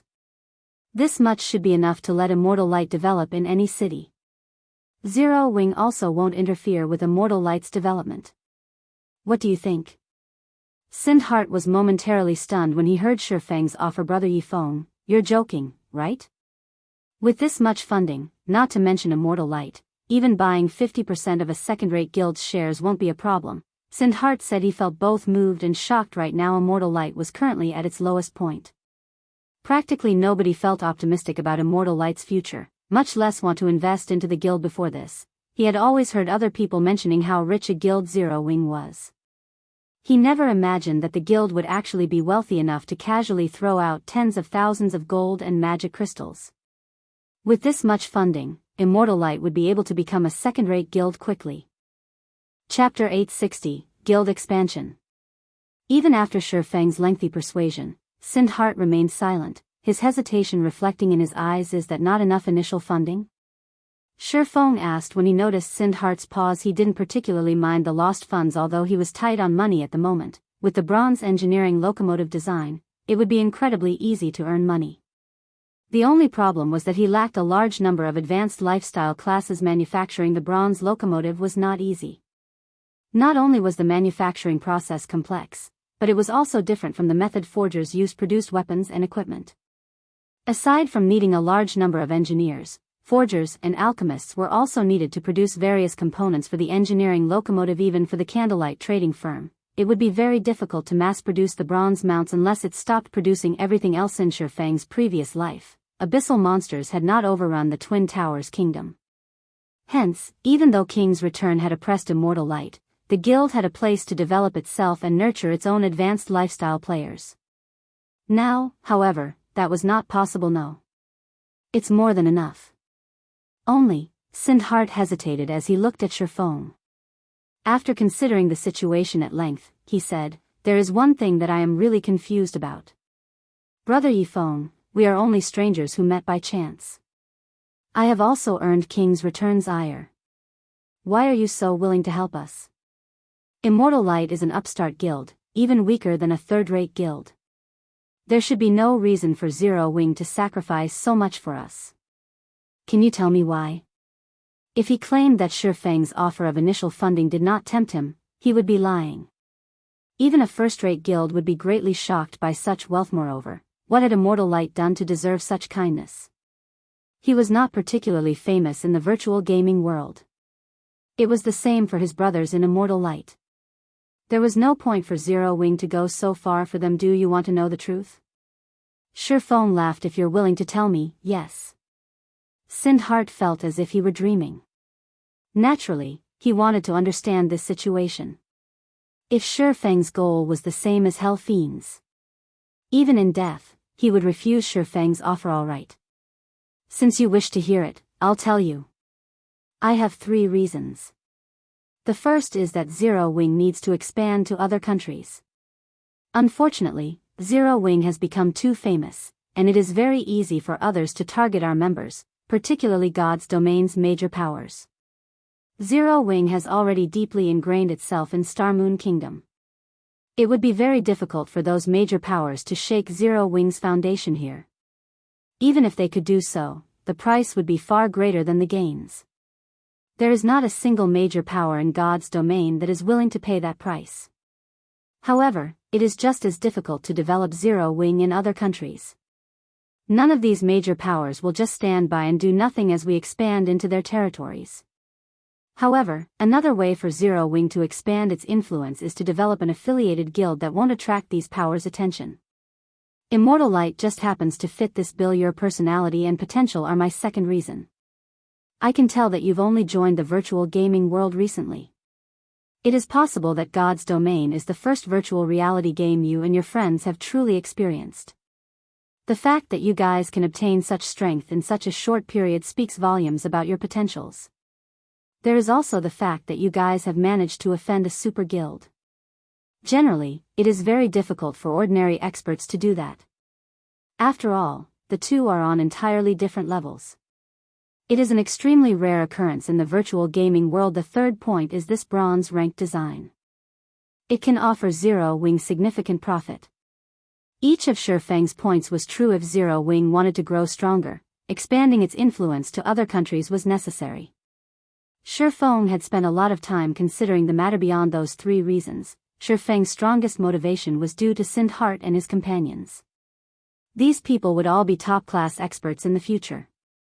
Even spending hundreds of thousands of gold to recruit them would be worth it, not to mention tens of thousands. However, Sindhart did not know this. Of course, these benefits are not without a condition. Feng changed the topic. After obtaining these funds, if Immortal Light fails to take control of 3 or 4 major cities within 2 months, Zero Wing will take over the guild's management. After all, coins and magic crystals do not grow on trees. Hearing Feng's condition, Sindhart's previously vigilant expression vanished as he quietly released a sigh of relief. All right. No problem. I can assure you that, after obtaining this much initial funding, Immortal Light will obtain control of 4 major NPC cities within 2 months.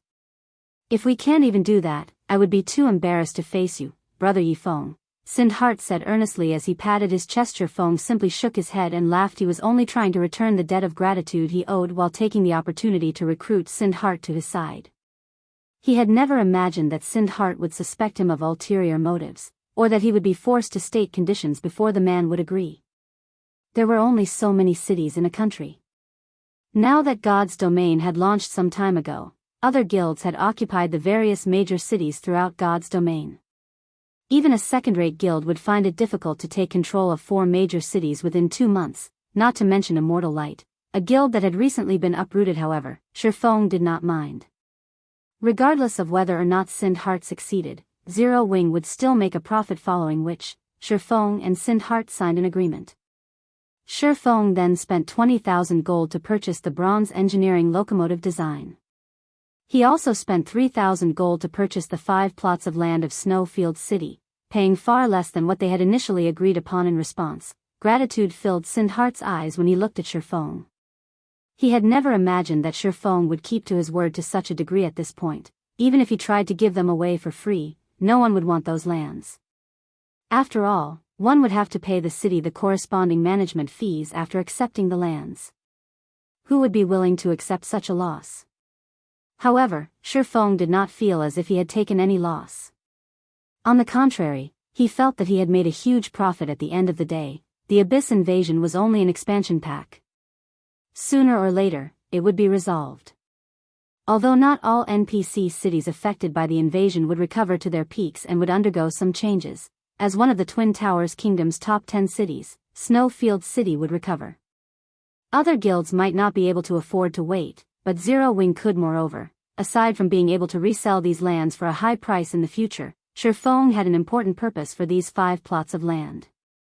When the time came, aside from the bronze locomotives, the 5 plots of land in Snowfield City would earn him the most money. After Feng and Sindheart completed their trade, Feng hurried back to the Candlelight trading firm.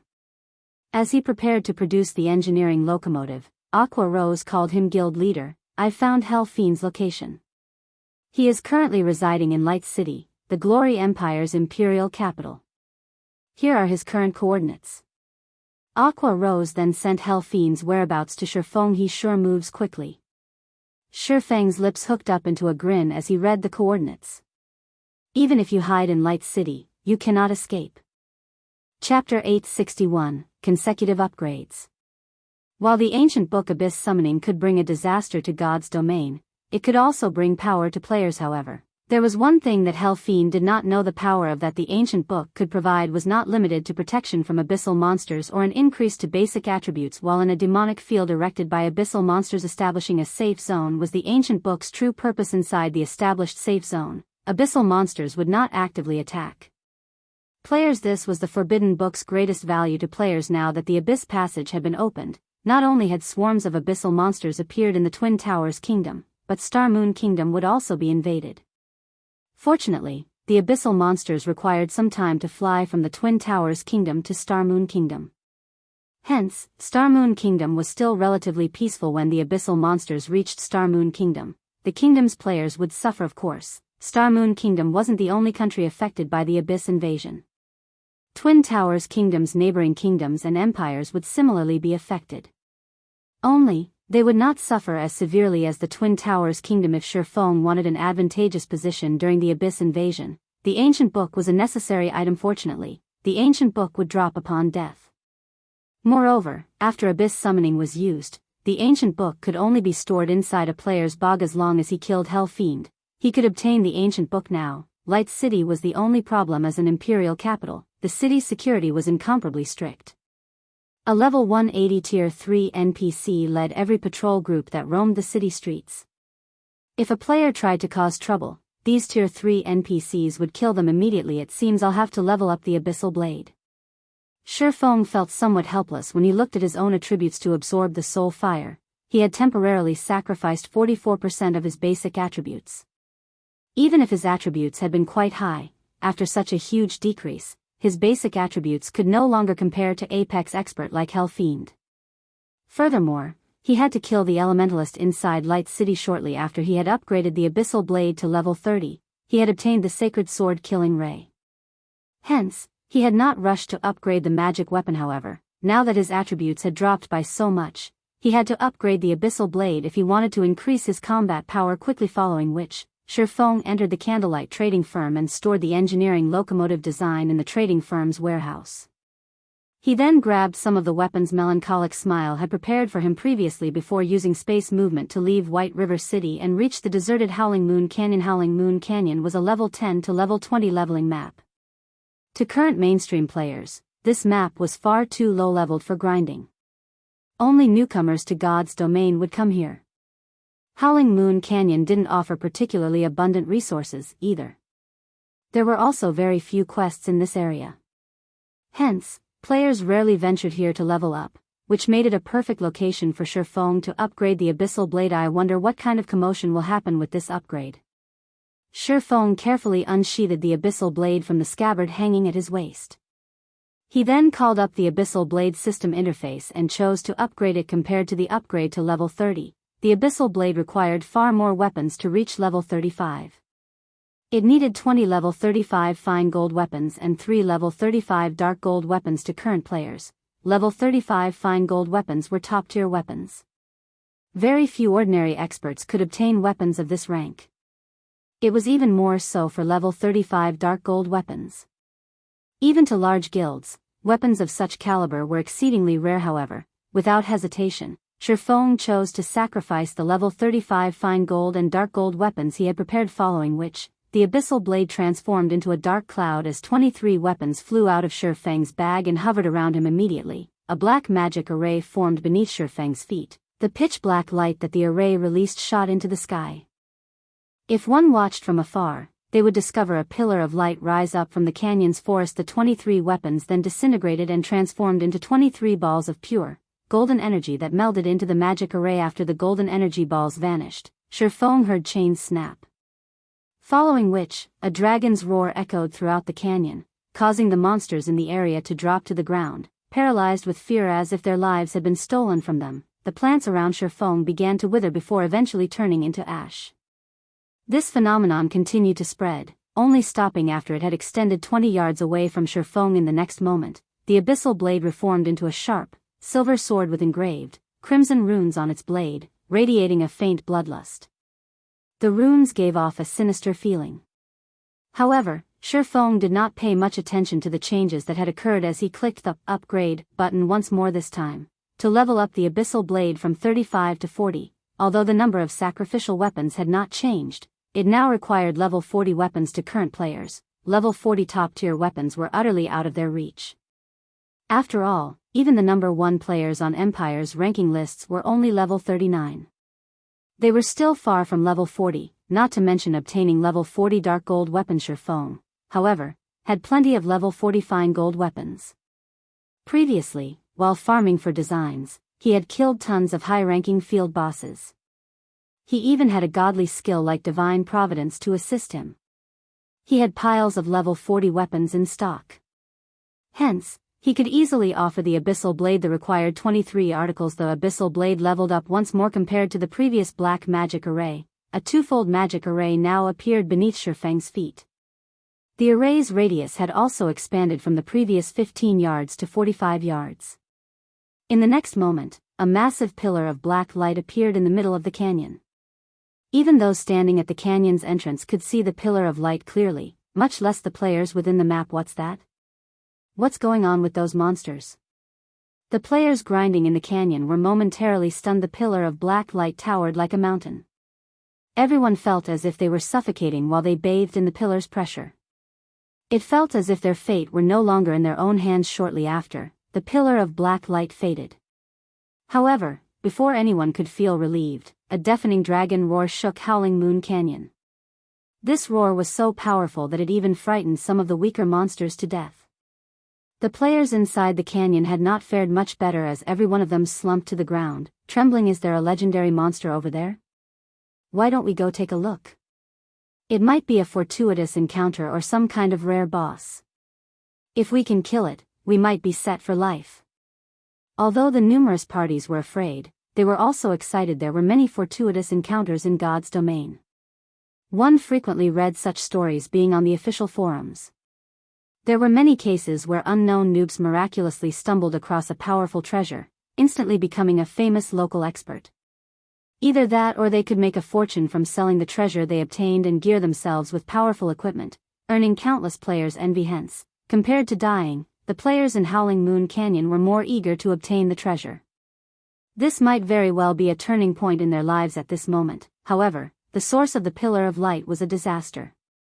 Every plant and monster within a radius of 100 yards had been turned into ash. Currently, only one man and one sword resided in the center of this desolate area. Chapter 862, The Hidden Effect of Magic Weapons.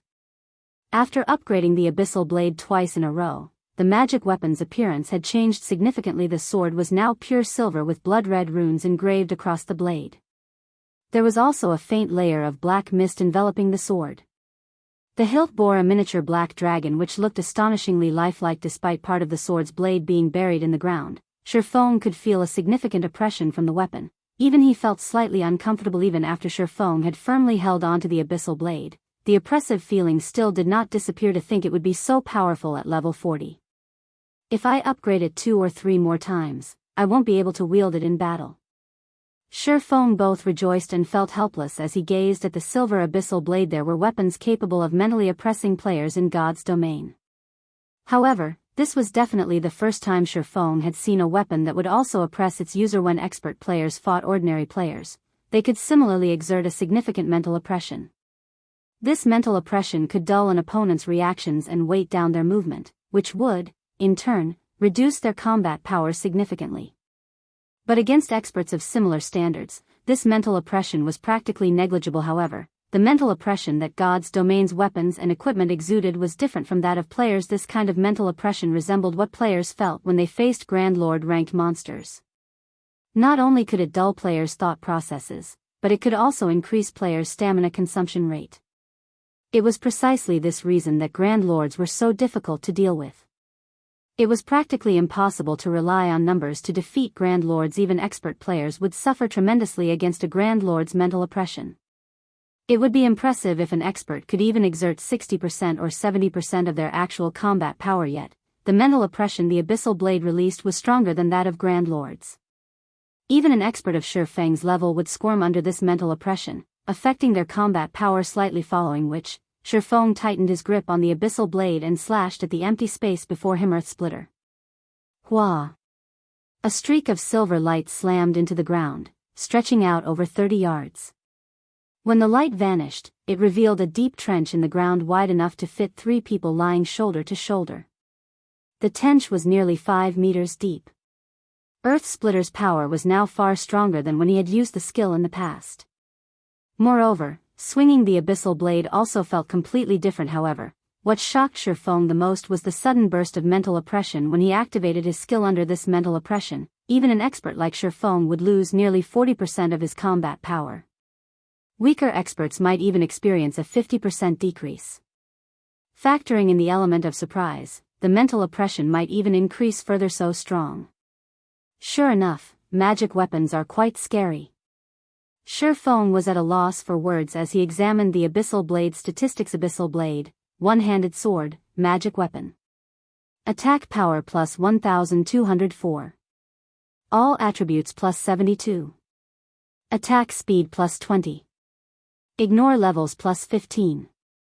Attacks have 60% chance to cause 200% damage, 30% chance to cause 300% damage. Every attack increases damage by 2% to a maximum of 20% if wielder belongs to a swordsman-related class. All skill levels plus 4 increase free ability points received for every increase in level by 2 points. Equipment level 40. Can be upgraded. Devour 30 level 45 fine gold weapons and 10 level 45 dark gold weapons to upgrade to level 45, equipment tier 1. Can be evolved. Devour 10 mana crystals to evolve to tier 2, additional skill 1, phantom kill, tier 1. Instantly creates a doppelganger under the wielder's control. Doppelganger has 80% of the wielder's attributes and all skills. The wielder can swap positions with the doppelganger at any time. Duration, 1 minute, 10 seconds. Cooldown, 5 minutes. Additional skill 2, Abyssal Bind, tier 1. Binds enemies and prevents movement, reducing defense by 100%. Duration, 4 seconds. Cooldown, 50 seconds. Additional skill 3, 9 Dragons Slash, tier 1. Instantly creates 12 phantoms of the Abyssal blade for wielder's use. Each phantom sword deals up to 60% damage. Duration, 30 seconds. Cooldown, 5 minutes. Additional skill 4, Abyssal Curse, tier 1. Prevents all targets within a radius of 30 yards from moving or attacking for 6 seconds and reduces their attributes by 20% for 10 minutes. Effect doubles if there is only one target within range. Cooldown, 30 minutes. Additional Profound Inheritance, Black Emperor, Tier 1. When activated, every critical hit will accumulate 1 stack of Death Aura. Each stack can be used to increase all attributes by 2% and attack speed and movement speed by 1% for 10 seconds, or to reduce the cooldown of a skill by 3 seconds. Maximum of 33 stacks of Death Aura. Duration, 10 minutes. Cooldown, 10 hours. The famed Smith Alices personally created the Abyssal Blade using the Black Dragon King's fangs as material. It is one of 36 famed swords, ranking 31st. However, the Black Dragon King himself has cursed this sword. Beyond the immense strength the blade offers, the wielder must face a backlash after a certain amount of time. However, after Jack had remodeled the Abyssal Blade with a star crystal, the strength of the backlash has reduced greatly. If the wielder is unable to suppress the backlash, the wielder will receive the Black Dragon King's curse, permanently reducing all attributes by 50%. Unable to be dropped, unable to be traded, unable to be destroyed. Purely regarding attributes, the Abyssal Blade was no longer weaker than epic weapons. Now that it had gained the hidden effect of exuding mental oppression, it was a tool for slaughter. It seems that I'll have to make some time to get used to this kind of mental oppression. Even now, when Feng thought back to the burst of mental oppression that had occurred when he had used a skill, he was still somewhat afraid. If, when he faced a powerful enemy, this mental oppression affected him at a crucial moment, he would only have himself to blame if he lost the battle. However, when Feng returned the Abyssal Blade to its sheath, the mental oppression vanished. Oh? Someone actually dared to come here? Just as Feng was about to leave, he discovered someone attempting to sneaking up on him. This person was highly skilled with their stealth techniques. However, this person's light footwork was secondary. The frequency of this person's movements was crucial. This person had matched the rhythm of their footsteps to his own. Expert players were powerful because of their ability to push their body's 5 senses and power to its very limits. With heightened senses, even a player in stealth would not escape detection. After all, stealth only made a player invisible. It did not eliminate a player's presence. However, it was far more difficult for expert players to perceive those capable of matching their movement frequency. After all, a person's 5 senses mainly function to detect existences on different frequencies. It was very easy for a player to ignore those on the same wavelength. The assassin sneaking up on Feng was actually capable of matching his frequency. Unfortunately, the strength difference between the two players was simply too massive.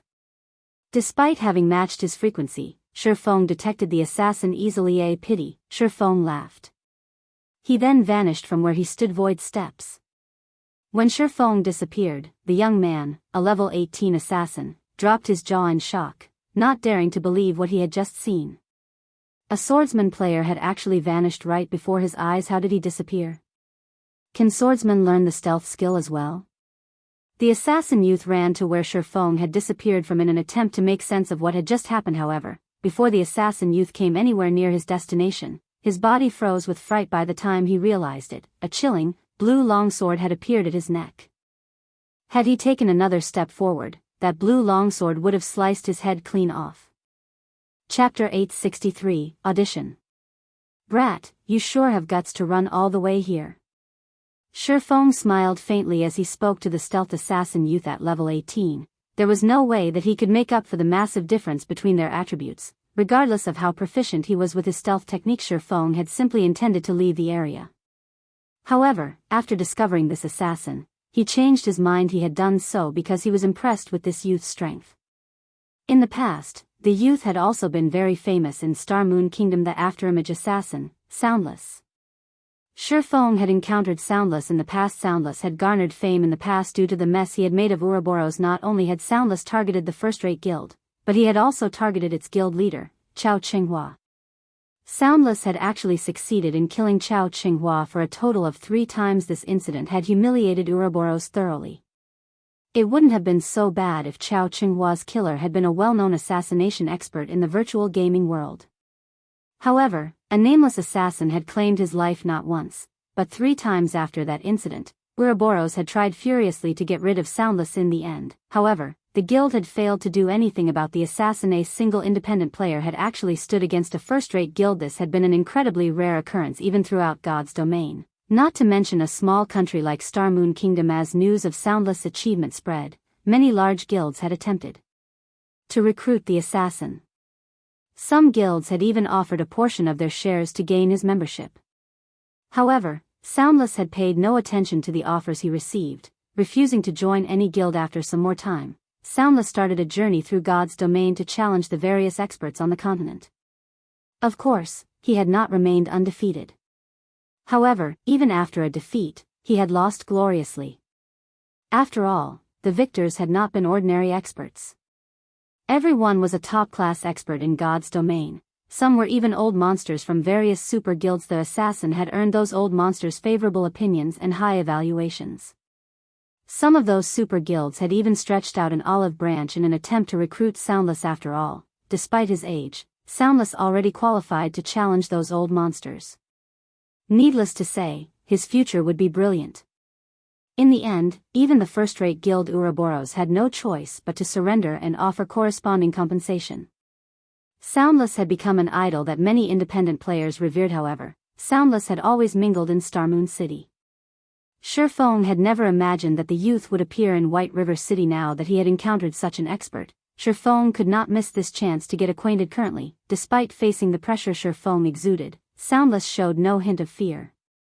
Rather, reverence filled his eyes as he looked at the swordsman. This was the first time Soundless had encountered such a situation. He had always been proud of his stealth techniques. Although he was only level 18, even level 35 guild elite players had failed to notice him when he stood beside them. Yet despite being over 60 yards away from Feng, the latter had discovered him.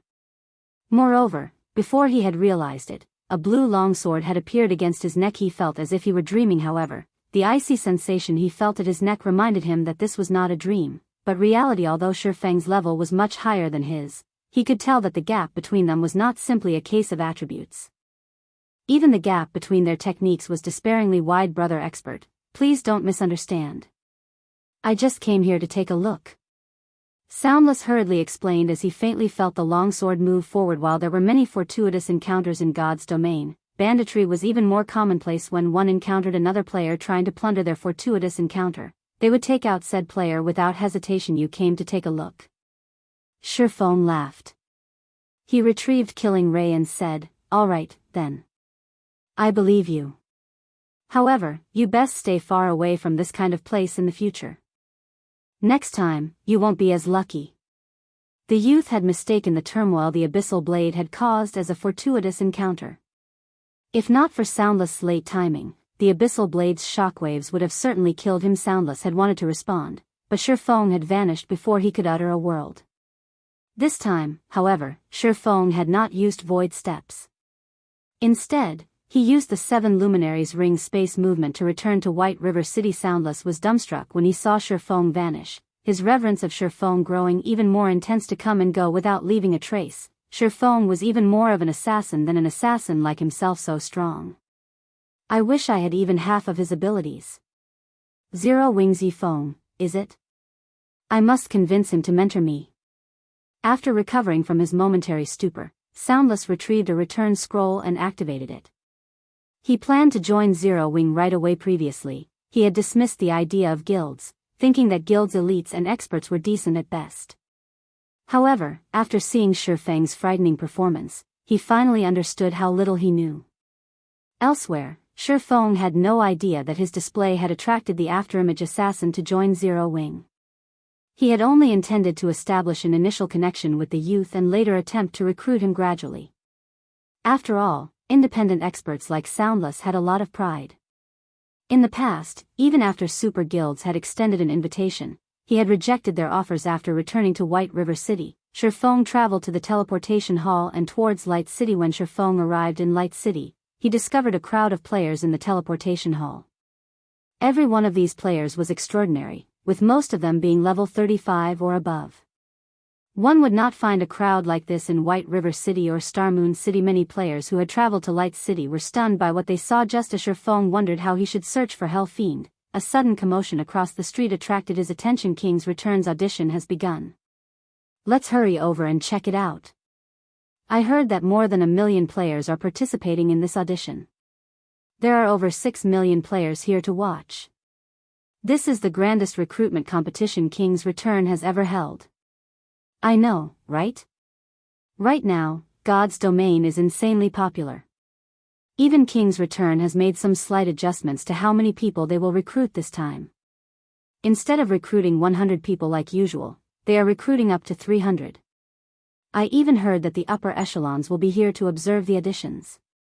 I heard that Fiend, the newest adjudicator, will be watching.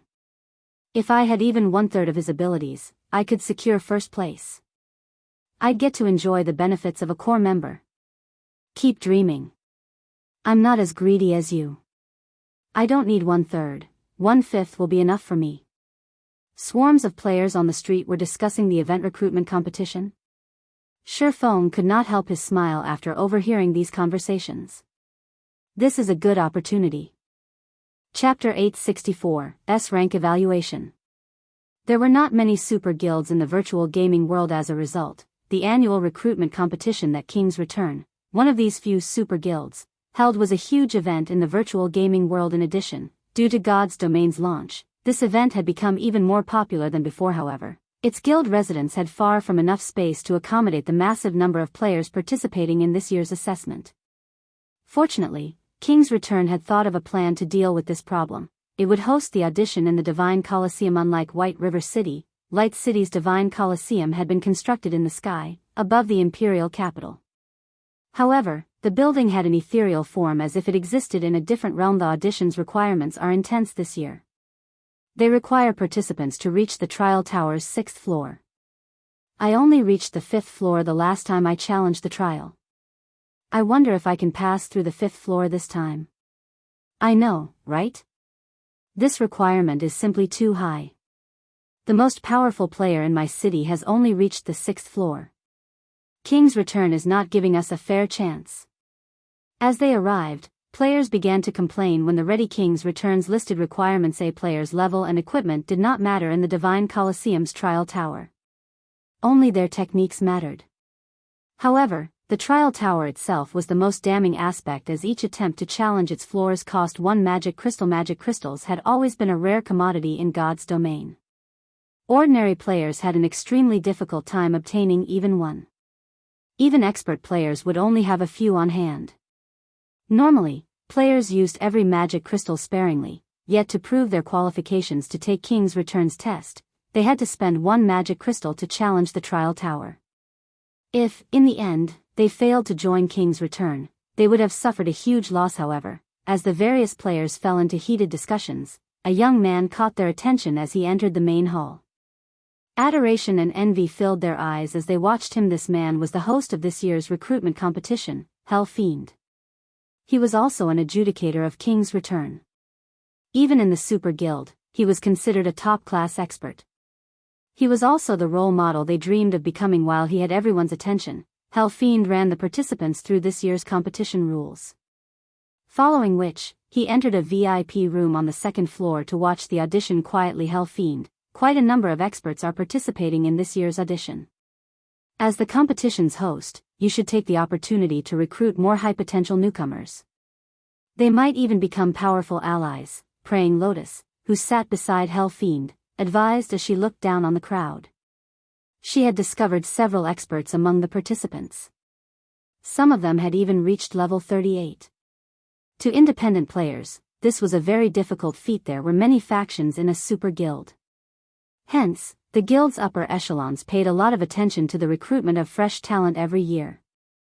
It was also extremely difficult to obtain the rights to host the yearly auditions.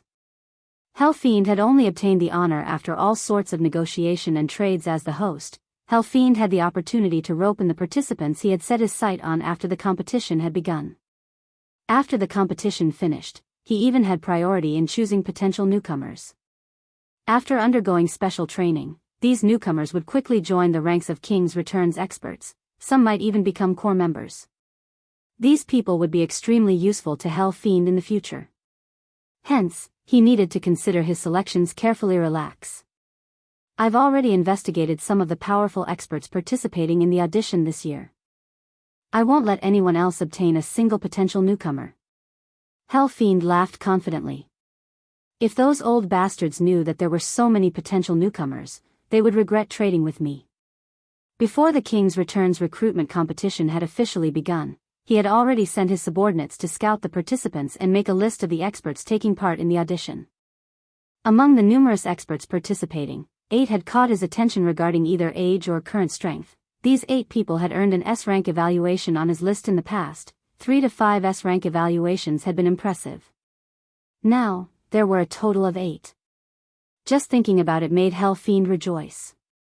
To become this year's audition host, he had paid a tremendous price, even giving up his tablet slot. However, securing all 8 of these S-rank newcomers would definitely be worth the sacrifice.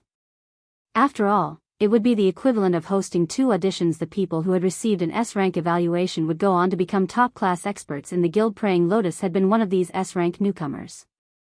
Now, she was one of the leading figures in King's Return's younger generation. Old bastards, just you wait and see. Sooner or later, King's Return will belong to me. When Hell Fiend thought about how he had not only foiled Sindhart's exchange today, but had also orchestrated the abyssal invasion of Starmoon Kingdom, an indescribable joy bloomed in his heart. It was true that he could not do anything about Zero Wing right now.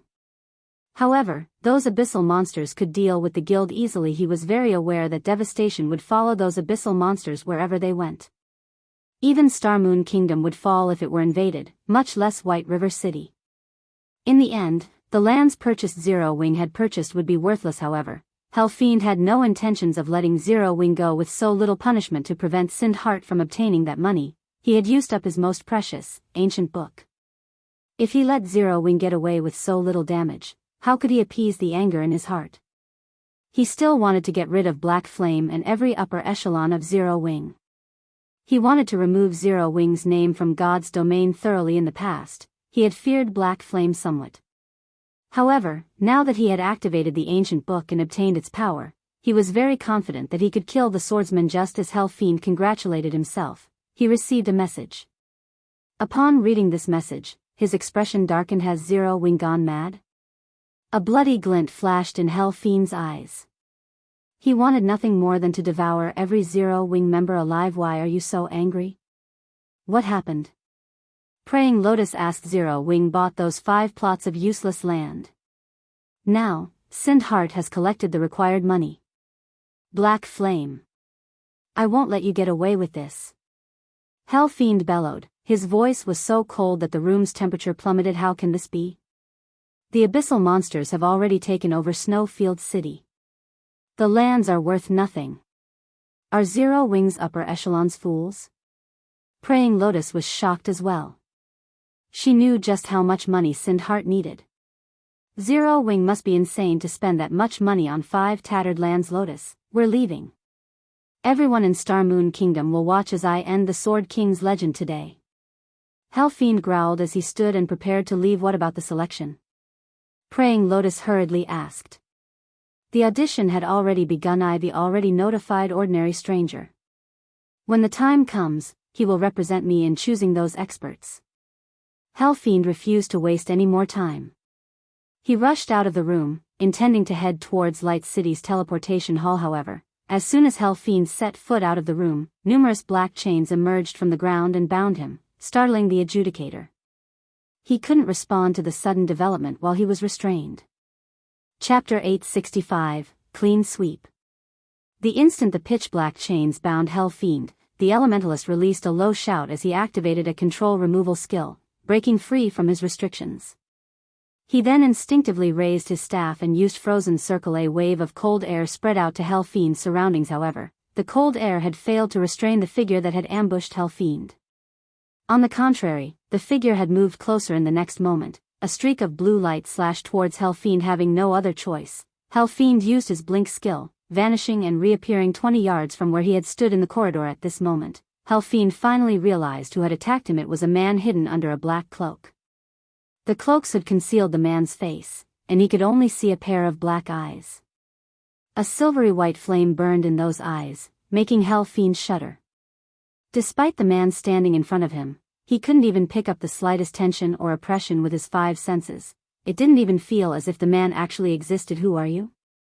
Hell Fiend immediately realized that the man before him was no weaker than himself, and a hint of fear flashed in his eyes. If not for his sharp senses instantly detecting the chains that had emerged from the ground, this man would have likely killed him already. Still inside the room, Praying Lotus was similarly stunned. She had never seen such a foolish expert before. She had never imagined that someone would be so daring as to aim for Hell Fiend's life here. Setting aside Hell Fiend's combat standard, Light City was King's Return's main base of operations.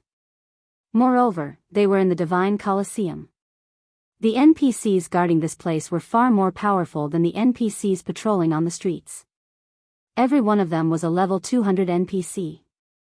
Attempting to assassinate Hell Fiend here was nothing more than a suicide attempt. However, the Oracle Praying Lotus also reacted quickly as she began casting a spell to cover Hell Fiend. Meanwhile, the expert that Praying Lotus considered foolish was none other than Feng. Naturally, Feng understood the risks of attacking a player in the Divine Colosseum.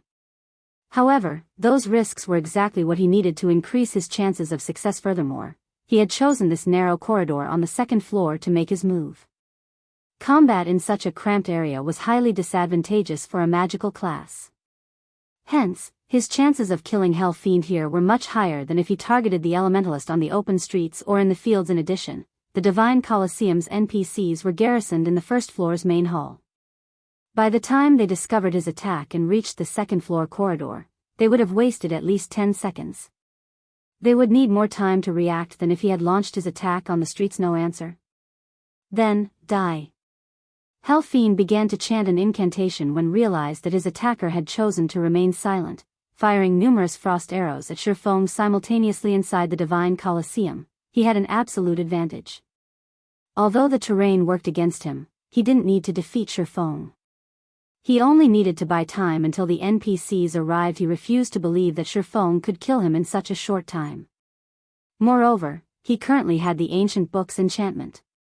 He was confident of contending with his guild's old monsters, much less some fool with a few loose screws. In the next moment, the frost arrows flew through Feng's body and struck the wall behind him, resulting in a white explosion. Hell Fiend's expression darkened as he noticed that someone had appeared behind him. However, Feng had not revealed even a strand of killing intent. Despite reaching the Void Realm long ago, Hell Fiend had been slow by half a beat in discovering Feng just as Hell Fiend considered using Ice Barrier to protect himself. The Abyssal Blade was already unsheathed, and Feng used Blade Liberation and Chop against Hell Fiend. The Abyssal Blade's mental oppression while unsheathed was already extraordinary. After using a skill, the mental oppression increased by several times. Any ordinary player would freeze and fall in fear against such a powerful oppression. Even standing would be a difficult task. To an expert like Hell Fiend, however, although he had not frozen, the mental oppression still delayed his reactions. Although mental oppression could not distinguish allies from enemies, Feng had utilized the Soul Fire's power before using the Abyssal Blade. His mind was utterly serene. With the help of the Soul Fire's power, even the Abyssal Blade's suffocating mental oppression felt like a light breeze. The Abyssal Blade could not affect him whatsoever. As a result of Hell Fiend's delayed reactions, he allowed the Abyssal Blade to slice through Praying Lotus's magic shield and his frost shield without any resistance. Hell Fiend had no time to deploy his Ice Barrier as the magic weapon bit into his body. Blade Liberation's power had doubled Feng's strength and agility attributes. Even if Feng's attributes were currently weakened, his attack power was still higher than before. Even after the magic shield and frost shield absorbed a significant amount of damage from his attack, when his chop struck Hell Fiend, it achieved a critical hit and dealt minus 13,418 points of damage. To Hell Fiend, who only had around 11,000 HP, this single attack was enough to deplete all of his HP instantly. Just who are you? Watching his HP rapidly decrease, Hell Fiend turned his head to look at Feng, regret filling his eyes. If he had activated Ice Barrier from the very beginning, he might have held this man off until the NPCs had arrived, yet he had allowed his confidence of being in the Divine Colosseum to get the better of him. As a result, he underestimated his opponent's strength. However, no matter how much Hell Fiend regretted his arrogance, his body still collapsed to the ground. He dropped a piece of equipment and an ancient book as he died. Praying Lotus, who still stood inside the VIP room, looked at Feng grimly. She no longer dared to look down on Feng. This had all happened too quickly. She had never dreamed that Hell Fiend would die like that, without even enough time to even activate Ice Barrier. Even if she relayed this story, nobody would believe her. However, this unimaginable scene had indeed occurred. Killing Hell Fiend inside the Divine Colosseum might have seemed extremely foolish, but they had been the true fools. After all, how could an expert of such standard possibly accomplish such a suicidal assassination without at least some confidence of succeeding? Moreover, the burst of mental oppression that had suddenly appeared was simply too frightening even from so far away. Her mind had still gone blank for a moment. If Feng approached her, only death would await her. Experts were experts because of their quick reactions. However, that kind of mental oppression had even slowed her thought process. In a battle between experts, even an instant of hesitation could be fatal, not to mention falling into a daze. Just who is he? Praying Lotus's mind rapidly shuffled through the well-known experts in God's domain as she watched Feng's cloaked figure. However, not one of the experts she knew of possessed a cold, ethereal aura like the man before her. She felt as if she were looking at an emotionless robot, rather than a human being. While Praying Lotus tried to guess Feng's identity, Feng hurriedly collected the equipment and ancient book Hell Fiend had dropped. He then used space movement and departed from the Divine Colosseum silently. Shortly after Feng left, a group of level 200 guards wielding spears reached the scene of the crime. However, aside from Hell Fiend's corpse, nobody else was present in the corridor. Moments after the guards arrived, a few curious players rushed to the scene as well. When they discovered Hell Fiend's corpse, none of them could believe their eyes. Someone had killed King's Return's adjudicator in the Divine Colosseum. Chapter 866, Number 1 Bounty. Isn't that Hell Fiend, this year's audition host? Why is he dead? What happened here? When the players attending the audition saw Hell Fiend's corpse on the ground, the quiet corridor erupted with noise as they fell into a heated discussion. Who was Hell Fiend? What was this place? Everyone knew the answers to these questions, yet Hell Fiend had died here. News of Hell Fiend's death in the Divine Colosseum spread like wildfire. Posts about the incident filled the front page of the Glory Empire's official forums. There were even commentary videos and photos showing Hell Fiend's corpse. Instantly, this incident caused a commotion that swept throughout the Glory Empire. Every player in the Empire was curious about what exactly had happened. Inside King's Return's guild residence. Lotus, you were there. What happened? A dignified, middle-aged man sternly demanded after he finished reading the report he had received. This man was none other than the Thunder Sword of King's Return, Broken City, one of the Super Guild's upper echelons. Even the adjudicators had to treat Broken City with great respect. However, this was not only due to the man's status in the guild, but also because of Broken City's strength. The man was one of the strongest fighting forces in King's Return. Hell Fiend's assassination was by no means a trivial matter. He had even died inside King's Return's territory. King's Return had become a laughingstock among the super guilds over this incident. This is the video I recorded. Praying Lotus forwarded her video, which displayed Feng's assassination of Hell Fiend, to Broken City. In the video, Hell Fiend had died almost instantly without any time to resist. This video made Broken City's eyes twitch in anger. He was very familiar with Hell Fiend's combat standards. Theoretically, it was impossible for the young man to blunder so severely. If Hell Fiend had not fallen into a daze for that brief instant, he could have survived that attack. Lotus, what happened during that instant? Broken City asked as he turned to the Oracle with a serious expression. Although Praying Lotus had made a recording of the battle, there were many things that could not be felt through watching a video. He also did not think that Hell Fiend would die such a foolish death, following which, Praying Lotus relayed the events that had occurred in the corridor, particularly emphasizing the moment when Feng had attacked Hell Fiend. No matter how much she may have wanted to, she could never forget the feeling of that intense mental oppression. Even the oppression she felt from the guild's old monsters could not come close to Feng's. There had also been that sudden burst of mental oppression she had felt when Feng launched his attack. In that instant, that oppression had far surpassed even that of Grand Lords. During that moment, she felt as if she had been an ant, waiting for some monster to squish her to death. Mental oppression?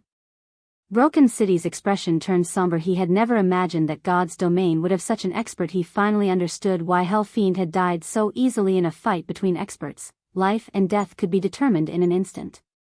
This fact could not be any more real than in a game like God's Domain. Lotus notified the players below immediately. I don't care what methods they use, they must find this person.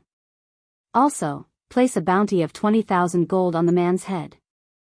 Those who can provide clues leading to him can earn a reward of 100 to 500 gold.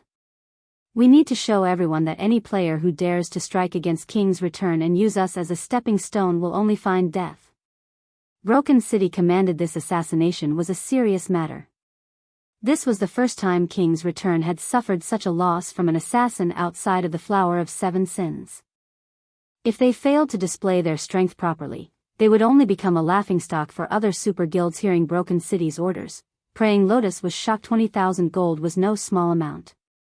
With this much money, they could easily hire a top-class expert from the Flower of Seven Sins. However, Praying Lotus also understood that it would not be easy to deal with Hell Fiend's killer. It would have been a different story if the other party had revealed their identity. The crucial issue was that the other party had not done so. As a result, they had to rely on his class and temperament to locate him. However, how large was God's domain? Just how many players did the game have? Moreover, God's domain was somewhat different from other virtual reality games. The game's experts were not only from the virtual gaming world. There was also a large number of real-life martial artists who had joined God's domain. After all, God's domain could be played without affecting one's daily life. On the contrary, it could give someone more free time, allowing them to do more with their life. The game practically extended one's lifespan. Who knew just how many unknown experts roamed about God's domain? Furthermore, even if they looked into the motive behind Hell Fiend's assassination, finding the killer would not be any easier. It would be a simple matter if that person had only killed Hell Fiend out of revenge or for a bounty. However, what if the player had done so to gain fame and prove his strength? There were countless players in God's domain who would be so daring. This would be like trying to find a needle in a haystack. Such incidents often occurred every day. There were some who used guilds to become famous, while others used well-known experts to become famous. It was typical for players to use super guilds experts to garner fame. Moreover, such incidents had occurred many times in the past. Among them, the most famous case regarded Silver from the Flower of Seven Sins. Silver had used the upper echelons of several super guilds to build his fame. Although these super guilds had tried to retaliate, they were all helpless against the man. Aside from Silver's personal strength, he had extremely powerful backing. In the end, the various super guilds had been forced to compromise. However, unlike Hell Fiend's killer, Silver had not hidden his identity. Hence, the only way they could possibly locate this killer was to offer an astronomical bounty. Shortly after, news regarding the Bounty King's return had announced spread throughout God's domain. The bounty of 20,000 gold stupefied everyone. The previous top player on the bounty list had only been worth 8,000 gold. This was, by far, a new record in God's domain. King's return is insane. That's 20,000 gold they're talking about. If I had that much money, I wouldn't have to work for the rest of my life. This is too cool. If a super guild placed a 20,000 gold bounty on me, I could die with pride. But why isn't there a mention of the target's name? Silver fire burns in both of his eyes. He also has a chilling vibe about him. Why don't we call him Frost Eye? Frost Eye? That sounds like a fitting name. A chilling aura and silver eyes. I can picture that person easily with that name. After the bounty had gone public, it was all many players throughout God's domain could talk about. Many also started to idolize Feng. For countless players, both Hell Fiend's strength and his background were unattainable.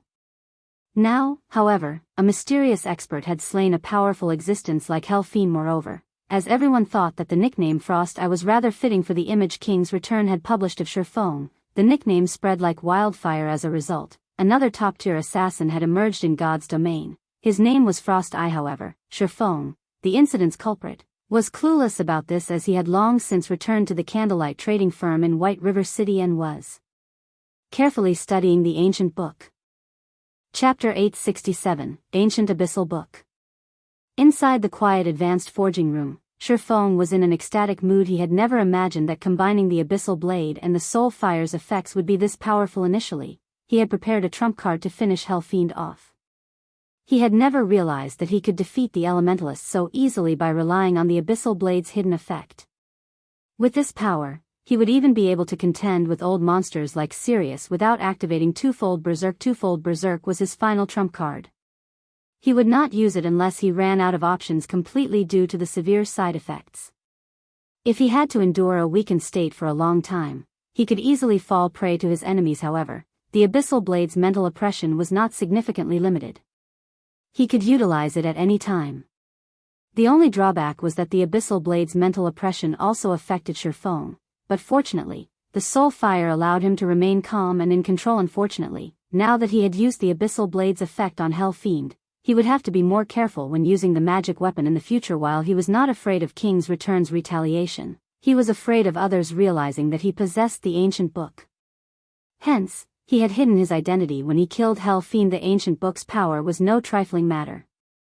It could also enable him to make a massive fortune. Although current players still knew nothing of the ancient book's treasure, various quests would appear along with the Abyssal monsters' invasion.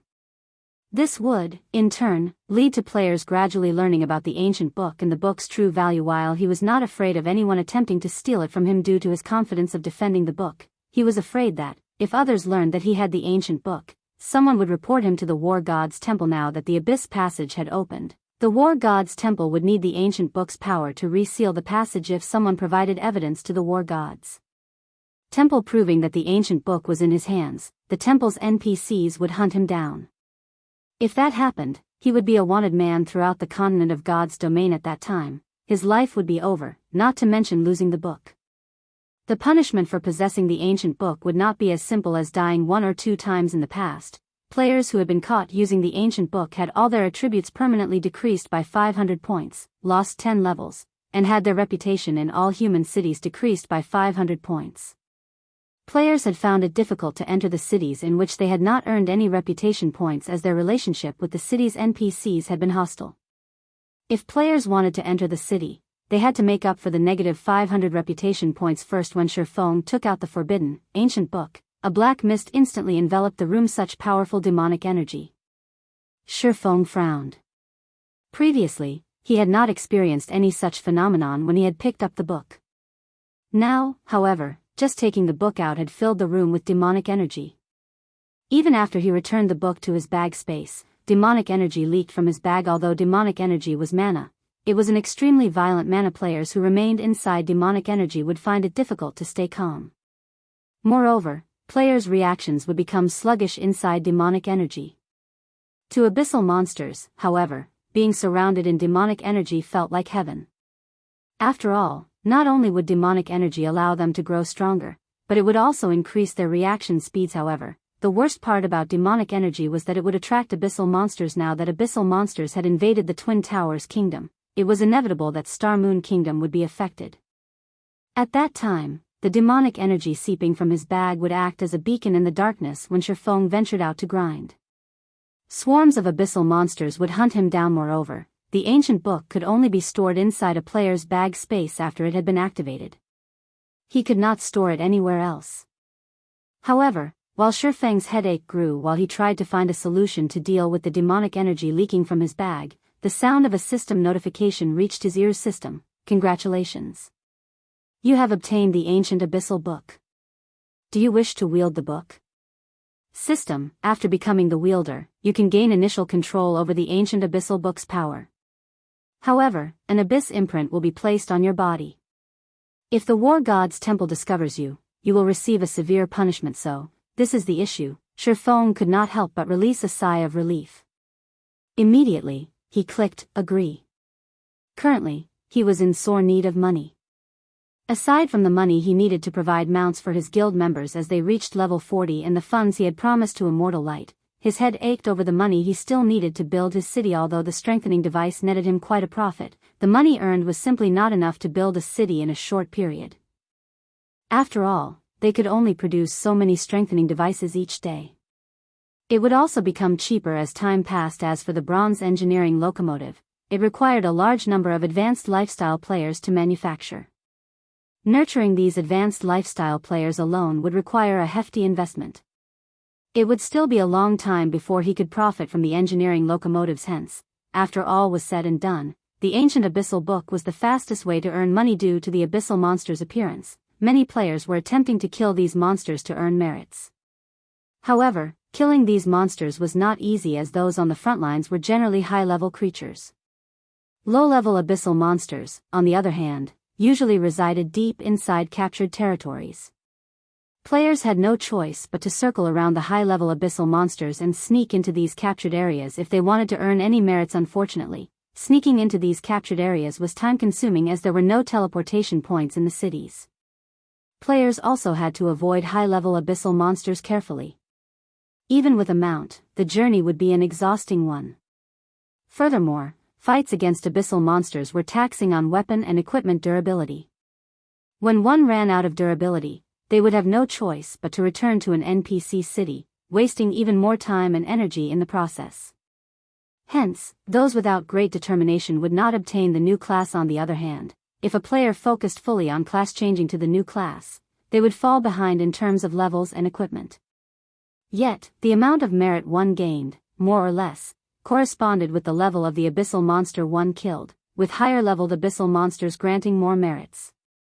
This was where the Ancient Abyssal came into play. The Ancient Abyssal book could be used to set up a barrier.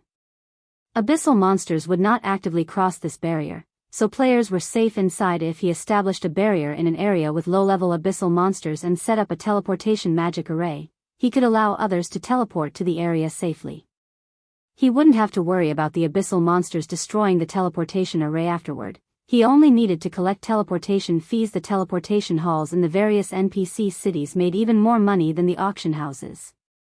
In God's domain, there were various ways to save money, such as purchasing fewer consumables and avoid purchasing better equipment if unnecessary. However, there were two expenditures that one could not avoid: repair fees and teleportation fees. The appearance of a new class sorely tempted players. There were also other rewards available. If one claimed to be uninterested in merits, they would be lying. Meanwhile, to save precious time, these players naturally would not mind spending a little more money. Operating a teleportation magic array required magic crystals. A single magic crystal could teleport roughly 20 people. Even if he only charged 4 silver coins per person, he would be swimming in money in no time. After solving the problem of the demonic energy, Feng left the candlelight trading firm secretly. Wearing a black cloak, he rode an advanced horse carriage towards the teleportation hall and traveled to the Twin Towers Kingdom's capital. Now that the Twin Towers Kingdom had fallen, the originally lively atmosphere in the capital had cooled completely. At this point, only a few players around level 20 roamed the city. Most of the people on the streets were NPCs. Chapter 868, Abyss Town. This place is certainly deserted. Aside from noticing a few players in the teleportation hall, Feng rarely came across any other players. Even as he walked the trade area streets, it was hard to imagine that there were once millions of players living in this city. Now that the Abyss Passage had appeared, the kingdom's other cities had long since fallen. Only the Twin Towers Kingdom's capital had withstood the invasion. The abyssal monsters had transformed the various cities into nests.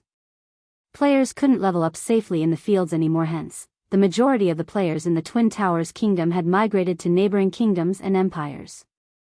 Moreover, due to the Abyss invasion, teleporting from the Twin Towers Kingdom to other kingdoms and empires was now free of charge.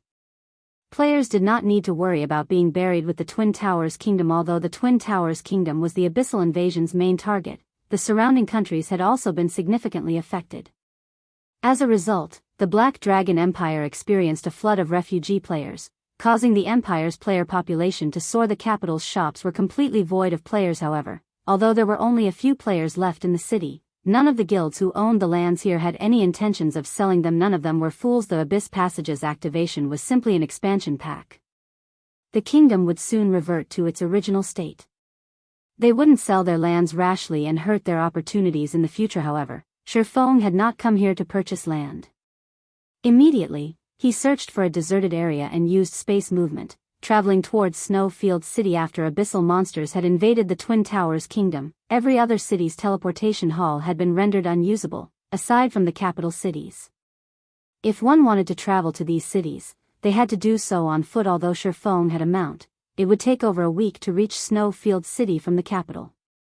Hence, space movement was the fastest method if players wanted to earn merits by killing abyssal monsters. Snowfield City was the best location to do so. This was because the most dangerous location was also the safest. Although Snowfield City was where the Abyss Passage had opened, the high-level abyssal monsters that had emerged had long since wandered off.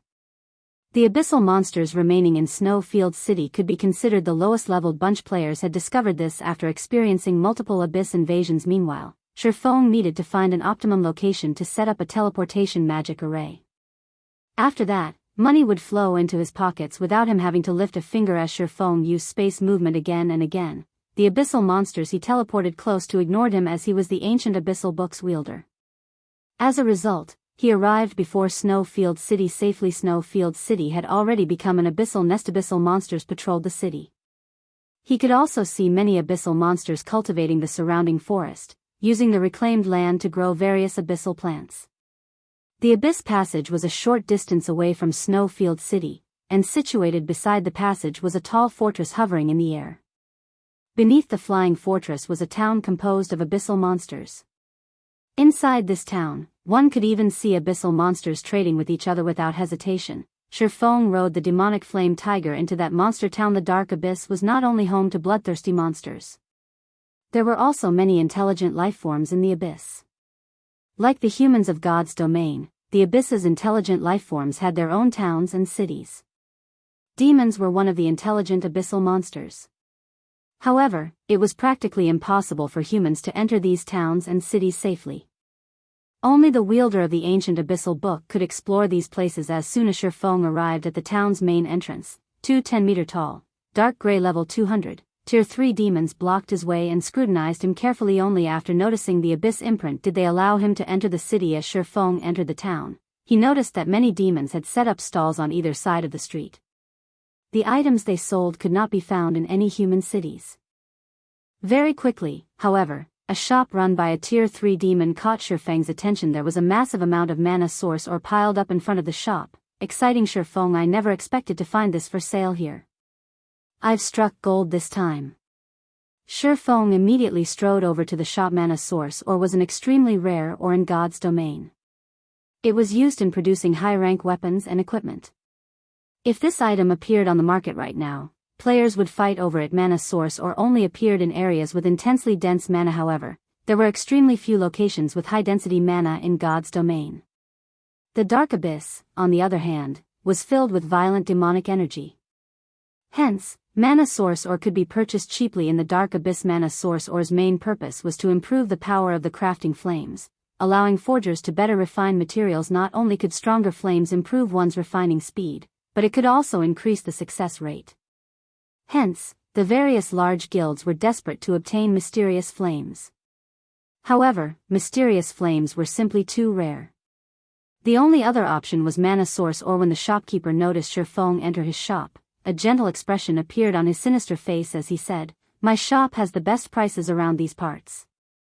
May I know if anything has caught your interest? How much are you selling the mana source ore for?" Feng casually inquired. The basic mana source ore costs 3 silver per ingot, while the intermediate ore is 10 silver per ingot. The shopkeeper smiled as he glanced at the pile of mana source ore outside of his shop. "Oh?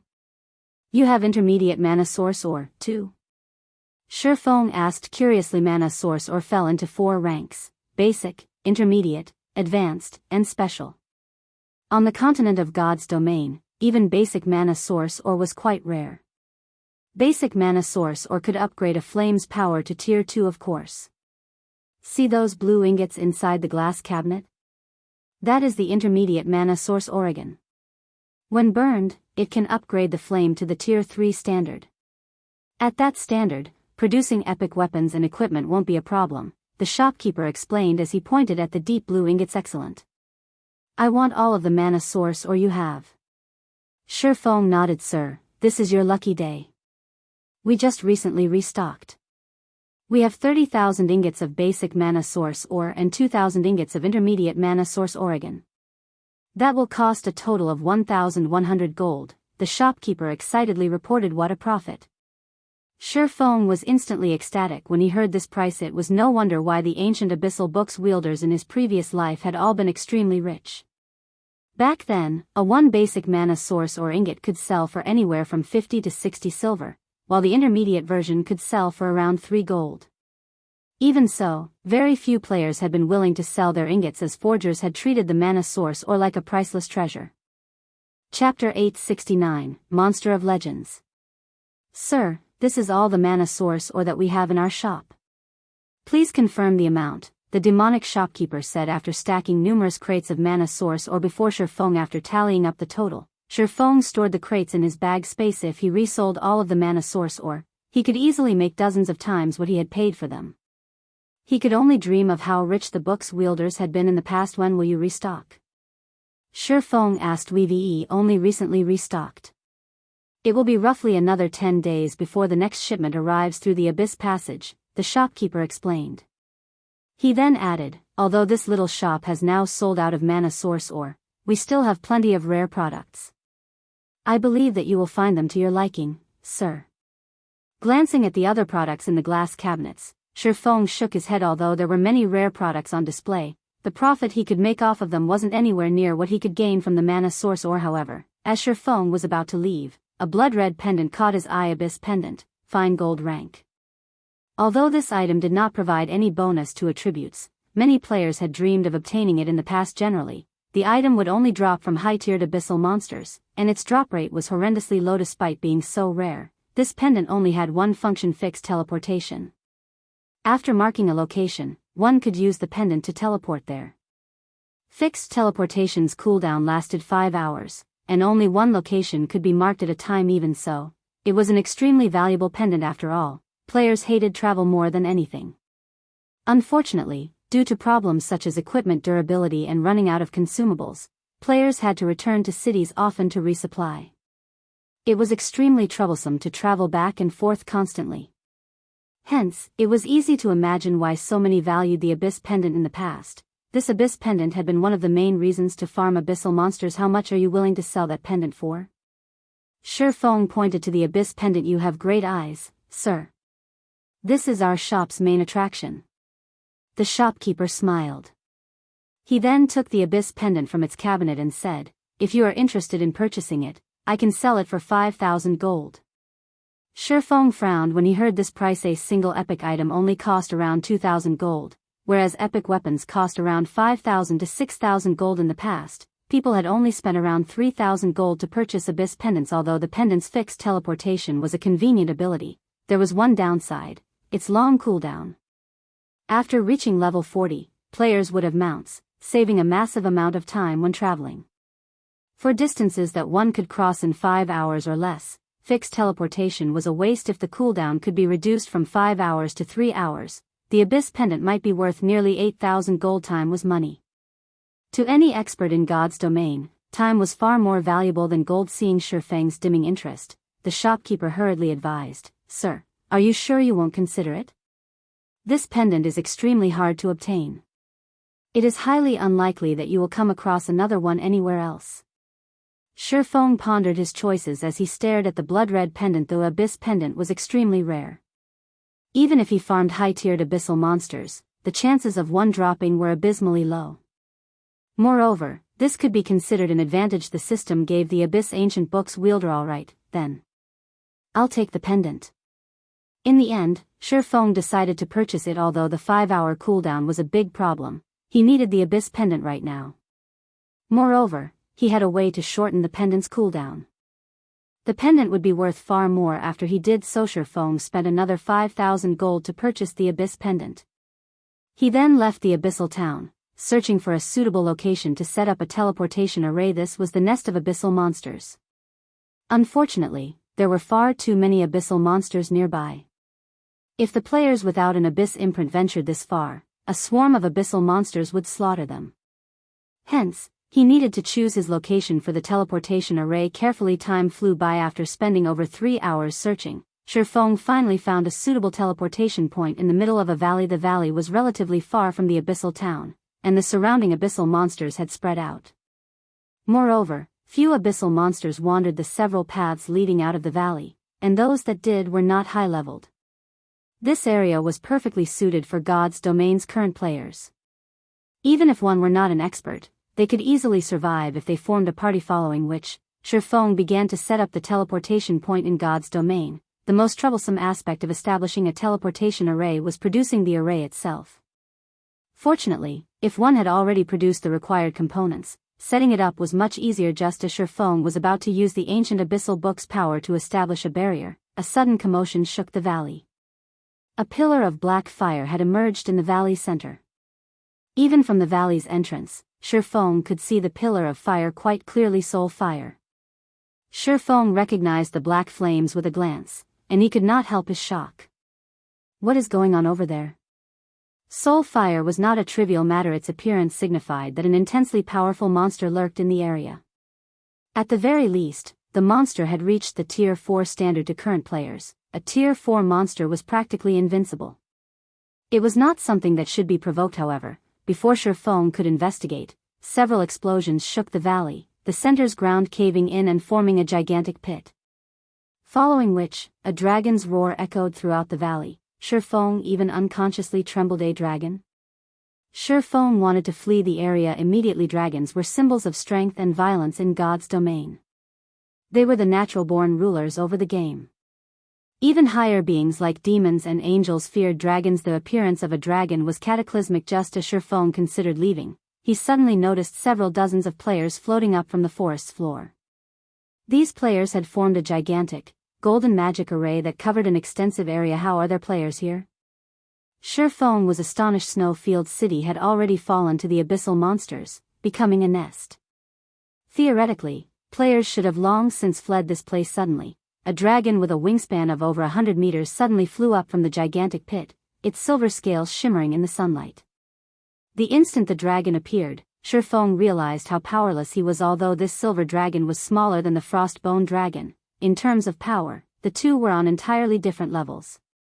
The pressure the silver dragon radiated was many times stronger than Feng's abyssal blade when he used a skill. If not for the distance between Feng and the dragon, he would even struggle to stay standing. However, just as the silver dragon was about to escape the golden magic array, the magic array launched countless, golden chains, binding the dragon's limbs and wings. Chapter 870, Legendary Figure. When the silver dragon landed, the sky darkened as a gray mist enveloped the area. Feng had still considered leaving this place. However, after seeing the gray mist envelope valley, a bitter smile appeared on his face. Just who are these people? Curiosity bloomed within Feng as he looked at the flashing, golden magic array in the distance. Regardless of the other players in the valley or why they were here, Feng was shocked to see the gray mist. This was the Tier 5 curse, Dark Sanctuary. When activated, the spell would trap a fixed space within a barrier. Unless one destroyed the barrier or the caster removed the spell, no one could enter or leave the barrier. Moreover, under this Dark Sanctuary, players could not contact the outside world. Even teleportation tools and skills were useless. Gritting his teeth, Feng dashed towards the dragon. The valley was not large, thus, the dragon was not far. With Feng's speed, after running for a dozen minutes or so, he reached an area of dense forest near a lake. The silvery gray dragon, bound in golden chains, stood proudly in the center of the lake, releasing one roar after another. The lake was roughly 400 meters across. With the dragon standing in the lake, it seemed like a small pond. Every time the dragon slashed its claws, it created massive waves that washed over the surrounding forest. Silver dragon, Tier 5. Level 220. HP. / The frostbone dragon Feng had faced in the Abyss battlefield paled in comparison to this silver dragon. With a single swing of its claws, the silver dragon could easily exterminate the frostbone dragon. This was because the frostbone dragon was not actually a member of the dragon race. Rather, it was an undead creature that had taken on the appearance of a dragon. It did not possess the power of the real thing. Feng also noticed dozens of players standing around the lake, continuously bombarding the silver dragon with various attacks. These players' levels were quite impressive, with the lowest among them being level 38 and the highest reaching level 39.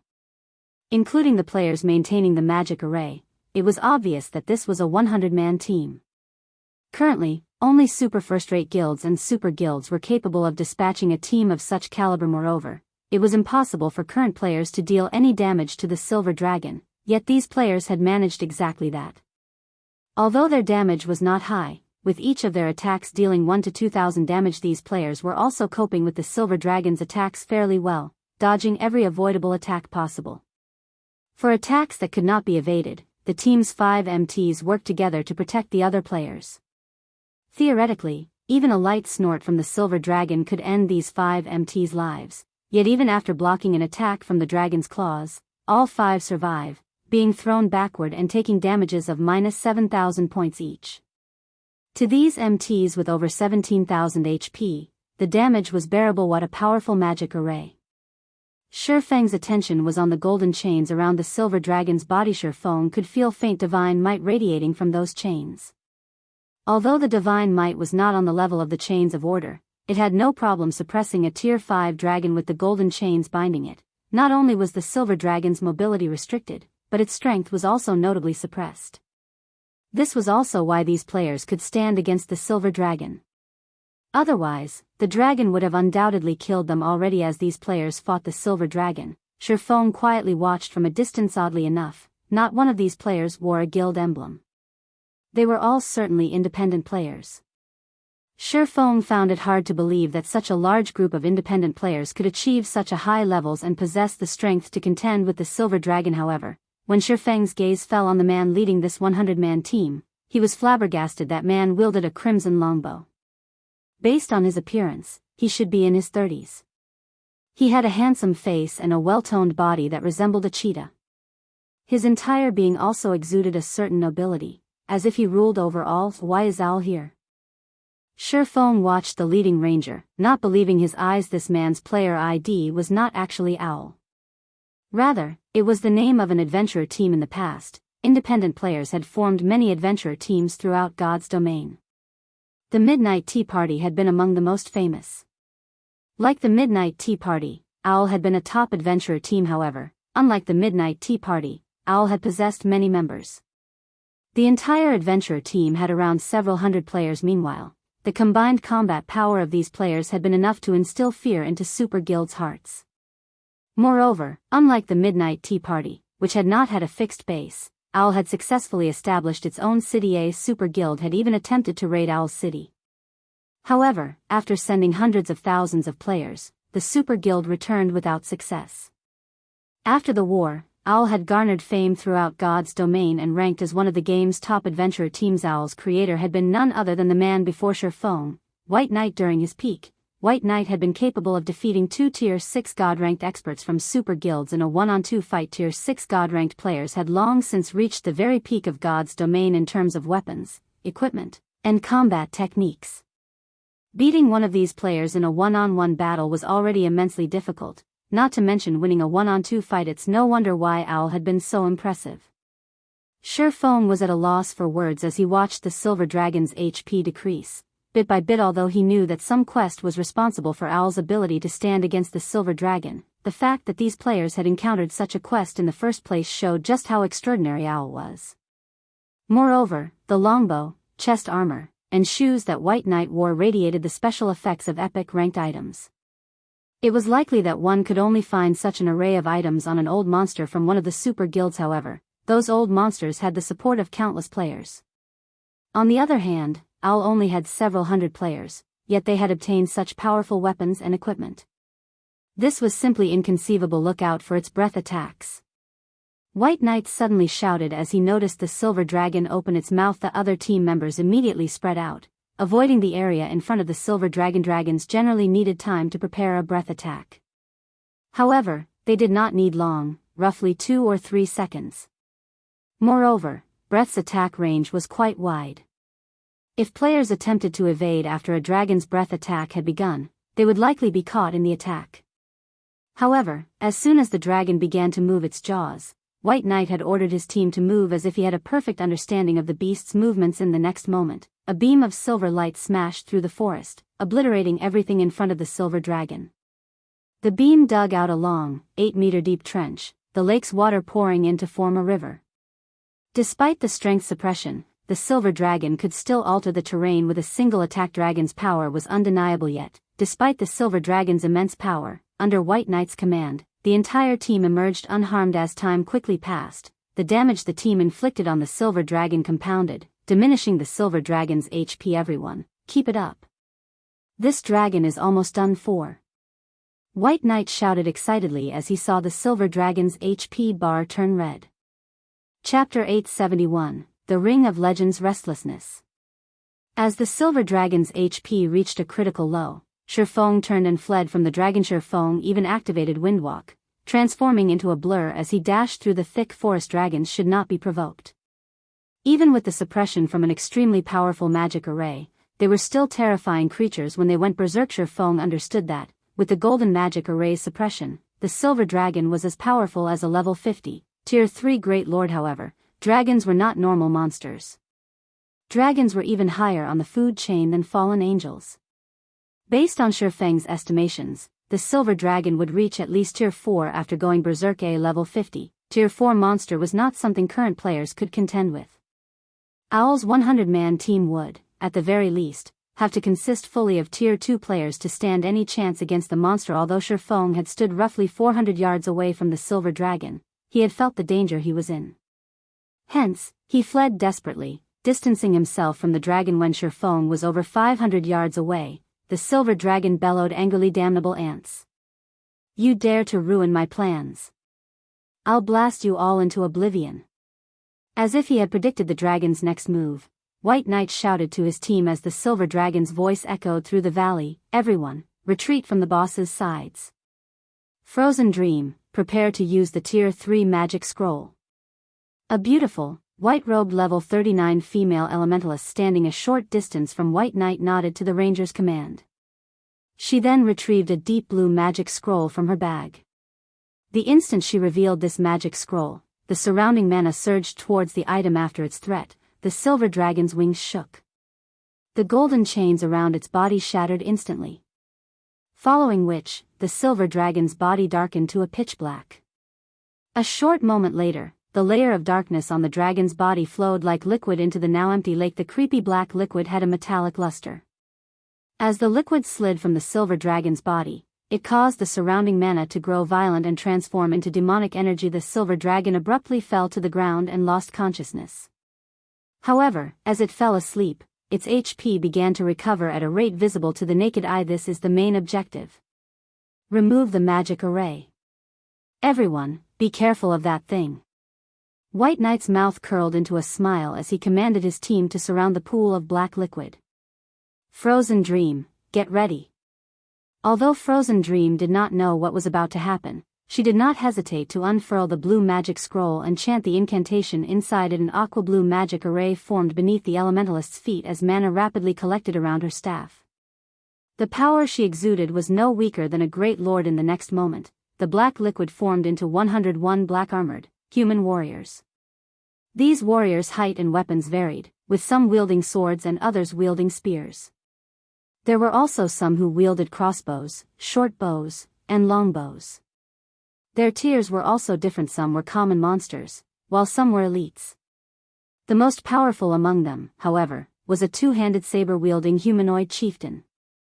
These monsters were unanimously level 50 inches addition. The human warriors shared one special characteristic: their system interfaces listed them as mutants. When Feng saw this, he couldn't believe his eyes. Mutants were enemies of all life. Moreover, they were not bound by the system's restrictions in terms of level or region. They could grow independently and roam through God's domain as they wished. Although these warriors' tiers were not particularly high, a single common mutant could rival a lord-ranked monster of the same level, while an elite mutant was as strong as a high lord. A chieftain mutant's strength approached that of a grand lord. However, this was only the tip of the iceberg. As time passed and these mutants devoured and killed more monsters and players, their strengths would rapidly increase. In Feng's previous life, a single level 80 common monster that had become a mutant had been enough to torment an entire country. Meanwhile, a total of 101 mutants had just appeared. If they were allowed to live and grow, these mutants would annihilate every player in every country neighboring the Twin Towers Kingdom before the abyssal monsters got anywhere near them. Suddenly, White Knight shouted, "Now!" Almost immediately, the Frozen Dream waved her staff and pointed it at the recently formed humanoid mutants as she activated her Tier 3 magic scroll Extreme Frost Field. Suddenly, everything within 150 yards of Frozen Dram transformed into a frozen wasteland. All 101 humanoid mutants froze as well. When activated, the Extreme Frost Field would instantly freeze all enemies within 150 yards for 10 seconds. In addition, all enemies in the area would suffer the Deep Cold debuff, which decreased their movement speed and attack speed by 50% and increased the frost damage they received by 100%. Extreme Frost Field was a large-scale control spell, and in terms of magic scrolls, it was only inferior to summoning spells and large-scale destruction spells without a sustainable control removal skill. Both players' and monsters' combat power would be limited under the effects of this spell. Excellent. Charge. White Knight stretched his bow into a full moon as he smiled at the frozen mutants. Show. Instantly, 5 arrows carrying the power of Frost 5 common mutants vital points, 715-697-1 for 24-708-1 for 17 when the 5 damages appeared, everyone gasped. My god. Are those really common monsters? Their defense is higher than a level 50 Great Lords. Every team member was shocked. Even White Knight frowned when he saw the minimal damage, his expression turning grim as if he had not expected this development. Everyone knew how powerful White Knight's equipment was. He had a total of 3 epic items, one of which was his weapon. In addition, his epic ranked chest armor could reduce the level requirement of all items by 5 levels. Hence, aside from his epic items, White Knight's equipment was all level 40 dark gold equipment. Yet, even with such a high-end weapon and equipment, his frost arrows had only dealt around -700 damage. This was even after the deep cold debuff had increased the frost damage the mutants received by 100%. Meanwhile, the common mutants had 1,500,000 HP each, while the elite mutants had 4,800,000 HPAs. For the largest humanoid mutant, it had 15 million HP. Even if these mutants stood there and did nothing, it would take a long time for their team to kill all 101 of these mutants. Don't panic. We knew that this quest wouldn't be an easy one. Kite the elites and chieftain first. We'll deal with these monsters one by one. Try to conserve as much of your stamina as possible. White Knight commanded after he readjusted his mood. He knew exactly what they needed to do right now. Meanwhile, Feng, who stood far from Owl's 100-man team, stared at the unconscious silver dragon. Strangely, the fragmented legendary ring on his finger was reacting to the silver dragon. Chapter 872, Repairing the Heavenly Dragon's Breath. Under White Knight's encouragement, his team overcame their worries and started moving to separate the mutants from each other. However, just as a shield warrior was about to still frozen common mutants aggro, the frozen effect, which should have lasted 10 seconds, disappeared. As if it had been planned, 6 common mutants quickly and seamlessly surrounded the level 38 shield warrior, flanking him from all sides. They then launched extremely precise, vicious attacks. Although the shield warrior tried to dodge, the mutant's attack speed was frighteningly high. It took the shield warrior all he had to dodge 2 mutants, much less 6. Mention 6. Even after using his shield to defend himself, 2 mutants broke past his shield and struck the shield warrior. Lost nearly 10,000 HP from both attacks. Over half of his HP had vanished in an instant as the shield warrior considered retreating, for mutants charged forward and grabbed at him, restraining him. He could not even execute a skill to shake the mutants off. As for the remaining 2 common mutants, they laughed sinisterly as they thrust their weapons into the shield warrior, again and again, causing the shield warrior to scream with agony as if they were performing for the players. The mutants took their time in killing the shield warrior. Although the other Owl members tried to save the shield warrior, the other mutants had coordinated to keep them at bay.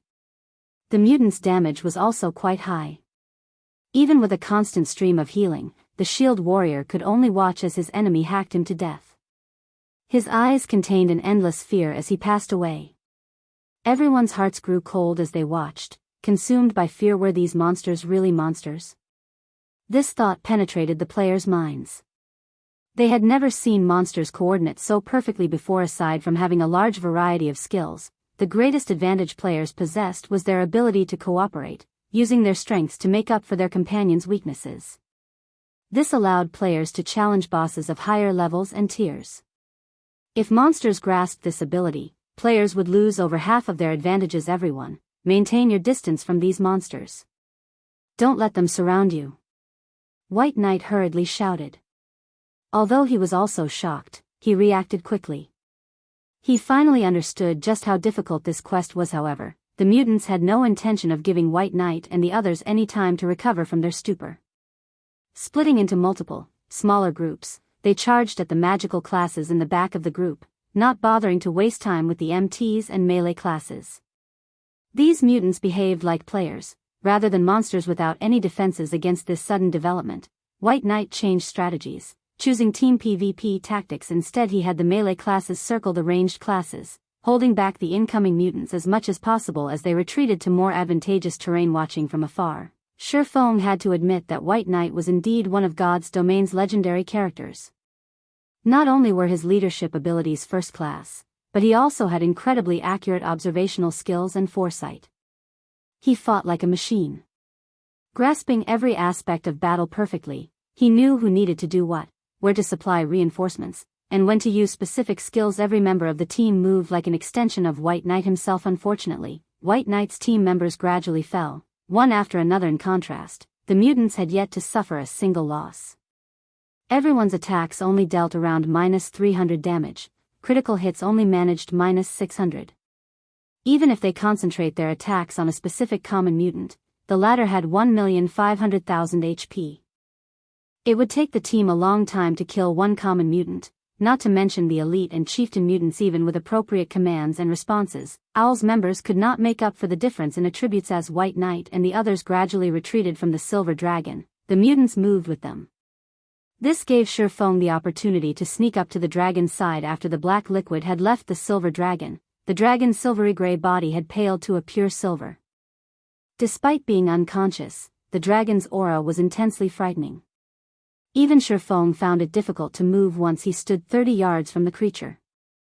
If an ordinary player stood in Feng's shoes, they'd likely be paralyzed. However, the closer Feng came to the silver dragon, the greater the heavenly dragon's breath reacted. Does it want me to collect the dragon's heart? Feng felt a headache brew as he raised his head to look at the massive silver dragon. The dragon before him loomed like a mountain. The two swords in his hands were no more than toothpicks before it. Moreover, although the silver dragon was unconscious, the magic array no longer suppressed it. It had recovered to its original state, a level 220, tier 5 monster. Even if Feng were allowed to hack and slash at the dragon unhindered, he would not be able to inflict any damage. However, Feng decided to try. Unsheathing Killing Ray, he stabbed the sacred sword towards one of the silver dragon's scales. Dang! Sparks flew when his sword collided with the silver scale. The unconscious silver dragon did not even receive a mandatory -1 damage from Feng's attack. Moreover, the silver dragon's HP bar still increased, little by little. Sure enough, damaging a dragon with my strength is nothing more than a dream. Feng laughed bitterly. Although he understood that White Knight and the others had only wounded the silver dragon due to the magic array they had received from their quest, Feng only truly understood how impossible it would be to slay this beast after trying it for himself. Unable to harm the silver dragon, Feng had no choice but to follow where his ring led. He refused to give up on the chance of repairing the heavenly dragon's breath. The heavenly dragon's breath had initially been a true legendary item. If he wanted to restore the fragmented legendary ring, he needed 3 magic stars and a dragon's heart.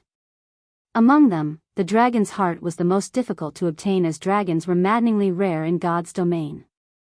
Moreover, they were incomparably powerful. With such a God-sent opportunity before him, Feng really would not give up easily. The heavenly dragon's breath had not reacted to the conscious silver dragon in the least. However, as soon as the silver dragon fainted, the ring reacted. Moreover, the closer he was to the silver dragon, the greater the ring's reaction was. Even after standing beside the dragon, the rings grew more intense, throbbing on his finger like a pulsating heart. This indicated that there should be some method to repair the heavenly dragon's breath. Otherwise, the ring would have remained quiet. When Feng arrived before the silver dragon's heart, the ring's reaction reached its peak. Could it be here?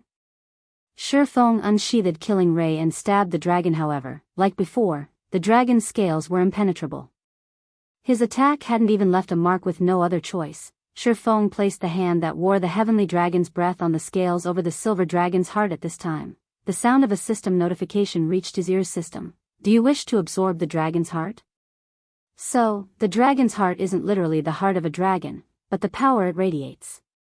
Feng was instantly ecstatic. Immediately, he chose to absorb the dragon's heart, afraid that he would lose this chance if he waited any longer. Chapter 873, Ring of Legends Awakens. The instant Feng clicked, absorb, the heavenly dragon's breath on his finger trembled faintly.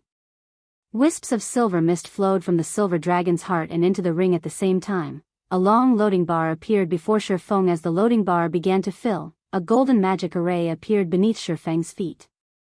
Numerous small, purple magic arrays also began to appear beside his hand, becoming more intricate as the loading bar filled. Line after line of divine runes automatically appeared and melded with these magic arrays, continuously perfecting them. If another player saw Feng's eyes, they would also discover a silver magic array in each, the array's complexity surpassing even that of a threefold magic array. Feng's elation grew when he saw the restoration work for the heavenly dragon's breath begin. Fragmented legendary items were exceedingly rare throughout God's domain. Each item could easily incite an all-out war between large guilds.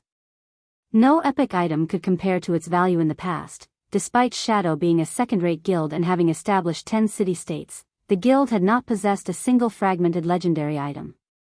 If Feng had owned a fragmented legendary item back then, the item would have helped him become a Tier 4 Sword Emperor, even if his body were weak previously. In the Dark Arena, the Heavenly Dragon's breath had played a massive role in his victory against Sirius from the Battle Wolves.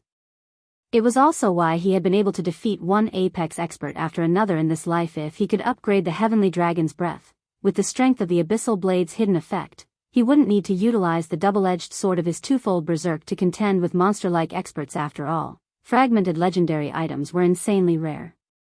Even now, he had not heard of anyone, aside from himself and Fire Dance with her 1,000 transformations, owning one. At most, he had seen others wielding epic weapons and equipment. After quite some, the loading bar finally reached 1%. This pulled a frown from Feng. The ring's restoration required too much time. Meanwhile, the Silver Dragon's HP was still recovering. When the Silver Dragon's HP was full once again, it would definitely wake. At that time, he would lose his opportunity to absorb the Dragon's Heart's power. Hurry. Please. Feng panicked as he watched the Silver Dragon's HP reach 30%, whereas his absorption progress had only climbed to 4%. Moreover, Feng still had to worry about those mutants. Currently, he couldn't move. Although White Knight's team was impressively strong, against so many mutants, it was only a matter of time before they fell. If he had not finished repairing the Heavenly Dragon's breath by then, and those mutants returned, all his effort would be for nothing. Please, you guys have to hold on for a little longer. Feng prayed as he watched the loading bar reach 5%. Time flowed quickly when the Silver Dragon's HP recovered to 50%. Feng's restoration progress had only reached 32%. Although his restoration speed was slightly faster than the dragon's recovery speed, the latter's HP was nearly full. Meanwhile, White Knight's team also faced an intense situation. From the start of the battle to now, White Knight's team of 100 had fallen to around 70 players. In contrast, only 3 common mutants had died so far. If a team of ordinary, even elite, players stood against these mutants, the monsters would have long since annihilated them without losing a single mutant. The fact that Owl had persisted until now and had performed so stunningly proved that there had been a reason for their legendary reputations in the past. Don't hold back. Use all of the magic scrolls we have. White Knight ordered when the team reached the top of a steep hill in God's domain. The terrain was an important factor in determining the outcome of a battle. White Knight's main goal behind the retreat was to move to favorable terrain in a battle between players. Steep highlands were easily defensible. Now that the team was on higher ground, they only needed to repel the incoming enemies. They could prevent the mutants from surrounding them. Under White Knight's command, everyone on the team gnashed their teeth as they took out their precious magic scrolls and tools. If they couldn't stop the incoming mutants in time, they would use every magic scroll they had to force these monsters back. Like this, they fought off one wave after another. After a short period, 2 more common mutants died. However, these mutants were not easy foes either. Realizing that the battle was at a standstill, the dozen or so elite mutants began to work together to block White Knight and his melee companions' attacks, creating opportunities for the common mutants to break through Owl's defensive line. Boss, I'm nearly out of mana. If this goes on, they will exhaust us to death, even if they can't kill us directly, a level 38 male cleric anxiously reported as he glanced at his remaining mana. This battle was far more taxing than any boss battle they had fought so far. In the past, he had only needed to focus on healing the lead MT. Now, however, he also had to heal the rest of the team, which significantly increased his mana consumption. Moreover, they had already exhausted themselves during the battle against the Silver Dragon healers. Control your mana usage. If your mana is running out, drink a potion. Melees, focus on pinning the monsters down, don't fight. Try to reduce the burden on the healers as much as possible. If your HP is low, drink a potion, White Knight commanded. He also knew how dire their situation was. He had not expected that these mutants to be so strong and possess such high intelligence. If they continued fighting as they were, their only outcome would be a team wipe. As the seconds and minutes passed, White Knight's team lost members. Elsewhere, Feng's anxiety grew with each passing second. The Silver Dragon's HP had already reached 97%, while the Heavenly Dragon's breath's restoration had only reached 93%. It was likely that the dragon would wake before the ring's restoration completed. Faster. Faster. Just a little more. Feng inwardly yelled.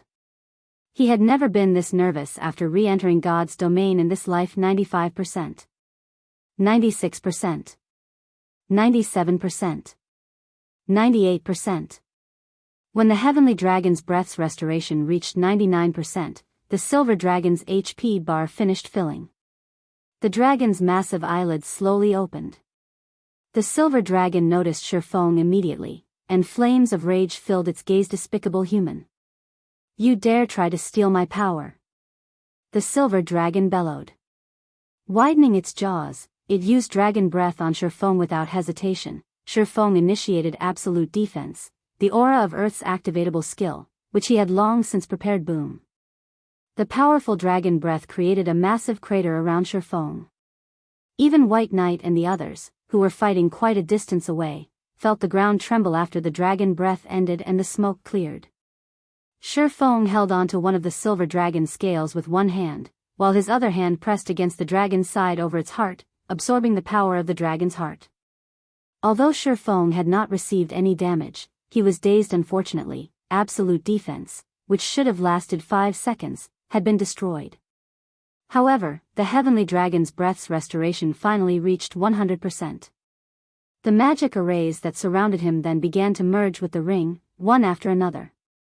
As if the ring had awoken from its slumber, it radiated an astounding aura. The ring no longer felt like an inanimate object. Chapter 874, Dragon's Domination. Although the Heavenly Dragon's breath had been restored, the Silver Dragon was thoroughly enraged. A single roar shook the valley. Feng had even been thrown over 30 yards, a damage of over -1,000 points appearing above his head. Sure enough, dragons shouldn't be provoked. As Feng climbed up from the ground, he stared at the towering Silver Dragon in shock. This was the Silver Dragon's true power. Its roar alone had caused so much damage, even throwing several million players, that it would be suicide. However, Feng did not know that, if not for the Heavenly Dragon's breath absorbing a large portion of the Silver Dragon's power, the dragon's roar would have been more than enough to claim his life. The Silver Dragon's roar also alarmed the distant mutants and White Knight's team. Big Brother White, the dragons awake. What should we do? The Elementalist, Frozen Dream, asked worriedly, frowning. They were already badly battered from their fight against the mutants, and winning against these monsters was still a huge problem. If the Silver Dragon joined the fray, it would be their doom. She understood powerful the Silver Dragon was. Now that they didn't have a magic array to suppress it, even its sneeze could end their lives. They could deal with suffering a single death. However, the quest White Knight had accepted was extraordinary. If they failed the quest, the consequences would be unimaginable. We're still too close to the Silver Dragon. Let's continue to retreat. I remember a cave being nearby. Let's head there, White Knight commanded. After considering the situation, the Silver Dragon's strength spoke volumes for itself. However, as long as it did not discover them, it wouldn't be a threat. These mutants were still their main problem. Killing one was exceedingly difficult. If not for the advantageous terrain and the large number of magic scrolls and tools they possessed, they would have been dead already. Boss, look. There's someone in the sky. A ranger with sharp eyesight suddenly announced as he looked towards the distant clouds. White Knight was confused. He unconsciously turned to look where the ranger pointed. They were currently within an abyssal monster nest. They had only arrived here safely due to the teleportation magic array the quest had provided. It was hard to imagine someone else being here. After a close look, White Knight discovered someone flying across the sky. However, roughly 2 seconds later, White Knight's expression darkened. His team members' expressions were similarly grim. They noticed the Silver Dragon following the player closely. Based on the dragon's appearance, it seemed furious. Moreover, now that the silver dragon was free of the magic array's suppression, it looked far stronger than before. The silver dragon they had previously faced felt like an adorable kitten compared to the prehistoric beast that flew through the sky. Crap. Just who is that? As these players watched the figure fight while fleeing the silver dragon, they were stunned. They even wondered if that figure was an NPC, rather than a player. However, the green diamond marker above the figure's head confirmed that it was a player. Even if they wanted to deny the truth, they had to face the facts before them. In the sky, Feng had activated Power of Darkness, increasing his attributes by 60% for 10 minutes. In addition, he had activated Wind Rider.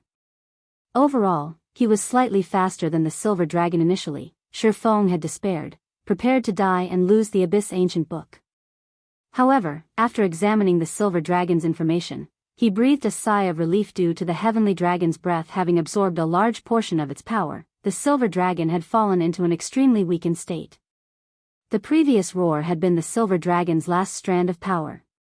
Now, both its level and tier had fallen significantly. Silver dragon, tier 4. Level 55. Extremely weakened. Although Feng was definitely no match for a level 55, tier 4 boss, with the power of darkness coursing through him and the partially restored heavenly dragon's breath, his attributes had far surpassed that of a tier 2 class of the same level. He also had a skill like Wind Rider to boost his speed. Escape was entirely possible. Heavenly dragon's breath, ring, fragmented legendary rank. Equipment requirement, strength 400, agility 400, intelligence 200. When equipped, all attributes plus 50, level 40. Strength plus 50%, agility plus 50%, intelligence plus 35%, endurance plus 50%. Movement speed plus 35%. Attack speed plus 30%. Ignore levels plus 15.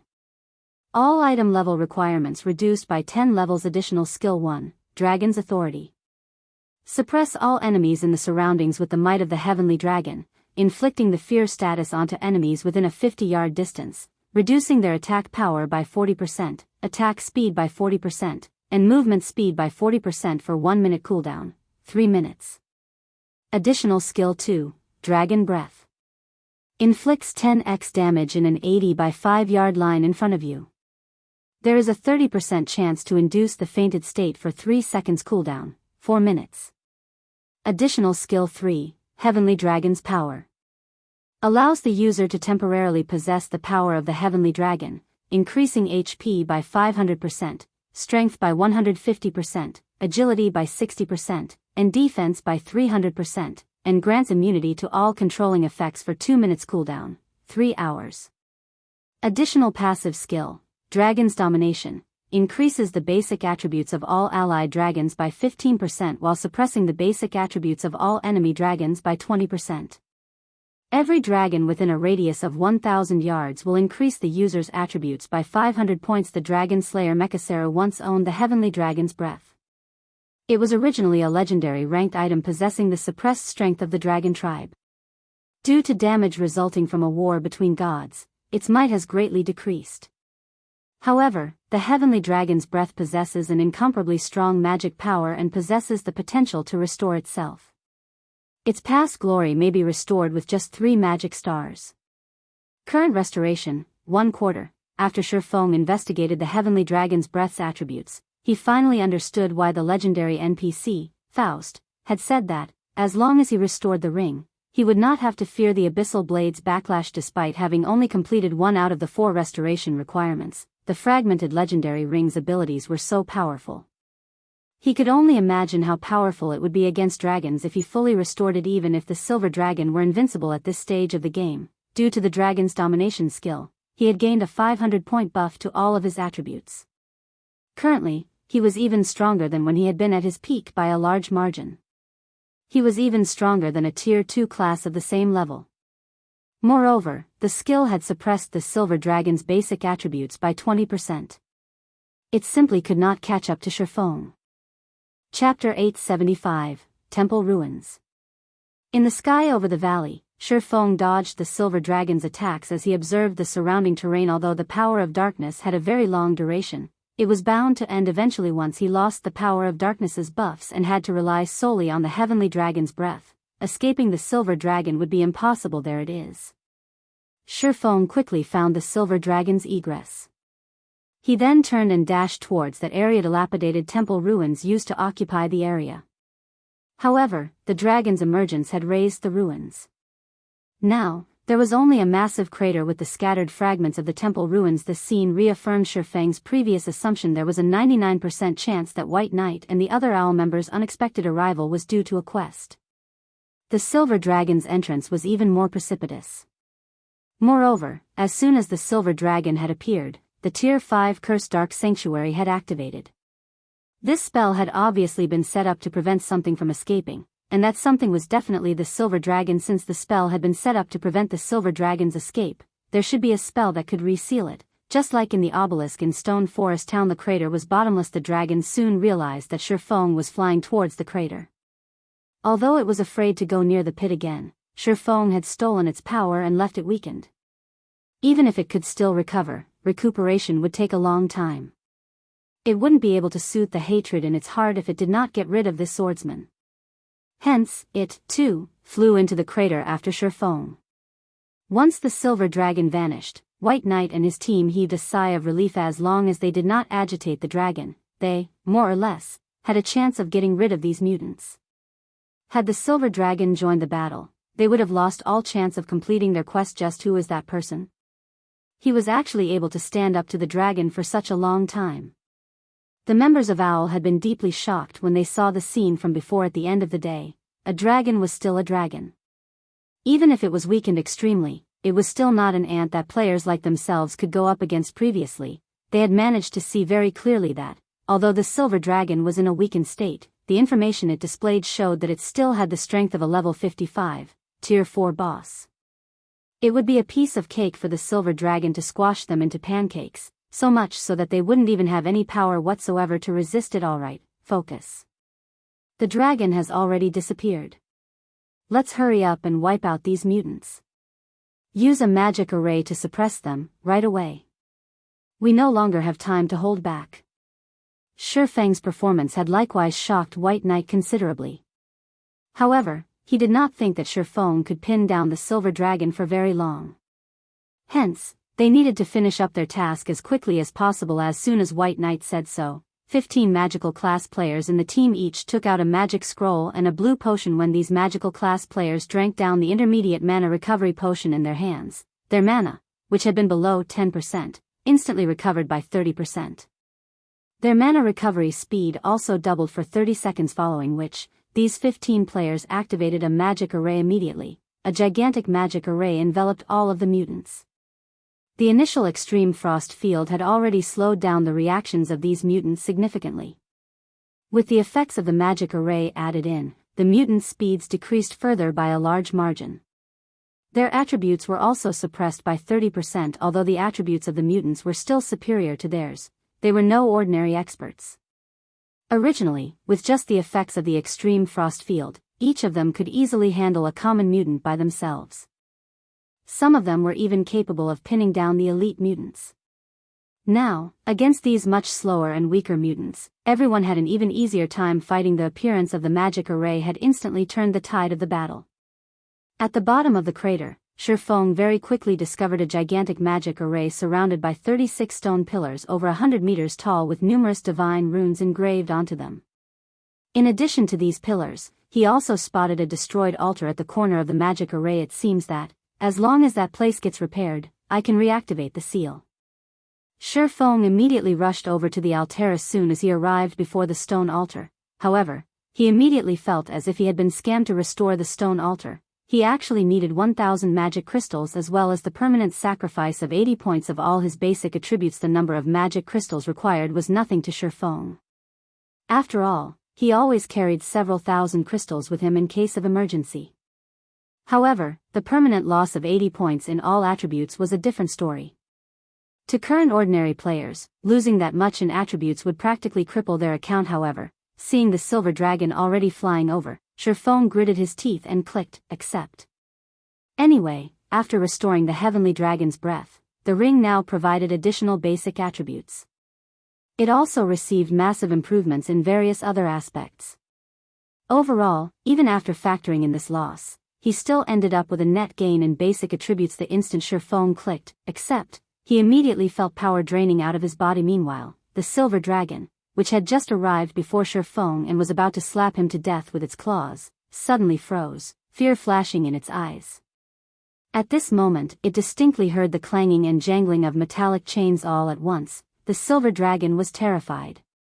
It no longer cared about Feng as it instantly tried to distance itself from this place that had once trapped it. You want to escape? At this moment, a cold smile appeared on Feng's face. If he were to let the silver dragon escape now, he would have sacrificed his attributes for nothing. Abyssal bind. Suddenly, over a dozen pitch-black chains emerged from the ground, directly binding the silver dragon. Although abyssal bind had little effect on a monster of the silver dragon's caliber, it still managed to delay the dragon by half a second to most. This half a second might not seem like much to the silver dragon, however, this half a second was sufficient to send it falling from heaven straight into hell. The silver dragon broke free of the pitch-black chains, but before it could escape the crater, numerous golden chains shot out from the magic array and bound it. No matter how hard the silver dragon struggled, it was slowly, bit by bit, dragged back down to the bottom of the crater. At this moment, the silver dragon's heart overflowed with despair. It had gone through such lengths to escape its bindings and regained its freedom, yet, just for the sake of getting some petty revenge on a puny little human, it now suffered the binding of these damnable chains once more. Human, you are very amazing. You managed not only to plunder my strength but also to survive against me for so long, and even to reseal me now. I acknowledge you to be an existence equal to myself. At this moment, the silver dragon stopped struggling. Instead, it quietly observed Feng as it asked, "Are you willing to make a trade with me? You should know that dragons won't easily make trades with weak existences like humans. Moreover, dragons always keep their word. As long as a dragon promises to do something, they will definitely see it through." Trade? Feng was surprised in spite of himself when he heard this. At the same time, the sound of several system notifications also entered his ears. Chapter 876, Breathtaking. Feng. The silver dragon's words already posed some temptation for Feng in the first place. After hearing the contents of the system notification, he was further stunned. System, congratulations. You have obtained the recognition of the dragon race system. Congratulations. You have learned the language of dragon system. Hidden quest, life redemption, triggered. Do you wish to accept this quest? So there's such a benefit for resealing the silver dragon as well. After taking a look at the system notification window, Feng shifted his gaze back to the silver dragon. Dragons weren't just incomparably powerful. They also loved collecting treasure. If he could complete this quest relating to the dragon race, the potential rewards would definitely be much more bountiful than those from quests given by human NPCs originally. White Knight and the others were the ones who should have received this quest. Now, however, Feng had accidentally stolen this opportunity from them. Sure, but what will I get in return? Feng asked, smiling as he looked at the fallen silver dragon. In any case, he was not in a rush to go anywhere. Hearing the dragon out wouldn't hurt. I know that you humans are always in pursuit of power. I know of a certain location. At that place, there is a secret technique tablet that powerhouses among you humans are always dreaming of obtaining. If you can release me and help me vanquish those mutants, I can send you to that place, the silver dragon said slowly. Secret technique tablet? Feng was shocked despite himself. He truly never imagined that this hidden quest he triggered would actually offer such a bountiful reward. If he could obtain an additional secret technique tablet, he would be able to nurture even more guild experts. All right, I agree to your offer, Feng answered without hesitation. System, hidden quest, life redemption, accepted quest content. Help the silver dragon kill the mutants. Such good opportunities did not come easily currently. Feng was still utterly helpless about the golden tablet quest. That mysterious youth was simply too powerful. Feng simply had no chance to complete the quest at his current level. Dealing with the mutants, on the other hand, was much less demanding. These mutants had appeared just recently. They had not undergone any growth as yet and were currently at their weakest. Hence, it would be significantly easier to kill them. If he were to give the mutants 10 days or half a month, even he would be helpless to do anything about them, following which, Feng destroyed the stone altar once more and liberated the silver dragon. Though I cannot get too close to those mutants, I can support you from the sidelines. Looking at the chains binding its body disappearing, the silver dragon extended one of its massive claws to Feng and said, "Hop on. I will bring you over to the battlefield." Given free rein, those mutants will only grow stronger as time passes. We need to exterminate them as quickly as possible. Without hesitation, Feng hopped directly onto the silver dragon's claw. Indeed, just as the silver dragon had said, even if those mutants did not devour or kill any monsters or players, they would still grow stronger with the passage of time. Without any intervention, they would become a disaster in God's domain in a few days. In his previous life, a mutant that had been left unchecked in Star Moon Kingdom had wreaked devastation on the kingdom. By the time players realized the severity of the situation, that mutant had already grown into a difficult foe to defeat. Even with more than 100,000 players, suddenly, the silver dragon spread its wings and flapped them. It then flew straight out of the crater and shot into the sky. "Boss, something's not right with these mutants," a level 38 male swordsman suddenly said. "I keep feeling that they're becoming stronger and stronger." "Yeah, I get the same feeling. Although there aren't any changes to their maximum HPs, my attacks are actually doing less and less damage to them." "Me too. Moreover, their movements and reactions are gradually improving." At first, everyone had thought this was just their own misconception. However, after one person mentioned it, everyone else similarly felt that something was amiss.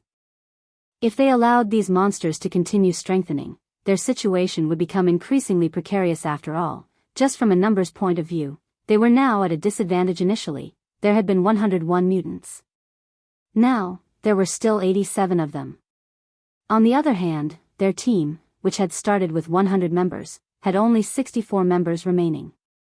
Most tragically, even until now, they had yet to defeat a single elite mutant. Moreover, they had also used up nearly all the magic scrolls and tools they had brought with them. This was the first time they had encountered such a difficult quest where they could not see any hope of victory whatsoever. White Knight, who had been kiting the chieftain mutant all this time, frowned deeply as well. In truth, he, too, had long since noticed that these mutants were becoming increasingly stronger, especially the chieftain mutant he was kiting. Whether it was in terms of reaction speed, defense, or attack power, these monsters were receiving gradual minor improvements. However, he was also helpless about the situation. He had already made plenty of preparations for the quest this time. He had never thought that they would still end up failing. Just as everyone was falling into the pits of despair, a massive figure appeared in the sky once more, the roar it released making everyone from Owl tremble. "It's over. We're truly finished this time." All their hearts sank into utter despair when they saw the silver dragon flying towards them. A tier 4 silver dragon was far more powerful than these mutants they were struggling against. They already possessed no chance of victory against these mutants. Now that a silver dragon was joining the fray, they did not even have the heart to try to resist. "Hey, look at the silver dragon's claw. There seems to be a person standing there." Frozen Dream exclaimed as she stared at the distant silver dragon, her beautiful eyes widening in disbelief. The silver dragon was beyond terrifying. It was truly hard to imagine there would be someone capable of standing on the dragon's claw. Hearing Frozen Dream's words, everyone promptly focused their gazes on the dragon's claws. "I assent that the player from before. I'm not dreaming, right? The silver dragon that was trying to kill him before has actually fallen under his control? Is he even human?" Everyone was thunderstruck when they saw Feng standing on the silver dragon's claw. Once upon a time, they had been prideful over the fact that they were in possession of either a bronze or mysterious iron mount even before reaching level 40. After looking at Feng, however, they were just a bit short of dying from embarrassment as the silver dragon rapidly approached them. Its powerful aura left everyone breathless, despite several hundred yards still separating them. Shortly after, Feng jumped down from the silver dragon's claw and landed before everyone. None of the members of Owl could find it in themselves to speak to Feng. They only observed him quietly with eyes full of fear. Just the thought of the silver dragon hovering above Feng made them shudder. A single snort from the silver dragon would be more than enough to wipe them out completely. One could say that their fates were currently in Feng's hands. "Fellow friend, how may I help you?" At this moment, even White Knight had an incomparably tense expression as he looked at Feng. Setting aside the silver dragon hovering above Feng, Just the swordsman himself gave White Knight a feeling of an unreachable existence.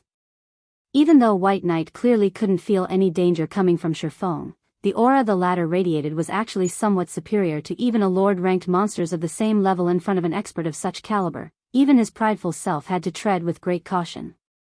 Chapter 877, Brutal Massacre. Feng sent a glance at White Knight and the others, who were currently still locked in combat from the current state of their battle. They were performing much better than he initially expected at this moment. Feng had to admit that Owl was indeed an adventurer team on par with the Midnight Tea Party. There was quite a number of capable experts among them. If Zero Wing's main force were the ones fighting here today, they would have long since fallen to these mutants. In particular, White Knight, who was pinning down the chieftain mutant, had already achieved perfection in terms of skill utilization. Feng estimated that every one of White Knight's skills had a completion rate of at least 90%. Despite fighting in such a cramped and dangerous environment, White Knight still managed to achieve such results. Moreover, his control and utilization of his surrounding environment were similarly at a breathtaking level. Feng did not think that even he himself could perform any better than White Knight in this aspect. In addition, White Knight's predictions of the chieftain mutant's movements were extremely accurate. Although the level 50 chieftain mutant was not as strong as a level 50 Grand Lord, it was not that far off either. Even with the effects of the extreme frost field and suppression barrier, a player at White Knight's level would still face extreme difficulty evading the chieftain's attacks, not to mention doing so in such a cramped environment and without exposing any of his allies to the chieftain's attacks. If White Knight could not predict the chieftain mutant's movements 1 or 2 seconds ahead, it would be utterly impossible for him to guide the chieftain's attacks accurately. Unfortunately, although White Knight and the other members of Owl were amazing, it was obvious that the mutants had the advantage in this battle. As more time passed, the combat power of the mutants would increase as well. It was only a matter of time before White Knight and the others were wiped out. Don't misunderstand. I'm not here to look for trouble, Feng said as he took another glance at the overall situation of the battle. Seeing the anxious and slightly hostile expressions White Knight and the others were wearing, he could not help but laugh as he said, "Moreover, even if I came to look for trouble, I could simply just stand to one side and watch. In any case, these monsters will kill you guys eventually." When everyone heard Feng's words, they wanted to rebuke him. In the end, however, their words got stuck in their throats. This reaction wasn't just due to the strength Feng had displayed. It was also because Feng's words were not wrong. "May I know if fellow friend would be willing to help us out? After the battle, you can have all the loot of these monsters. We won't take anything." White Knight took the initiative to ask after giving the situation some thought. "Big Brother White, these monsters are so powerful. The loot they drop will definitely be very amazing. Moreover, we've only managed to reach this point after sacrificing so much. Yet, now, we're giving all the benefits to someone else." Frozen Dream immediately panicked upon hearing White Knight's proposal to Feng.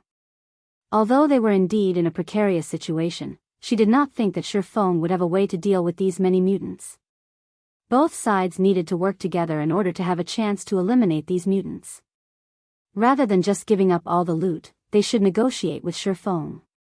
At the very least, they should ask to get the quest item. The other members of Owl similarly grew anxious. However, they also knew that White Knight was doing this for them. While in this area, there were only 2 methods for them to leave. Either they killed all of the mutants, or they were killed by the mutants. Judging by the current momentum of the battle, it was only a matter of time before they died, and they would suffer significant losses if they died. Aside from losing a level, they would also drop a piece of equipment. It would take them a long time to recuperate from such a loss. All right. Feng nodded as he looked at White Knight retreating while fighting the chieftain mutant.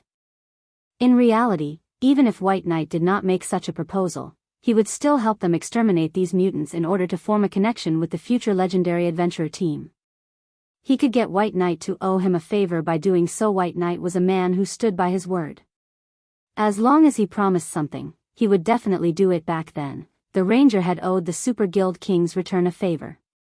In the end, he had started a war with King's Return's rival, the Super Guild Pantheon, without hesitation, aiding King's Return in securing a war fortress. A war fortress was different from a player-established city or town, which had a fixed location. A war fortress could move, only it was very costly to shift around. However, it was the perfect tool to attack cities and devastate lands. At the same time, a war fortress could also serve as a small-scale city. It could move to the latest leveling maps to greatly reduce the travel time of players. The value of a war fortress was far above even that of a legendary item. For this reason, Pantheon had hated Owl down to the very bone. The Super Guild had even mobilized its army to assault Owl's main headquarters. Although Owl ended up winning in the end, the adventurer team had suffered tremendous losses. Meanwhile, although White Knight had not said that he would owe Feng a favor, the ranger would definitely remember the favor Feng would do him today. Just this point alone was enough for Feng. Many thanks. Upon hearing Feng agree to his proposal, White Knight breathed out a sigh of relief. His teammates might not be convinced of Feng's strength, but if Feng did not possess sufficient strength, how could he possibly have managed to treat the silver dragon as a mount? Following which, White Knight had frozen Dream write out a contract. After both sides signed the contract, they added Feng to the team and appointed him the team leader. What's there to thank him for? Haven't we given him all the benefits already? Frozen Dream silently pouted, feeling extremely displeased as she looked at Feng, who was wearing a black cloak and had his identity hidden. She refused to believe that Feng could truly do anything about these mutants. In the end, he would just be utilizing the strength of the silver dragon. However, this was the silver dragon's strength, not Feng's own strength. After signing the contract, Feng also informed the silver dragon to take action. In the next moment, the silver dragon let out a deafening roar, and a gigantic, silver magic array covering a radius of 500 yards appeared immediately, catching everyone within it. As soon as the magic array appeared, the mutants began emitting white smoke from their bodies. Not only did their defense abruptly decrease by a large margin, but even their attack power had weakened significantly. Such a powerful spell. At this moment, everyone fully experienced just how powerful this silver magic array was. Originally, their attacks only dealt around -200 to -300 damage to the common mutants. Now, however, their damages doubled. On the other hand, the damage the common mutants were dealing to their MTs had decreased significantly, instantly going from around -5,000 damage per hit to around -2,000 damage per hit. This sudden development greatly lessened the burden on the MTs and healers. Unfortunately, even with such a powerful spell assisting them, it was still not enough to bridge the gap between the two sides. The HPs of the mutants were simply too high. Just the common mutants already possessed 1,500,000 HP, not to mention the elite and chieftain mutants. The monsters had more than enough HP to exhaust them to death. Let's use you all to test my new strength, then. A hint of excitement flashed in Feng's eyes as he looked at the clumped-up mutants. In the next moment, Feng activated silent steps and appeared behind a common mutant chop. -6 for 17 Thundering Flash. -3,405, -8,717, -7,004, -10, 214 Thunder Flame Explosion. -12, 137 The common mutant's HP rapidly flowed away like running water.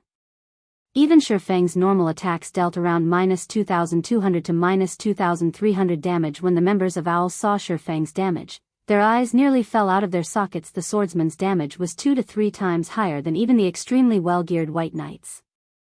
In the next moment, Feng adjusted his positioning slightly and followed up with Dragon Breath. A beam of white light instantly engulfed close to 40 common mutants, damage of over -20,000 points appearing above the mutants' heads. Some even received critical damage of over -40,000 points. Over a dozen of the mutants struck also fell into a fainted state on the spot. Just who is this person? Frozen Dream was utterly dumbfounded at this moment. However, what no one knew was that Feng was currently under the effects of the power of darkness as well as the dragon's dominator. Even the high HP and defense of the mutants could do little against his attacks. Moreover, Feng was not afraid of attracting the aggro of the mutants at all. With his speed and mysterious footwork, none of the mutants could close in on him at all. In fact, Feng was even utilizing his high damage to gradually lure and concentrate the common mutants into a group. When he had gathered nearly 60 mutants, he abruptly pointed his sword towards the Skywill sword.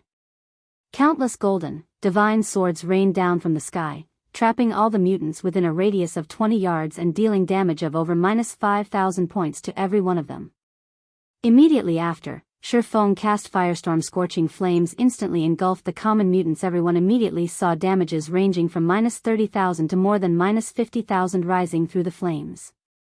Moreover, this phenomenon repeated itself once every second for 6 seconds. Feng was still not done with his attacks. He retrieved a silvery gray Tier 2 magic scroll from his bag and unfurled it, rapidly chanting the incantation recorded within the scroll. Suddenly, numerous silver whirlwinds appeared amid the group of mutants, continuously garroting them, dealing over -20,000 damage each second for 4 seconds. Tier 2 spell, Storm Garrote. Due to the silver whirlwind's powerful suction, these mutants couldn't escape the garroting at all, their HPs continuously decreasing. This sight rendered everyone speechless. Every one of these mutants was a boss-level monster. Yet, now, Feng was actually fighting them as if they were weak, low-level monsters. None of them knew what to say about Feng's performance. However, the HP and defense of these mutants were simply too high. Although this method might work against normal elites and special elites, it was totally ineffective against these monsters that had over 1,000,000 HP. Just as everyone was thinking of a way to help Feng scatter the group of mutants, Feng took out another Tier 2 magic scroll from his bag. This time, it was the Tier 2 spell Blizzard. Not only did the spell freeze these mutants for 8 seconds, but it also dealt over -40,000 damage to each of them. After using one scroll, Feng would take out another Tier 2 magic scroll. Moreover, it was another AoE attack magic scroll. After he went through a total of 8 Tier 2 magic scrolls in a row, the common mutants, which originally had 1,500,000 HP, had less than half their HPs remaining. Crap, does this guy run a magic scroll photocopying shop or something? Feng's actions left everyone flabbergasted. They could be considered a top-class adventurer team. Throughout their time playing God's Domain, they had accumulated a significant stockpile of items. They also possessed quite a few Tier 2 magic scrolls. However, even for them, Tier 2 AoE attack magic scrolls were still extremely rare items. Until now, their entire team had managed to collect only 5 of such scrolls, which they had used up on previous quests. Now, however, Feng alone had taken out 8 of such magic scrolls. Just as everyone thought Feng had already run out of scrolls, the latter pulled out yet another Tier 2 magic scroll. Everyone was now at a complete loss for words. This was definitely the first time they had seen such an extravagant way of grinding monsters on the market. A single Tier 2 AoE attack magic scroll currently sold for around 200 gold. One could buy a level 40 dark gold weapon already with that kind of money. Despite that, Feng was actually using these scrolls as if they were ordinary skills. What no one knew was that Feng really did not lack in Tier 2 magic scrolls. He had obtained plenty just from the various field bosses he had raided with Zero Wing's main force. There were also the magic scrolls his guild obtained from Hell Mode and Hard Mode team dungeons. Moreover, as he ventured to new high-level maps, he would often come across bronze or mysterious iron treasure chests. In addition, after capturing Stone Forest Town, Zero Wing had acquired many magic scrolls from the town's treasury. Just the number of Tier 2 AoE attack magic scrolls in Zero Wing's possession right now came close to 100 pieces. Even the stockpiles of super guilds were not as well stocked as Zero Wing's. Meanwhile, for the operation this time, Feng had prepared close to 60 Tier 2 AoE attack magic scrolls, more than enough for him to massacre the common mutants. When Feng used the 24th scroll, the common mutants finally could not hold out any longer. They abruptly fell before him one after another. The abundant amount of EXP they provided allowed Feng to level up once to level 41. Chapter 878, Foolish Humans. Frozen Dream and the other OWL members were speechless as they stared at the dozens of dead common mutants. A single Tier 2 AoE attack magic scroll cost at least 200 gold, yet Feng had just used 24 of them. He had essentially blown through enough money to purchase an epic weapon. Meanwhile, not only had the abundant EXP allowed Feng to level up once, but the rest of the team also leveled up once or twice. Every OWL member was now at level 40, with some being only a short distance away from level 41. These monsters give a ton of EXP. Ha ha ha. This is awesome. I'm fully recovered after leveling up. Joy began to fill these players' eyes. Both the healers and the magical classes, who had been running out of mana, had fully replenished mana bars. Their confidence in dealing with the remaining level 50 elite and chieftain mutants had been restored as well. Previously, these players had lost hope of emerging victorious as they knew that they would not outlast these monsters.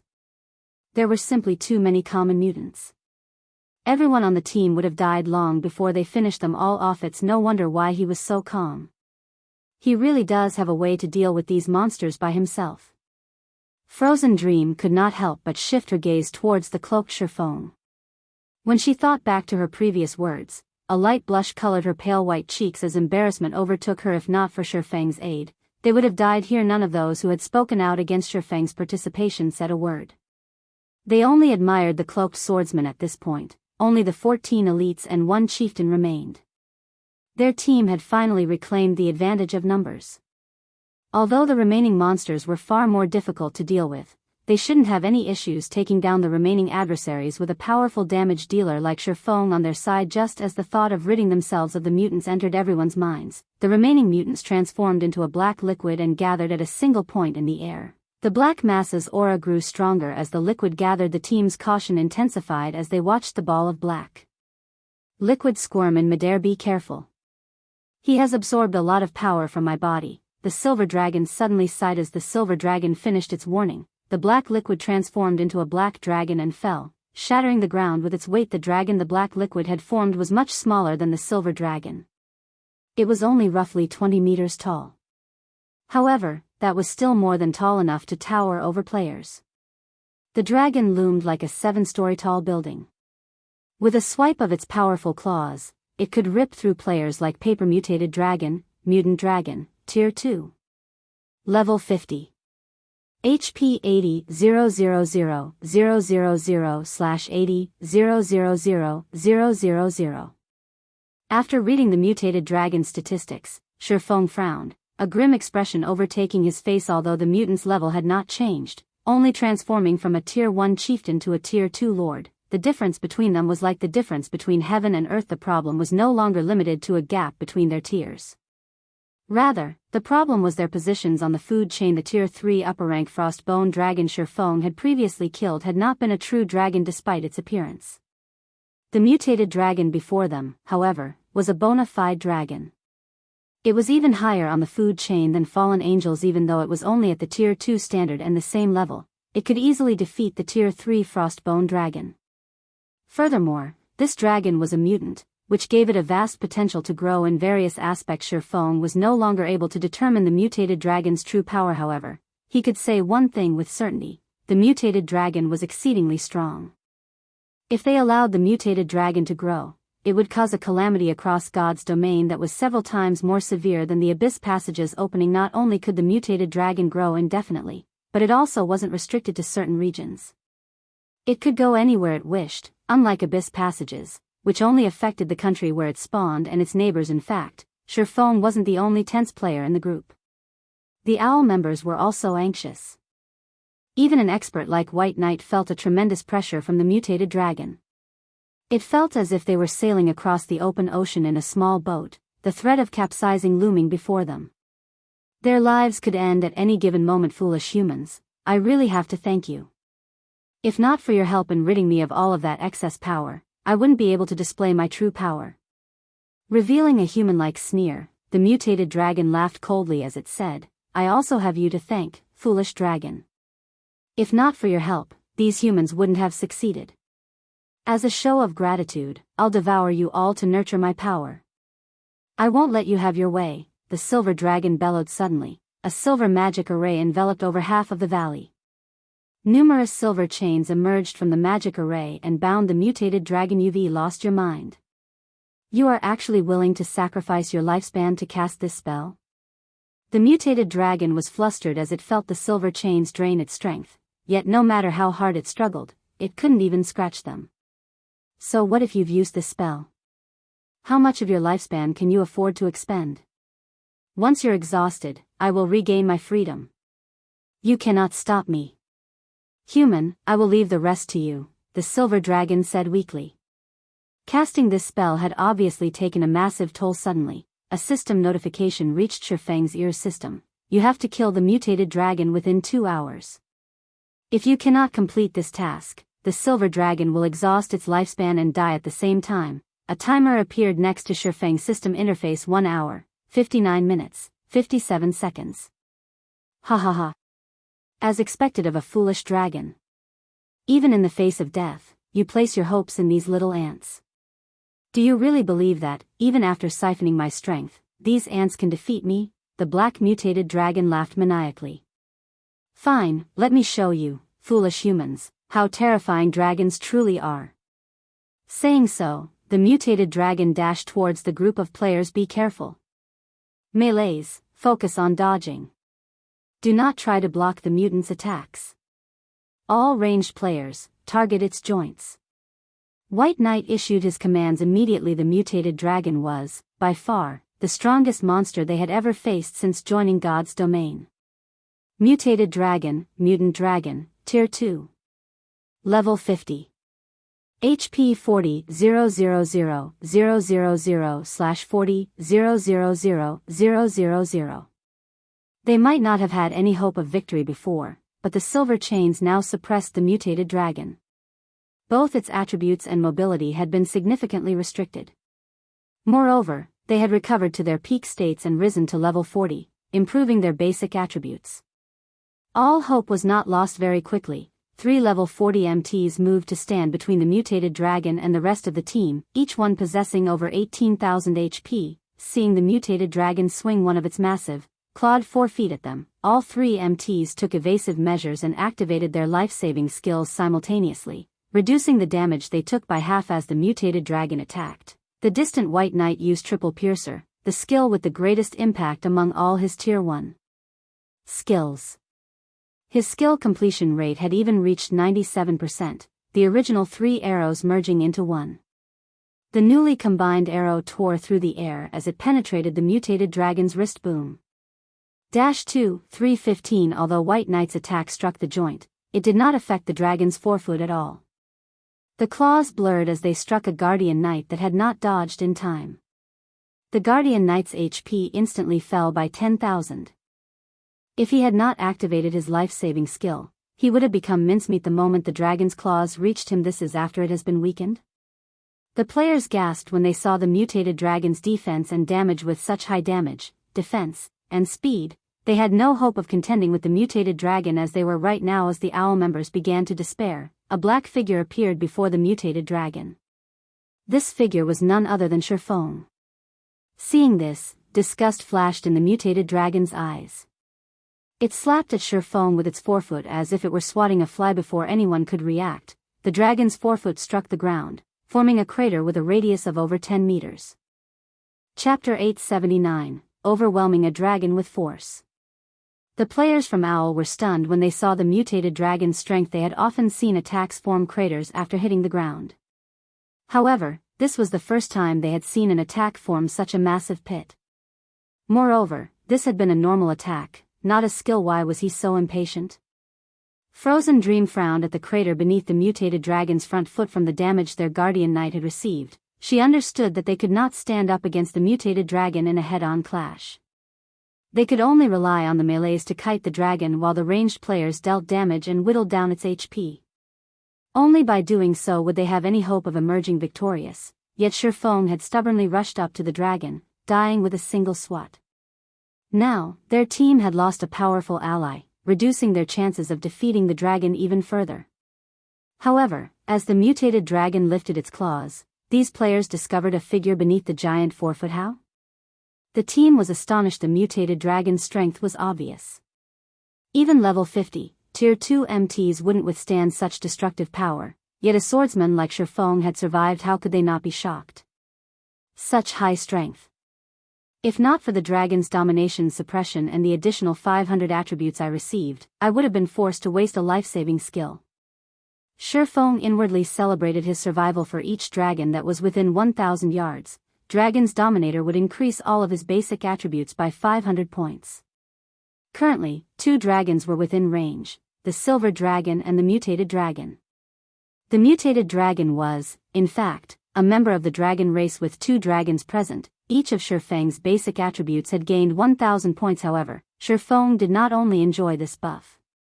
As the heavenly dragon's breath increased his attributes by a percentage, his strength, agility, and endurance had increased by another 50%, and his intelligence by 35%. Moreover, as he still had the effects of Power of Darkness, Feng's current attributes had long since exceeded that of a level 50, Tier 2 metric tons, blocking the weakened mutated dragon's attack wasn't an issue.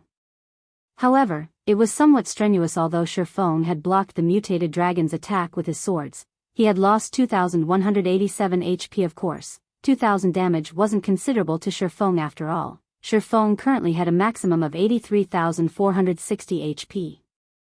Such low damage was practically negligible. Not to mention, there were multiple healers on standby who could restore him to full health at any moment. Is he a human or a ghost? Owl's members were thoroughly stupefied. They had already been impressed by Feng's basic attributes. Even their leader, White Knight, was no match for him. However, they had been able to see the swordsman's boundaries during the last fight.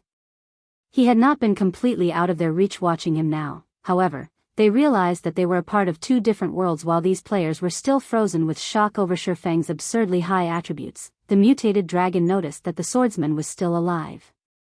Immediately, it slammed its claws down on Feng once more. Boom. The already large crater expanded further this time. However, the mutated dragon's forefoot had not hit Feng. After dodging the attack, Feng swung the abyssal blade at the dragon's claw and executed Chop 34,157. Upon receiving the critical damage of over -30,000 points, the mutated dragon's foot trembled slightly. There was even a shallow cut across its adamantite-like scales. Damn, my attacks are only dealing around 1,000 damage, yet he can deal over 30,000 damage with a single hit. Is he really a player? Everyone's eyes nearly fell out of their sockets when they saw Feng's damage. White Knight, who had attacked the dragon continuously, froze momentarily, his eyes glued to the cut left on the mutant's joint. While it was impressive that Feng's attack had managed to deal over -30,000 damage, the implication of leaving a cut across the dragon's scales was far more significant. Direct damage would, at most, reduce the mutated dragon's HP. However, inflicting external injuries would weaken the mutated dragon's combat power. His longbow was an epic weapon, yet his attacks couldn't even scratch the mutated dragon. There was one thing he was very certain of: the ability to injure a monster's body was unrelated to a player's attributes. It was mainly due to the quality and sharpness of the player's weapon. Is he using fragmented legendary weapons? White Knight's shock increased as he glanced at Feng's two swords. He had gone through hell and back to obtain his current longbow. He had never once harbored any thought of obtaining a fragmented legendary weapon. With this revelation, White Knight considered befriending Feng. He had played God's Domain with the intention of getting to know various experts. He wanted to challenge his limits and surpass them. However, what White Knight did not know was that Feng's weapons were not fragmented legendary rank. They were only on par with epic weapons.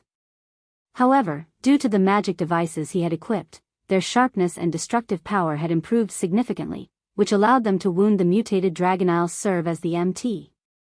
The rest of you, attack from afar. Feng commanded through the team chat. After attracting the mutated dragon's aggro originally, the members of Owl had their issues with Feng leading their team. Now, however, they followed his commands without argument. The healers began to focus on Feng, whereas the melee players retreated to maximum range, attacking the mutated dragon with the ranged players. Although the melee players' ranged damage couldn't compare to their ranged companions, overall, they dealt a considerable amount with a powerful MT like Feng. The healers had gained some peace of mind. They didn't need to worry about Feng being instant-killed. The ranged damage dealers could also attack without holding back. Even if the power of darkness ended right now, Feng was confident he could dodge the mutated dragon's attacks. However, he would have far fewer chances of counterattacking in any case. Feng's goal in attacking the mutated dragon was not to decrease its HP, but to injure its joints. Although a single attack's effects were not noticeable, after 100 attacks, the effects were obvious.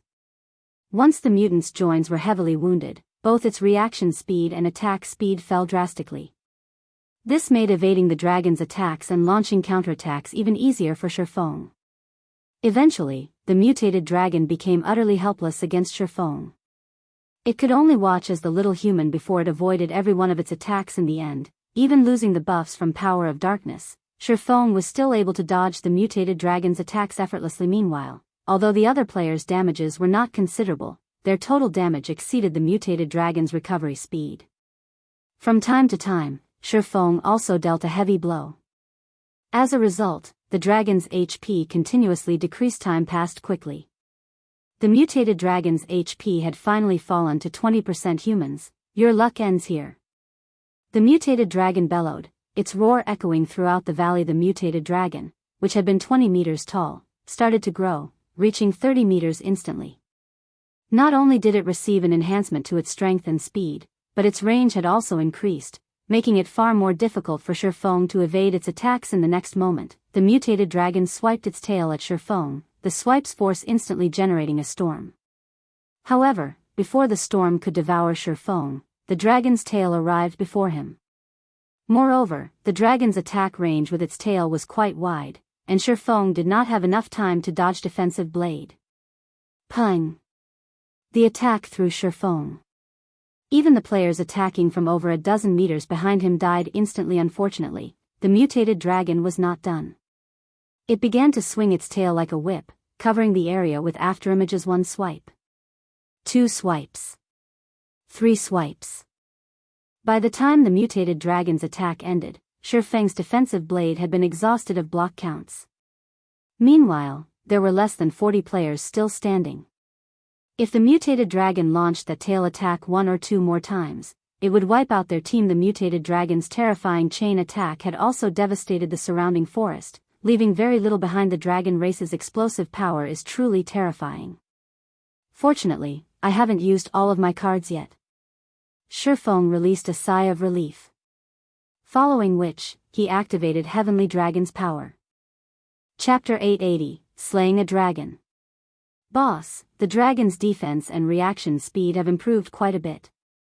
With our remaining numbers, I'm afraid that we can't survive another round of chain attacks, a green-robed, level 40 male summoner anxiously reported. Once the mutated dragon went berserk, a single round of whipping its tail had annihilated all of his summoned creatures. Even their attacks were becoming less effective. Previously, they had been able to, more or less, hit the dragon, each of their attacks dealing around -1000 damage. Now, however, the mutant blocked over half of their attacks with its tail. Even when their attacks struck the dragon, they only dealt around -600 damage. After factoring in the members they had lost and the healers, their overall damage could not overcome the mutated dragon's regeneration. It was only a matter of time before they team-wiped. This is the final push. Throw everything you have at it. White Knight had been watching the battle from the rear. Excluding Feng's hidden statistics, he had run through various simulations in his mind based on his team's statistics and calculated their probability of taking down the mutated dragon. However, no matter how many simulations he ran through, they were no match for the mutated dragon. The difference between them was simply too massive. He had never expected the mutated dragon to be so terrifying after going berserk. Ordinary bosses generally gained around a 30% increase to their combat power after going berserk. However, the mutated dragon's overall combat power had increased by 50% at the very least. White Knight even suspected that the mutated dragon had doubled its strength after going berserk. Even after Feng had joined, they had barely stood against the dragon. Now that the dragon's strength had grown, they had no hope of victory. Hearing White Knight's orders, every player began to use their most powerful moves against the mutated dragon. Some even activated berserk skills. Although not every owl member possessed a berserk skill, the remaining 40 or so members were all experts with the highest strength among the team. Over a dozen had learned berserk skills immediately. These dozen or so players attribute sword. White Knight and Frozen Dream experienced the greatest improvements, their main attributes increasing by 100%. Buy me some time. Frozen Dream shouted. Immediately, she began to chant an incantation, the surrounding mana gathering rapidly around her. Okay. Everyone, aim for the dragon's joints. White Knight shouted. Their survival now depended on this very moment. Either the mutated dragon would wipe them out while it was still berserk, or they would finish off the mutated dragon's 8 million HP while they were berserk. Spells and arrows flew at the mutant. Seeing this, the dragon swiped its claws. Peng. Peng. Peng. The dragon's massive forefoot blocked over half of the attacks easily. Only extremely accurate attacks like those from White Knight had struck the dragon. 348-1, 448-1, 279-1, 354. Although numerous attacks had landed, only White Knight's attacks broke past the 3000 threshold. Everyone else only dealt around -1000 damage. Their overall damage barely made a dent in the dragon's remaining HP before White Knight and the others could launch another volley of attacks. the mutated dragon rose its tail once more. Watch out for its tail attacks. Fall back. White Knight instructed and began to retreat while attacking the mutated dragon's massive tail. However, the tail's attack speed and range were too much for them. Even Feng had not been able to dodge the attack in time and had been forced to rely on a life-saving skill. Although everyone had retreated quite a distance from the mutated dragon, they were still within range of the shockwave that would follow the tail swipe. The resulting shockwaves alone were enough to end White Knight and his companion's boom. A sonic boom ripped through the air as the dragon's tail swiped at Owl's players, the tail's attack range reaching over half of the team suddenly. However, a streak of blue light hacked at the swinging tail boom. The mutated dragon's attack halted abruptly. At the same time, a figure sank to the ground, a large crater forming around the player. He blocked it? White Knight's jaw dropped as he stared at the figure in disbelief. Although he had not seen it clearly, he had caught a glimpse of Feng swinging his sword at the mutated dragon's tail. The instant his sword collided with the tail, however, Feng vanished. The mutant's tail already contained far more power than its 4 feet. The dragon had also gone berserk, yet Feng had blocked the attack. Shortly after, Feng climbed out of the pit. Although he appeared somewhat miserable, his HP bar revealed that he had only suffered negligible damage. The improved heavenly dragon's power really is amazing. With this, I can take the mutated dragon's attacks without any problems. Feng flexed his muscles a little. Due to the impact, he was sore everywhere. Overall, however, his combat power had not been affected overmuch. Not only had heavenly dragon's power increased his HP by 500%, but the skill also increased his strength by 150%, agility by 50%, and defense by 300%. Currently, he had over 260,000 HP. With his enhanced defense, he had only received around -3,000 damage after receiving the direct hit. Even without the healer's assistance, he could easily withstand several hundred such attacks. He didn't need to fear the berserk mutated dragon at all, following which, Feng activated silent steps and appeared behind the mutated dragon. He then used Phantom Kill and 9 Dragon/Flame Burst. In the next moment, the twin swords Feng wielded and those of his doppelganger transformed into dazzling, miniature sun-scorching, white rays of light, then slammed brutally into the back of the mutated dragon's neck, one after another. 62, 487-43, 718-127, 496-43, 587. 30 consecutive scorching blades bit into the mutated dragon's neck, all 30 strikes hitting the same location. In addition, a dozen abyssal blade phantoms continuously assaulted the mutant, each dealing up to -6,000 damage. The mutated dragon released an agonized cry as it slammed into the ground. The mutated dragon's HP had instantly fallen from 8 million to 5,640,000 immediately after. Feng used Firestorm and Dragon Breath. The mutated dragon's HP fell below the 5 million threshold. This is insane. The witnessing players were nearly speechless as they stared at the fallen dragon. White Knight was just as shocked. He could not figure out how many cards Feng had kept hidden. Feng alone was savagely beating a boss that his entire team had been helpless against. At this time, Frozen Dream finally completed her chanting as she waved her staff. A deep blue magic array suddenly appeared above the mutated dragon. A gigantic ice spear then emerged from the array and descended on the mutant Tier 1 curse, Frozen Earth. When the ice spear struck, not only did it inflict over -7,000 damage, but it also encased the dragon's 4 limbs in a layer of frost, restricting it. Despite the mutated dragon breaking free from the layer of ice, the ice reformed instantly. Moreover, each time the dragon struggled free, it wasted a lot of time to do so.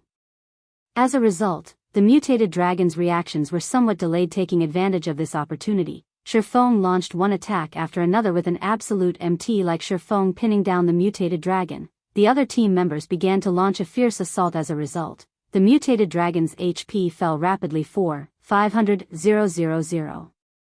4,000,000. 3,000,000. 1,000,000.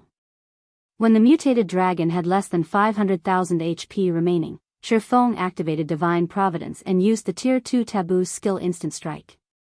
In the blink of an eye, he appeared before the mutated dragon. Over a dozen consecutive slashes bloomed over the mutated dragon's heart. The mutated dragon's HP hit rock bottom instantly, falling to the ground with a loud boom. Over a dozen shining items dropped around its humongous body suddenly. A golden glow surrounded Feng's body as he reached level 42. Chapter 881, 3-Star Promotion Order.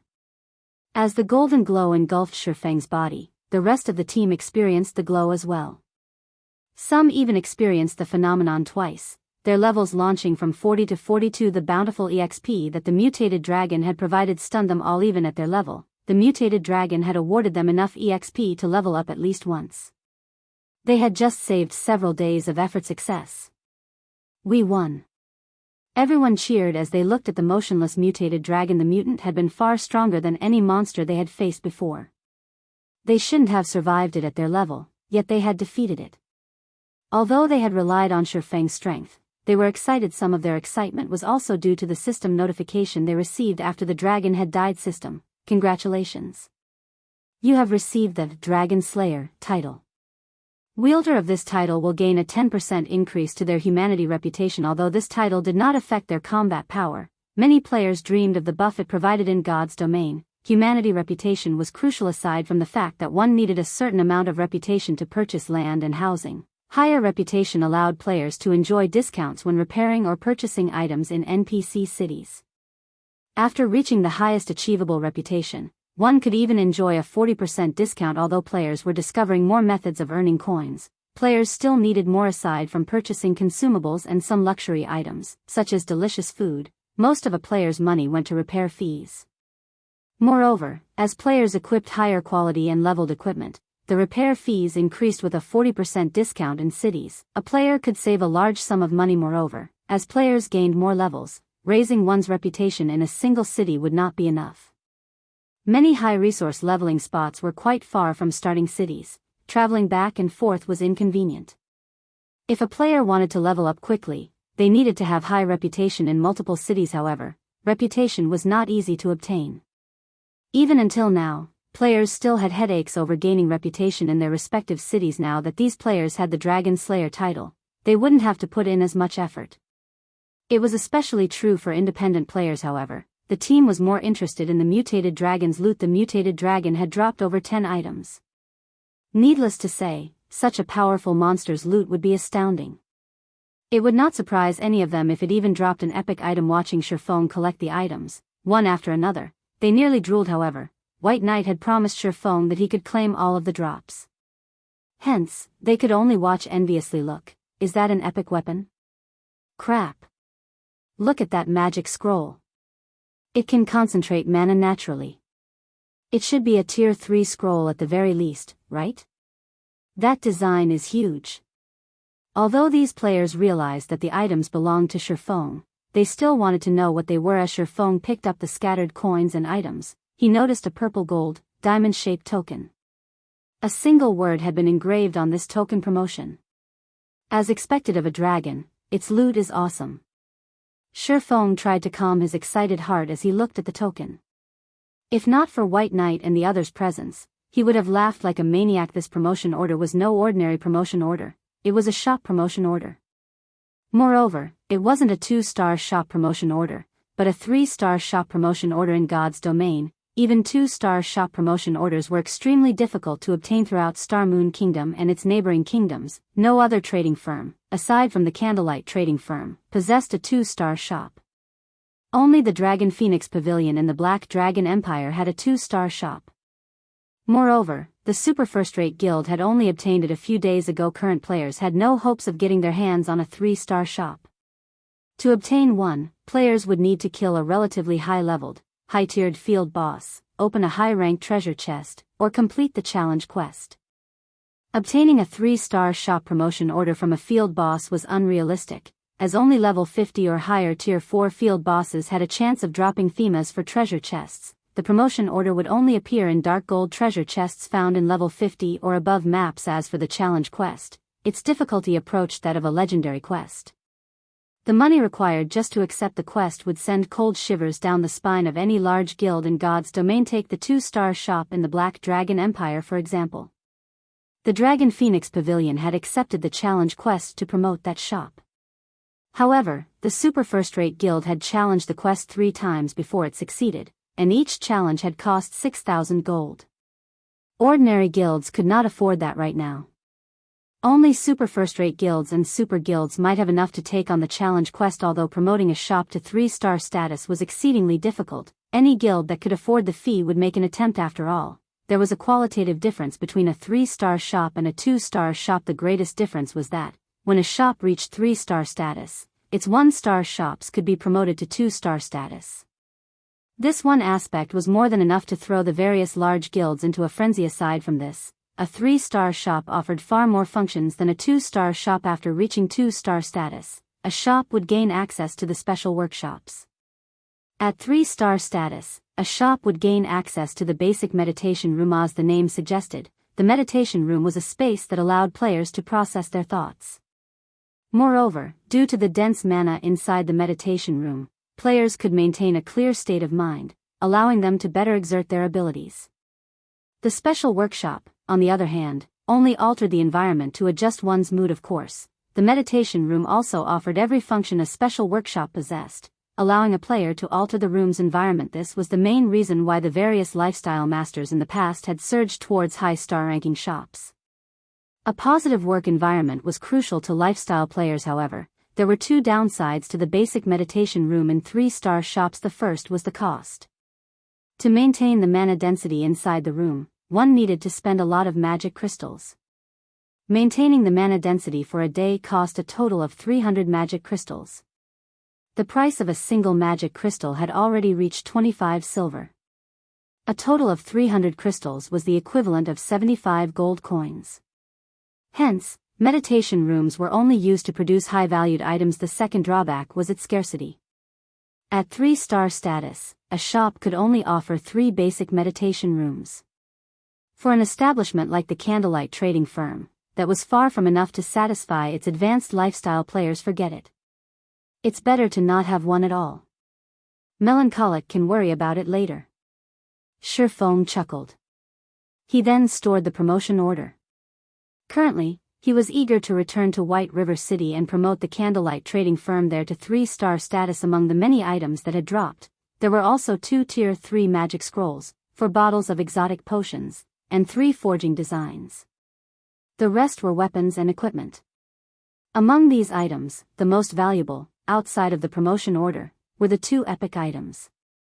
One was a scale-covered shield, engraved with divine runes, while the other was an aqua robe. Chapter 882, Uncrowned Sword King.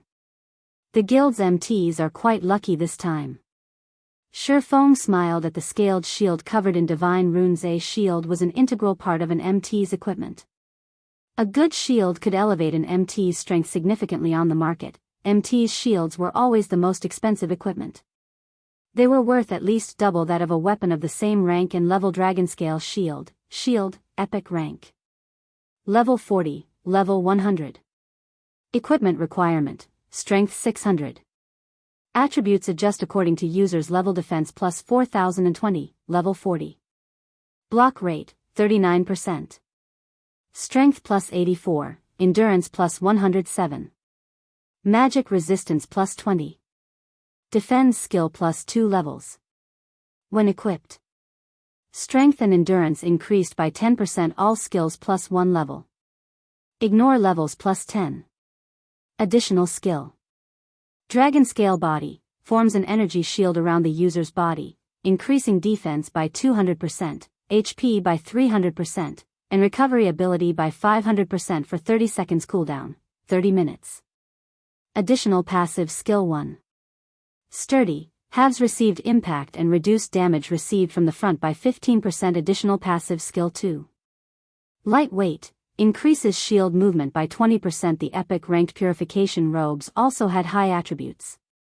However, it was far less valuable than the Dragonscale shield. As for the other pieces of equipment he had obtained, they were either level 50 dark gold equipment or fine gold equipment. It was still too soon for current players to equip them. This should be White Knight's quest item. After Feng tidied up the dropped equipment, he discovered a glass bottle. The bottle contained a black liquid. It was none other than the mutated dragon's original form. Although the bottle did not have a label, its introduction stated that it was a specimen of a mutated life.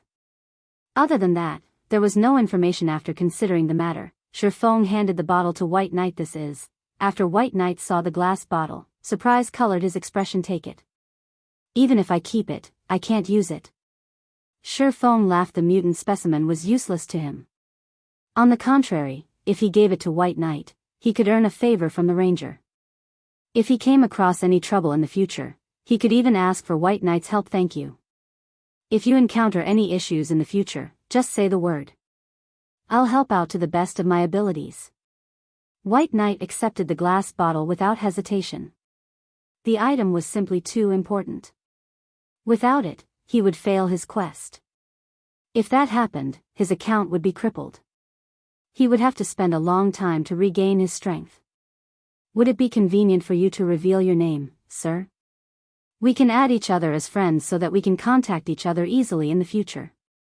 Hearing White Knight's logic, the other owl members' jaws dropped. Since he had joined God's domain, White Knight had never added anyone as a friend.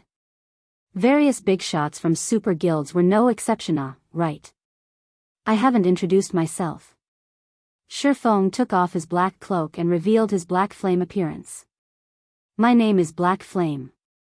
After Feng revealed himself, every witness fell silent. They stared at Feng's face. Feng looked to be in his 30s. He had a firm face with faint stars flashing in his eyes. His aura felt so profound that those around him felt oddly drawn to him. You are Zero-Winged Sword King, Black Flame? Frozen Dream's delicate face revealed her disbelief. God's Domain's players often discussed the God's Domain experts list. Practically everyone was familiar with the great deeds of the list's various experts. The name, Black Flame, was a particularly hot topic. Black Flame's rise had been intensely fast. The secret pavilion had even given him the title, Sword King. How high had his evaluation been to become the king among swordsmen? When the secret pavilion had updated their experts list, many swordsman experts had complained about the pavilion's decision. Even Owl's many swordsmen had been dissatisfied, declaring that they would challenge Black Flame to teach him a lesson. Now, however, it would seem that the title of Sword King had not been an exaggeration. They even wondered if Black Flame's rank on the God's Domain experts list was a little too low. The strength Black Flame had just displayed had far surpassed the secret pavilion's evaluation. Even some of the swordsmen, who had previously intended to challenge Black Flame, were dumbfounded. Didn't you say that you wanted to challenge Black Flame? This is your chance. A few of the owl members teased their companion, grinning at a youth in silver light armor. In terms of strength, ranked 15th among their adventurer team. Although his battle records weren't necessarily stunning, he was undefeated in their home city's underground arena. He had already won 99 battles with a perfect winning streak. His defeated opponents even included large guilds' well-known experts. Back when had declared that he would challenge Black Flame and defeat him, nobody had doubted the youth's words. After all, Strong's combat standards had reached the second stage of the realms of refinement, the flowing water realm. With his skills and equipment, it was not impossible to contend with a void realm expert. I said, in the future, not now. Strong rolled his eyes at his laughing companions. If he challenged Black Flame, someone who had just stood against the mutated dragon and won, it would not even be a fight. It would be a miracle if he survived even one of the Sword King's attacks. The players laughed when they heard Strong's response. My name is White Knight, the leader of an adventurer team.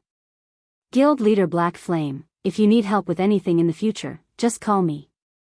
White Knight had also begun to size up Feng, shock filling his heart. Only now did he understand why Zero Wing had risen to power so quickly and had grown strong enough to challenge God's Domain's major powers. With such a powerful leader, what did Zero Wing need to fear? Following which, White Knight and Feng added each other as friends. Since team leader White has said as much, I happen to have something that I need your help with in 1 or 2 days. After giving it some thought, Feng continued, recently, our guild has tried to raid a certain area, and we urgently need experts. We need roughly 30 players. Favors should not go to waste. It was wise to use them frequently to increase a bond between two parties. Moreover, he required the help of a group of experts to raid the holy city of Titan's entrance trial. His strength alone was not enough to pass the trial. All right. When the time comes, just say the word. I'll lead a team over. White Knight did not hesitate to agree. On the contrary, Feng could see anticipation in his eyes, a place that even Black Flame had trouble raiding. It must be immensely difficult. Moreover, he really wished to experience Black Flame's world. After both sides agreed, White Knight led his team, departing from the valley. Feng, on the other hand, approached the silver dragon that had stood by the side all this time. Young hero, thank you for accomplishing my long-cherished dream. At this moment, the silver dragon appeared extremely weak.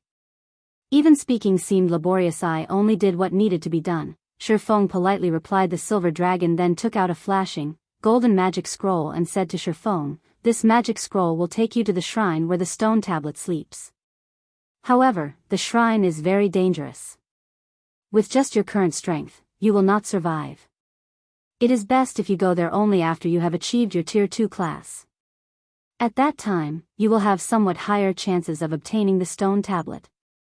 Saying so, the silver dragon handed Feng the magic scroll. It then flapped its wings and left the valley. Before Feng could examine the golden magic scroll, a system announcement reached his ears. System announcement, system upgrading. Please prepare to log out. The estimated duration is 40 hours. System, you have 10 minutes remaining to log out. Please prepare to log out. Chapter 883, New System. Feng was momentarily stunned when he heard the system announcement. I sent the fourth evolution happening a little too soon.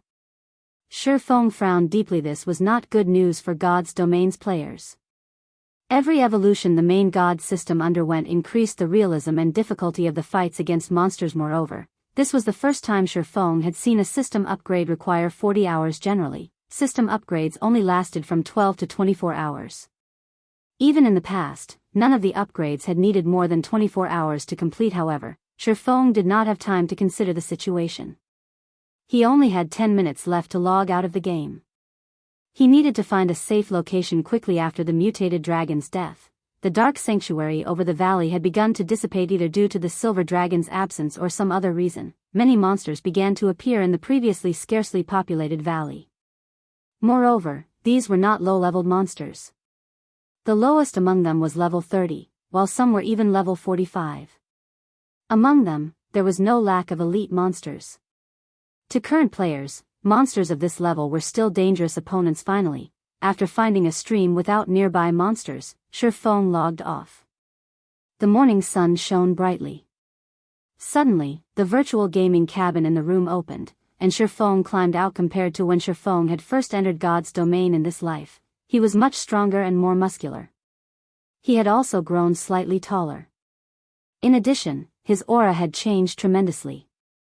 He gave off a calm and comfortable aura, which attracted others. Since this system upgrade will be so long, God's domain must be chaotic right now. Feng smiled. He then instructed the AI housekeeper turn on the television just as Feng had predicted. Many television programs were already covering God's domain system upgrade. After a period of development, God's domain's influence on the real world had gradually expanded. In addition, the mass production of God's domain's virtual reality helmets had begun, which resulted in the helmet's continuous price drop. Now, more and more people could enjoy God's domain. Gradually, God's domain had become a big part of most people's lives. Moreover, the game's advertising had grown, with the game's biggest selling point being the various lifestyles and entertainment it offered, in addition to its ability to extend one's lifespan. Although technology constantly improved, there was still a limit to how much it could extend a human life. Meanwhile, God's domain could indirectly extend the human lifespan, allowing everyone to enjoy nearly double their natural life expectancy. This alone attracted many people. Furthermore, the game played a medicinal role. The current technology in the field of medicine had reached a very high level, and most diseases could be cured. Unfortunately, even now, disabilities remained unconquered. However, upon entering God's domain, blindness, deafness, or amputation did not matter. These people could live an ordinary life as Feng understood it. After widespread promotion, many ill people had joined God's domain. Many of them even refused to leave the game world. The following report regards God's domain's latest change. The game's official developers have expressed their sincerest apologies regarding players' dissatisfaction with the latest system upgrade. They have also explained why this upgrade requires so much time. There are two main reasons for this. The first reason is that the main God system has collected sufficient data and can undergo another system upgrade. The inclusion of the mind space system is the second reason. This system will attract even more people to this virtual reality game in the future, turning it into a true second world. When the reporter mentioned this, Feng was taken aback. He couldn't believe what he had just heard. Didn't this new system only launch 2 years after God's Domain's release? Feng glared at the holographic screen's message. The Mind Space System was also known as the Realm of God in the past. During God's Domain's first year, the game had been very popular. However, its influence on the real world had been limited. The most the game had achieved was the expansion of the virtual gaming industry's influence on the real world, growing from a niche industry to a household concept. However, the Realm of God's appearance had pushed God's Domain to its peak as an industry. Due to the Realm of God, any God's Domain player could create their own virtual space. If players did not want to play the game, they could enter their virtual spaces for some rest and entertainment. While in a private space, they could adjust the environment to their liking. However, the more realistic the environment and the larger the space was, the more resources one needed to pay. One could even go as far as adjusting the flow of time inside their personal space. As far as Feng knew, one could adjust the flow up to 10 times that of natural time. In other words, 10 days in one's personal space was the equivalent of a single day in the real world. Hence, theoretically, it was possible to extend one's lifespan by up to 10 times. Meanwhile, while in one's personal space, a player's body would remain at its peak health. Age would not limit their enjoyment. Due to this reason, God's Domain had become irreplaceable in the real world. Countless people had gone crazy over this new system. To enjoy longer lifespans, some wealthy tycoons had even paid an exorbitant price to construct their own space. God's Domain had truly raked in the money once it released the Realm of God. In Feng's previous life, he, too, had set up his own space and often invited his friends for get-togethers. However, Feng's space had been quite average. He had only increased the time flow by 4, and the space had only been roughly as large as a football field. Even so, he had earned the envy of many ordinary experts. Constructing a personal space was not as simple as establishing a guild residence, where one only needed to purchase a plot of land and invest some coins. To construct a personal virtual space, one needed memory. Players could not simply construct a personal space because they desired it. Sustaining a personal space placed a heavy burden on the system. The more luxurious and spacious the space was, the more memory its support required. In God's Domain, memory had a different, well-known name: mana. Constructing a personal space required mana. However, it required more than just a little. Players could not use the low-quality mana from magic crystals. Rather, one needed 7 luminaries crystals. However, 7 luminaries crystals were insanely rare in God's Domain. This was clear just by looking at Star Moon Kingdom. Throughout Star Moon Kingdom, one could only find 7 luminaries crystal in the capital. Furthermore, 7 luminaries crystals were astonishingly expensive. An ordinary expert could only look on, powerless, with their measly finances. If an ordinary player got their hands on a few, selling them, they could live the rest of their lives without any concern for money. This was why Feng had been so excited when he had reached the Forgotten Lands and encountered the 7 Luminaries Mountain in the God's Grave. Unfortunately, his strength had been limited. He hadn't been able to leave that area with a single, small chunk. After the news report regarding God's Domain ended, Feng ate a casual meal. He intended to check on the newcomers Lei Bao had been training during this time. Zero Wing could not compare to super guilds, where the latter had a perfect expert nurturing system and no shortage of talents. Fortunately, Zero Wing now had the Big Dipper Training Center to support it, providing an excellent training environment. Feng had a few of Zero Wing's newcomers sign a series of agreements and directed them here to undergo special training. They were the experts that Zero Wing nurtured internally. Unfortunately, Zero Wing's funds were limited. It could not afford to train enough newcomers. To a large guild like Zero Wing, these few were like a drop in the bucket. Feng's female assistant, Liang Jing, suddenly called him and reported, "Master Feng, a gentleman named Yuan Tianxin has arrived, looking for you. He claims to be an acquaintance of yours. Do you wish to meet him? He sure moves quickly." Feng smiled faintly. "Have him wait for me in the main hall's reception room. I'll head over right away."